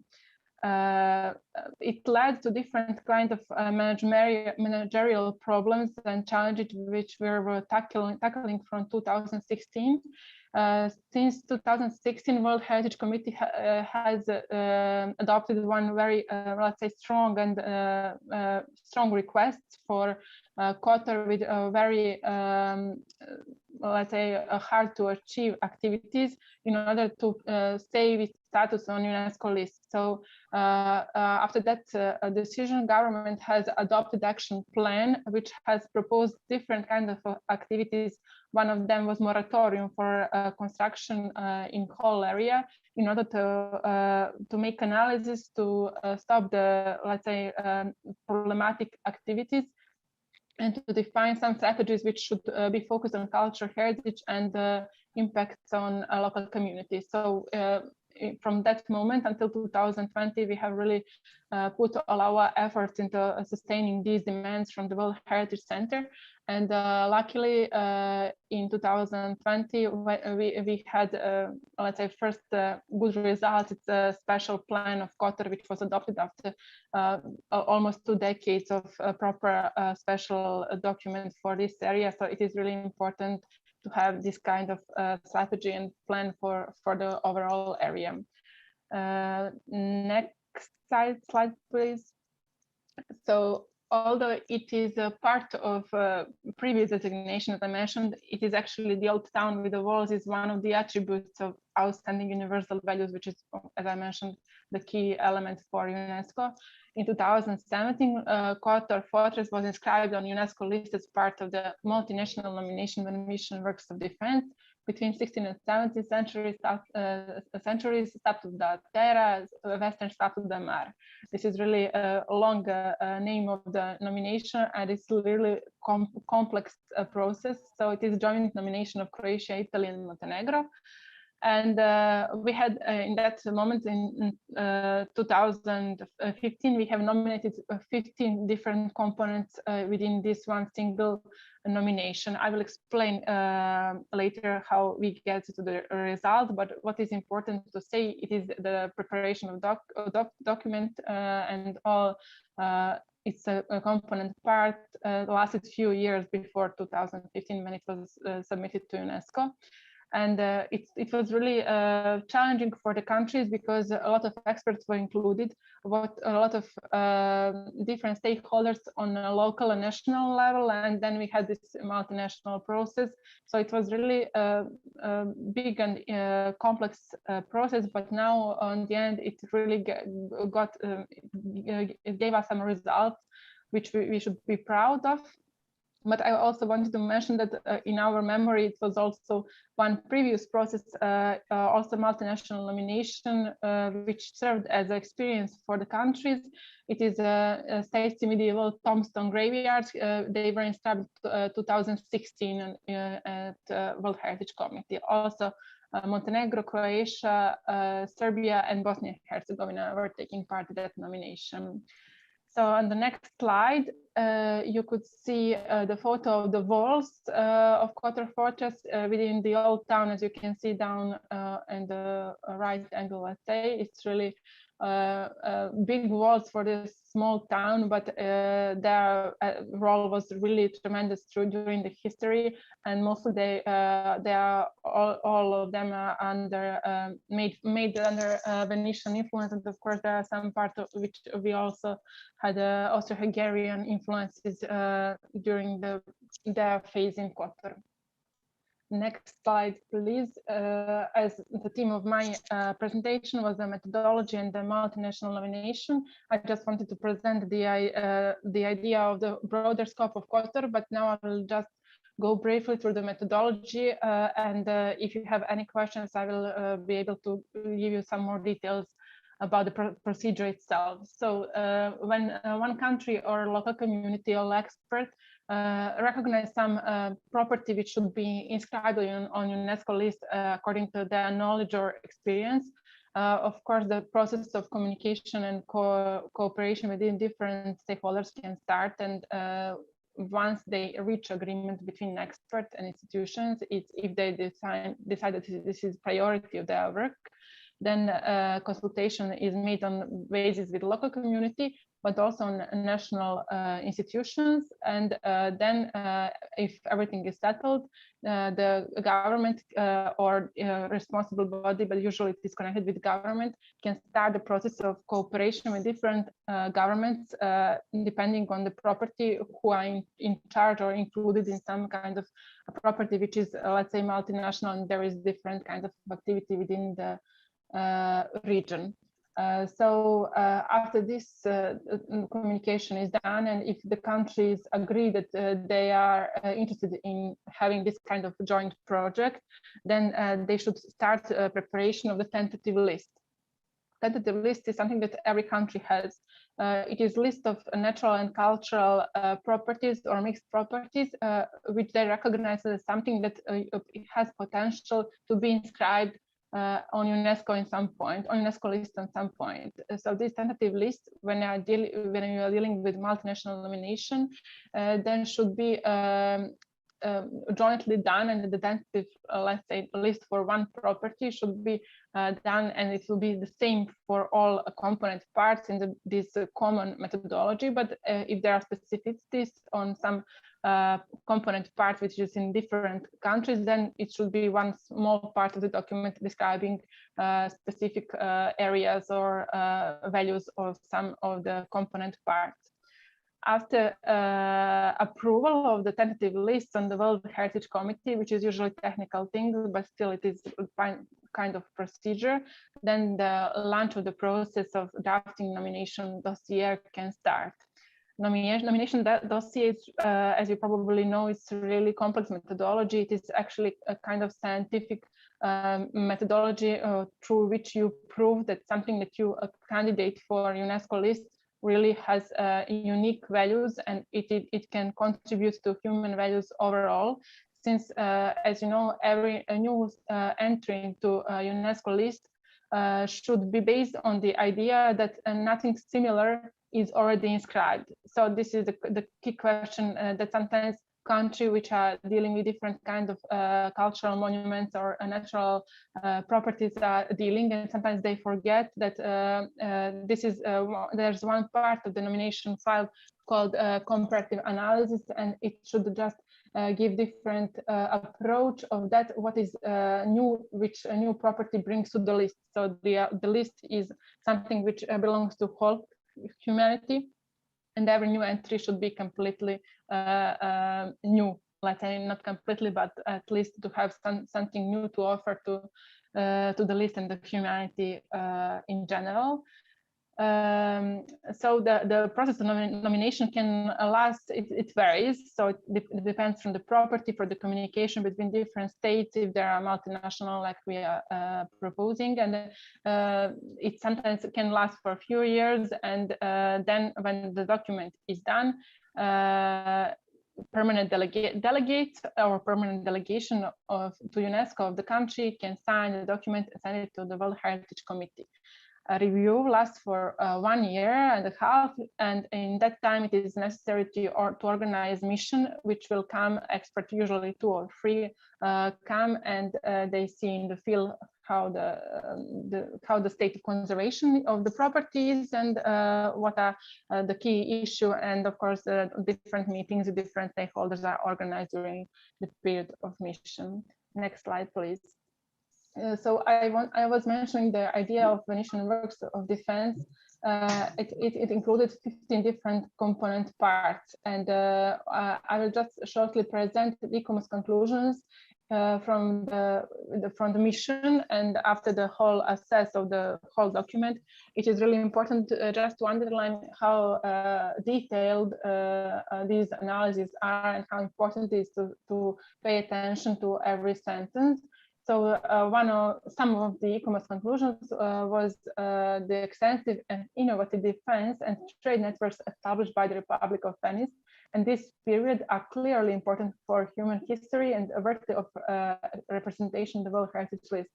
On the crucial question of the selection of the components, ICOMOS considers that the nomination should focus on the Venetian fortification that demonstrate the alla moderna innovations, acknowledging that the territory of Serenissima was indisputably the near exclusive setting of the genesis of the bastion system during the Renaissance. It is this subject alone that should be highlighted in order to demonstrate outstanding universal values of nomination. ICOMOS does not consider that all the nominated components have met this requirement. ICOMOS therefore considers that the integrity of the series of whole, it is not demonstrated for all the components, but that is demonstrated for a reduced series of components. Through more rigorously applied comparative analysis, ICOMOS considers that criteria 3 and 4 are demonstrated, and that the following 6 components should be inscribed from Stato da Terra and Western Adriatic Stato da Mar. So from 15 we came to only 6 components, so which are inscribed on the end. It's city fortress of Palma Nova, which we had in one of presentation or video, I think. Fort of St. Nicola in Šibenik, defensive system of Zadar, fortified city Peschiera del Garda, fortified city in Lake, and city of Kotor, fortified complex C, and fortified city of Bergamo. So these 3 components are inscribed on different criteria. As you can see on the next slide, there are a definition why they have picked 6 of them. Of course, it goes together with their usual activities in analysis, such as integrity, authenticity, and other important comparative analysis and important UNESCO methodology. But they also thought that only these 6 components represent parts of, let's say, city fortress of Palma Nova ideal new city. Šibenik would be a sea fort, Zadar would be a peninsula fortified city, Peschiera del Garda would be fortified city in a lake river context, and Kotor would be fortified complex between sea and mountain over a long historic period, and Bergamo a later fortified hill complex. So you see that they have carefully chosen several key issues which are important to understand overall system of Venetian works of defense. So the idea is to have in mind these cultural phenomena and to have a component which demonstrates its values on different areas, different climate change and climate areas, sorry. So I will just shortly present key challenges for overall management. So as I mentioned at the beginning, the relation between tourism and protection of the World Heritage, with specific focus on the impact of mass tourism, such as cruising. Some of the components that you have presented probably don't suffer so much from cruising and other mass tourism activities as Kotor, but I know that Dubrovnik also suffered from some period, but luckily they have found the system how to control these influences. We are still struggling with that, and it is specifically hard because it's really small bay with this wonderful natural phenomena, and these cruisers they affect the landscape, but also some natural values. So we are now trying to make some balance between different policies within Montenegro. In some of them, which are promoting economy and the tourism, there is need to put even more emphasis on this kind of assets. But on the other hand, we have different policies in the institutions which are dealing with cultural heritage usually, and they are strongly against these kind of activities. So we are still have a big discussion in our different policies. The other would be proper valorization, being focused on the needs of local communities, because when the impacts of tourism are here, sometimes it's really hard to control all the activities and to have a key priority local community, which should be in all these areas.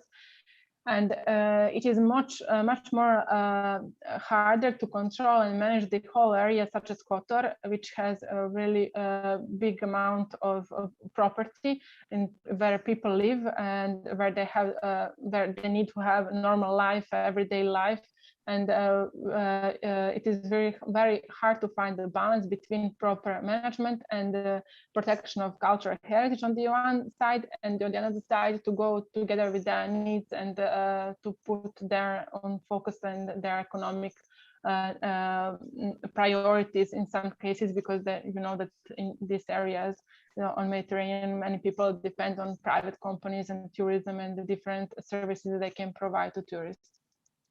When describing multinational nomination, all components part should be considered as one property. This is something which has proven to be very hard to achieve, because usually, especially when you have multinational nomination, you have a component part in different areas. People tend to understand that it's something which is completely divided from other parts, but it's not. If you have something like Venetian works of defense described on UNESCO list, it means that it's one cultural phenomena, and you should consider that as one, although it's 6 different kinds of properties. So sometimes it's really hard to understand, even for cultural practitioners who are dealing with this of everyday manner, to understand what are the position of UNESCO standards in everyday activities. Then until this year and also last year especially, we had strong impacts of COVID crisis on economy and tourism.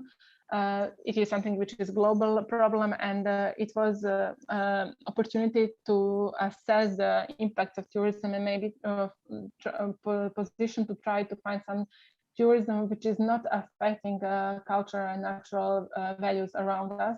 I'm not sure that we have found this opportunity very well and used that. I think that we felt this momentum, but anyway, tourism definitely will change during the next year. So hopefully we will put the necessities of local community and everyday life in front of tourism and tourism, at least mass tourism and economy, which also goes together with different kinds of impacts that I was mentioning, like construction and different activities. And of course, I mentioned we have specificities in Kotor with different climate conditions, because there's a mountain Lovćen above Kotor, so it's really sometimes hard to have the same policy for all parts of this bay, since it's really changing, and we have 4 municipalities which are overlapping. And on the end, I didn't want to say thank you slide. I just put in the photo of after the celebration on description of Venetian works of defense. You can see Mr. Trupkovic, who was also with us this morning here, and we were celebrating after the description of these 6 components. Maybe you will recognize some of your colleagues also from Croatia. And although sometimes procedures can last for a few years and they can be really tackling and stressful, on the end they can result with really good achievements. So I'm really grateful that I had the opportunity to be part of that nomination and also to present it today here with you. Thank you. Okay, thank you. Thank you very much. Now we have definitely covered everything that was supposed to be presented during the conference. Let me invite the organizer, which is Natasha first, I suppose, to make the concluding remarks and to sum the main conference points up. Yes, thank you. And I would also invite Dirk Röder to help me, but also all other conference participants. I think that our colleague Milica maybe summarized some of the key issues regarding such complex projects related to valorization of transnational heritage.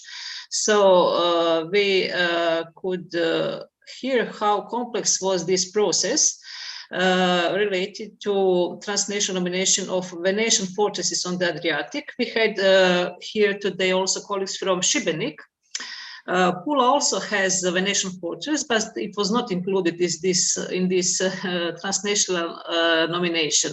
On the other hand, we have a very interesting complex of fortified heritage from the Austro-Hungarian period in Central Europe. So maybe I would like to open a short discussion. What about this heritage? Is there opportunity or possibility maybe for a similar transnational nomination of this very complex and valuable heritage from the Habsburg time? So there are very well-developed systems in Krakow, in Verona, in Pula, in Linz, Vienna, which makes a network of fortified heritage of Austro-Hungarian fortifications. So maybe I would like to ask Milica, what do you think? Is there possibility to do something similar with Austro-Hungarian fortifications? Yes, it is always a possibility. It is just a question that these kind of fortresses should be presented on a manner that these previous Venetian works of defense were not. So the idea is not just to present like phenomena of some fortresses or a heritage of some monarchy. It's the idea of what does it mean for local community, for how it is connected with other parts of cultural heritage. So there was an initiative, I remember, that I think came from Krakow in order to start this kind of activity, but it was connected with the local municipalities. And I think that they didn't finish this initiative through the end. So I don't know why they have been cancelled.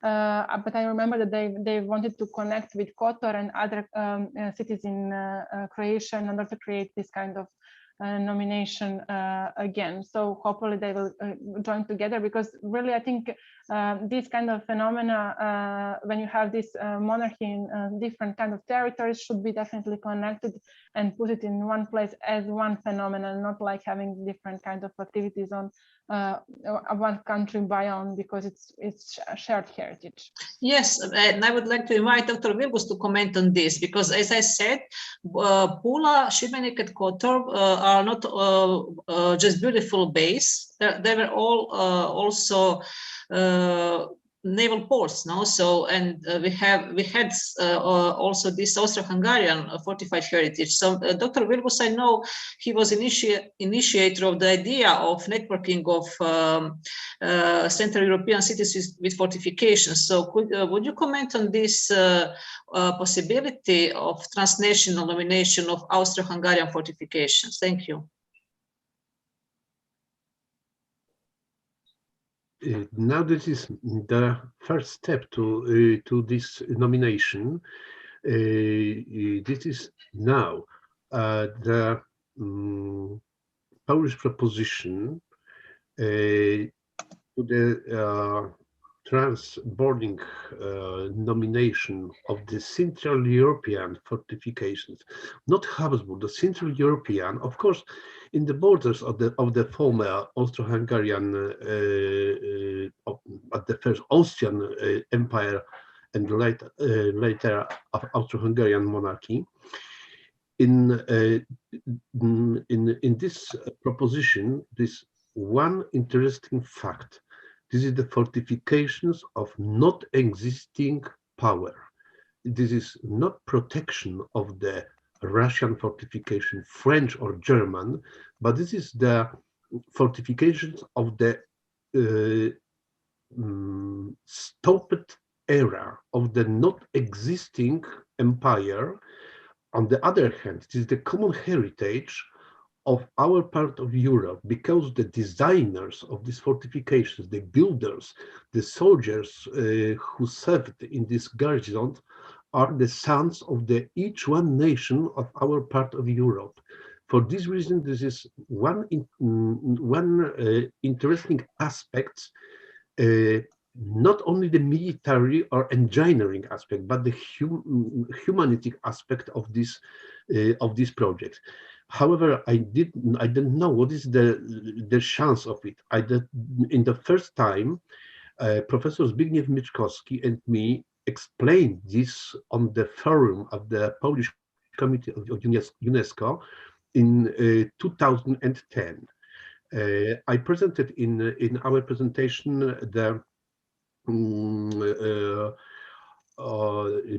minutes, the short informations prepared by the secretary of this of our committee. However, it was stopped. Now I know this is the second proposition from the Polish side, but I don't know what is the next, what is the result of it. On the other hand, self-government of Przemyśl started to contact with the equal self-government in this number, the region of Kotor, for the future collaboration, maybe on the tourists level, but maybe in the future on the common efforts for this implementation. Today, the second Polish proposition for the discussion, not the tentative list, now for the discussion. It led Professor Bogusław Szmygin from Polish National Committee of UNESCO. This is my knowledge on this. No, we can hear today that we are in different stages of the process. So we have Krakow, which has a very developed system of valorization documentation. We have Šibenik also with very good management of the whole system. Kotor, which has very interesting combination of Venetian and Austro-Hungarian fortresses, but also which is looking for a new model of sustainable tourism, right? To control this tourism development and protection of heritage. So Pula has abundance of different of heritage from different periods, Venetian, Austro-Hungarian, ancient heritage. So I think that the most important for this first stage is to learn from each other now. So I think there is, we are sure that there is a possibility for international cooperation, right? As this is through cultural roots, no? Like FORTE CULTURA. As Milica said, transnational nomination is very complex process, no? So first we have to fulfill some basic requirements, no? And I think, yes, it is very important to learn from each other. Yes, Milica, you wanted to comment on this. Yes, you give me inspiration just to explain one more thing. I didn't want to be too broader, you know, in my presentation, but regarding the stages of different stages that you have mentioned about different fortification, it's not a prerogative. So, for example, when we were starting this kind of process with the Venetian Works of Defense, there were also different conservation statuses of different fortresses, and within the decision, there's 6 of components are inscribed, but there's also one provision provisional amendment which says that Forte Mare of Herceg-Novi, fortress in Herceg-Novi, should be considered later when whole process of conservation is done. So we have in the meanwhile finished this process of conservation measures and project and everything, and now we are starting drafting new nomination for Forte Mare to extend into this Venetian Works of Defense. So even in these phases, you don't have to be like completely the same stage. You can have different kind of initiatives, different kind of stages, and during the process, you will learn how you will manage with that. Yes, and I hope for you also was very important cooperation with Croatia. Now, I think that you had a project with Dubrovnik. So this transnational cooperation is also very important, no? In such. Yeah, it is a really important cooperation. It's really good on local level. So mayors of Dubrovnik, Kotor, Ohrid, and Mostar are having this kind of annual meetings, and they discuss different activities and different initiatives within processes of UNESCO. It's really important, and it's really good to see that local municipalities are trying to also make some control and activities together. So it's really successful. I'm really happy because of that. So I think that we agree that it is also important to have support on the level of the local governance. No? So the city of Pula, the city of Šibenik, the city of Kotor has to communicate and to exchange this knowledge. No? We have also comment from our colleagues from the National Park Brijuni. They hope there will be more opportunity to continue cooperation in Brijuni. As I said, there was this fortified architecture workshop. So it was a venue of very nice meetings and workshops. So they are looking forward for continuation of this cooperation too. So maybe Dirk, you can share your comments as kind of conclusion of this conference. I think we really had the opportunity to hear a lot of different examples. Not only from Central Europe, but also from the, let's say, from the Adriatic. And these are all kind of borderland zones. So we have a kind of mixture of all these influences, both Venetian, Austro-Hungarian, and so ancient Roman heritage. So how to use all this wealth of heritage in creating cultural roots and other products of cultural tourism? Yes, very interesting. Also, regarding to the presentation from Milica, there is another UNESCO World Heritage which is fortified. It's the Bourbon heritage, right? And I think I don't know how it was. It was my question to Milica. And was it very difficult to compete against this existing UNESCO heritage and to point out what is the value of the Venetian heritage? Because in my opinion, in my experience in the cooperation with the Cultural Root Institutes, they asked us, is this the right way to have such a wide heritage? Yes, we starting with the upcoming of the firearms and we ending in the end of the Cold War. And we explained it the whole time, and this is also was Mr. Vigos said. This is you can't cut this. You can't show only one episode. You need the whole series. Yes, and yeah, that's why.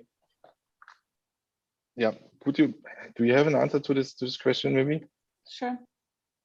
Sure, it was really hard to explain, especially for everyday activities and for local community to understand why we are having another UNESCO label on Kotor, because it is wide area. We call it from Verige to Verige, so it's actually half of Kotor Bay in general. So it's really huge area which is under protection, but people who are not into the subject, you know, they know only this UNESCO. For them, it's not so important if it's cultural heritage or it's natural or it is one monument. They think it's only people who are dealing with cultural heritage or they are making some important decisions, or authorities. They are more into the details about what are the values, how you can protect them, and what does it mean to have UNESCO status on such a large area. And then when we have started with this process in 2017, there were several comments like that we want to exclude this previous nomination and to include only this whole city in order to develop a different kind of construction within outside the area. So it was really hard to explain to them, but now we are, let's say, achieving some goals in that strategy, to explain that Venetian part is only walls of old city and the city inside, and our single element is still ongoing, still has really magnificent values, and it is connected with a harmonious communication between nature and culture on overall area of Kotor. So it is really hard to explain to local community, and this is the key challenge, because they really don't see the point of two designation if you have one. So for us, it's still a question that we have to solve. It's really hard to explain, but now we have different initiatives also. They want to, now when this Venetian Works of Defense, as Natasha mentioned, that Pula also have a Venetian layer. We also have different kind of opposing from different municipalities, such as Ultini. Ultini was part of a nomination in the process, and it was not one of selected elements. So they were very mad about that. Mayor was really stressful because they were not passing us through another phase. And also we have some disputes with the municipality of Budva, because there are also some Venetian elements in that territory. So UNESCO designations always bring such an patience, such a different kind of responsibilities and different kind of it seems popular to have UNESCO on your side, but many of people don't understand what does it mean, like in everyday policies, in everyday life. It's really hard to control and manage, especially touristic areas. So this is something that should be really communicated very well with municipalities, because even UNESCO and Council of Europe, they have different kind of programs which can be really used on, let's say, not so strict manner, like World Heritage List. When you have World Heritage List designation, it's really strict. You have to follow all the rules, otherwise you will lose your status, and it's something which is very bad and for cultural heritage and for overall state and economy and everything. So I think that the key question is on the beginning, when you are designated something, when you want to start and launch the process, then you should really take into consideration every positive and negative impact of that process. So it's not so problematic to go on UNESCO list if you have values and you have integrity, but it is how you will sustain this status for a long period of time. So this is the key question for authorities. Yes, I can comment, yes, but you already had the management plan for Kotor Fort before, right? Because it was already but this one was different. So you have to have different management plan for example, previously when you had inscriptions 1979, when you had Dubrovnik, Ohrid, Kotor, you didn't have management plan as a tool at all. So it developed later. So now you have to have management plan. We in this moment are revising the management plan for Kotor. But then when you have this Venetian Works of Defense, you have to have another management plan, which is connected with other states. So we have to have joint activities and to implement some of them together, some of them specifically for every property. So it's really mixed. And we have now this international working group made of mayors and different stakeholders of national level. And we meet, let's say, regularly once a year or 2 times a year and discuss different activities. But still, it is a lot of dispersion, and a lot of activities are being done by ourselves. So this is really something I think that UNESCO is still struggling how to define these things and not to go, precisely in some really demanding activities just to go with the flow. It's something that's also challenging for them. Thank you. So I think it is important also to have very interested mayors, and other stakeholders to be involved. Okay, so I would like to thank to Dirk and the Forte Cultura to involve us in all this process. Let me one sentence add. And the question was to deal with all the different heritage, Austrian, Venetian. Forte Cultura is open for all regions. As I said, the sub-label structure, yes, regional structures geographical structures, but also thematical or historical structures. Yes, we have Napoleon fortifications, we have Vauban fortifications, Venetian fortifications, and we can establish and develop special routes, study tours to each topic. So that's the incredible variance of this heritage. Yes, what make this possible. In the end, we have to see the target groups. So for who is interested in to see what? Yes, the Austrian people maybe see would like to see the Austrian heritage, and to come to Pula and as Austrian to visit the Austrian heritage, but also to get explained the whole history of the city and the region. That's the best way. So, yes, Martin, you have also you raised your hand. Raised your hand. Hi. Yeah. Well, I came to a conclusion, especially on the last subject, that well, since the beginning we observed that the idea of inscription in the World Heritage List is changing from individual inscriptions, then group inscriptions, today transnational inscriptions, and maybe in the future some other strategy will develop. During this process, a lot of fortification is already inscribed. And I think that we have to say that we cannot inscribe all the fortifications all over Europe into the World Heritage List.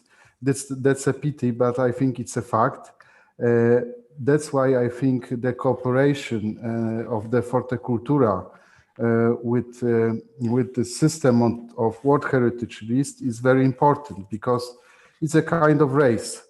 All these individual places are trying to win this race, but such kind of organization as FORTE CULTURA can unite places that are inscribed with places that are not inscribed into a system, a kind of symbiosis, that from this inscription will be this inscription can work not only for the place that is inscribed, but also for the other places all around. So I think maybe such a solution, a new point of view on the inscriptions might be worked out, and I think it's important to look for new inscriptions, but also to look for and welcome all the places that are all inscribed, and to look at this from the now very bright level that is offering us the FORTE CULTURA.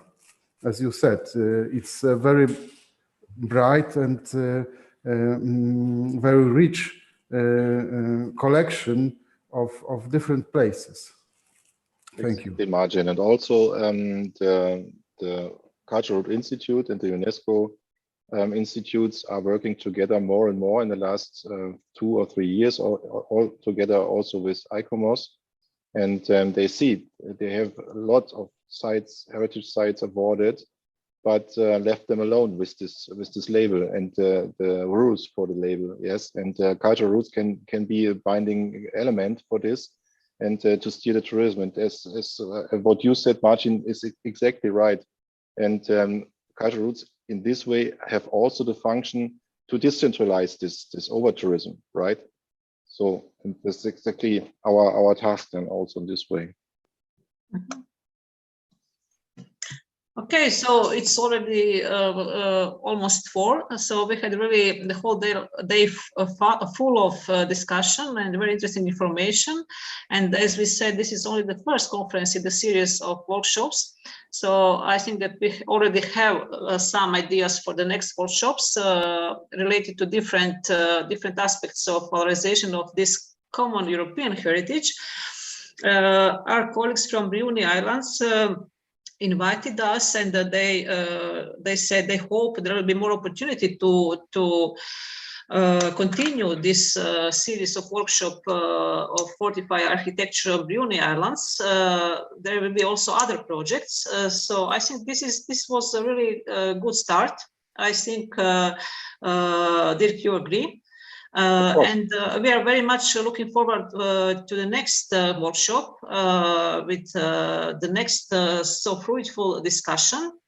So if you agree, maybe we can stop here and continue in a month or two, maybe. So just to conclude that we really have a great material, a lot of experience, and already established network of partners. So we congratulate to Forte Cultura, which is in the process of certification of the new cultural route of the Council of Europe. So we hope we all will be members of the Forte Cultura and continue our cooperation there. But also, and as we could see, there are also other models of cooperation, like transnational nominations and so on. So we will see. But in any case, this exchange of knowledge and experience is very important. So I think that we succeed in this, and that we can conclude that we start a good job, which will be continued. Dirk? Thank you very much, Natasha. That's exactly right. And I have each week an efforts board meeting, and also the scientific committee, the joint scientific committee is meeting minimum once a month.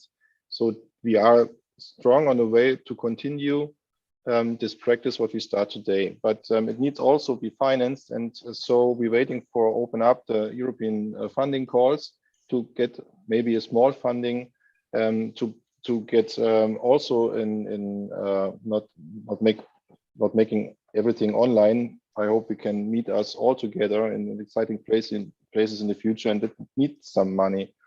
And as you've seen here, the next activities will be on 7th July in Helvoetsluis in the Netherlands, a workshop to start this efforts fortified heritage socio-economic impact study. And this is really important because we have to show the European Union how important the fortified heritage is, yes, and that it needs to be supported and everything what we've seen today. Then we have the Elbe Fortresses International Conference Terezin, what we postponed due to Corona since 1.5 years. We want to finish this maybe in June. And an interesting project for your region is the Fortitude project, which project leader is the Šibenik Fortress, capacity building in tourism-oriented cultural management location with Croatia, Bosnia and Herzegovina, and Montenegro. Here are planned 3 workshops until public workshops until September. I will lead the one in Karlovac in end of September, I think. There is one in in Bar and one in Šibenik, I think. And please join, everybody can join the European Fortress Summer Activity 2021. It's not necessary to be a member. It's only to show, hey, here are fortresses around Europe, and they have exciting events during summer and beyond. It's very simple to inscribe. We will publish in the next time. You see the europeanfortressummer.eu page. It's quite new and will be developed in the next weeks. So each fortified monument is called to participate.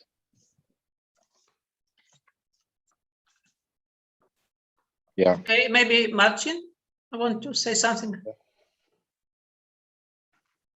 I forgot to raise my, yes. Okay. Okay, so maybe we can conclude if somebody wants to say something more.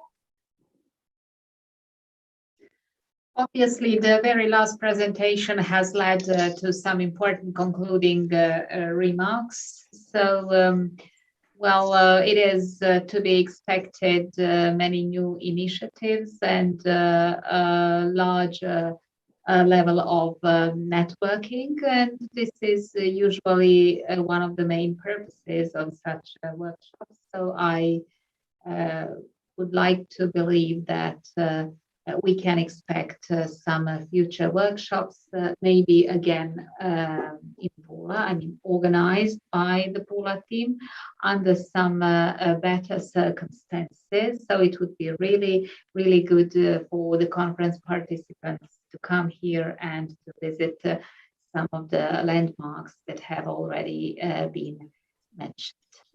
Yes, we are very much looking forward to this. I have information from the city of Pula that they are preparing kind of Interreg Croatia-Italy project, and also the colleagues from National Park Briuni are ready to be involved in this. So I think there will be more opportunities for seeing all of you soon.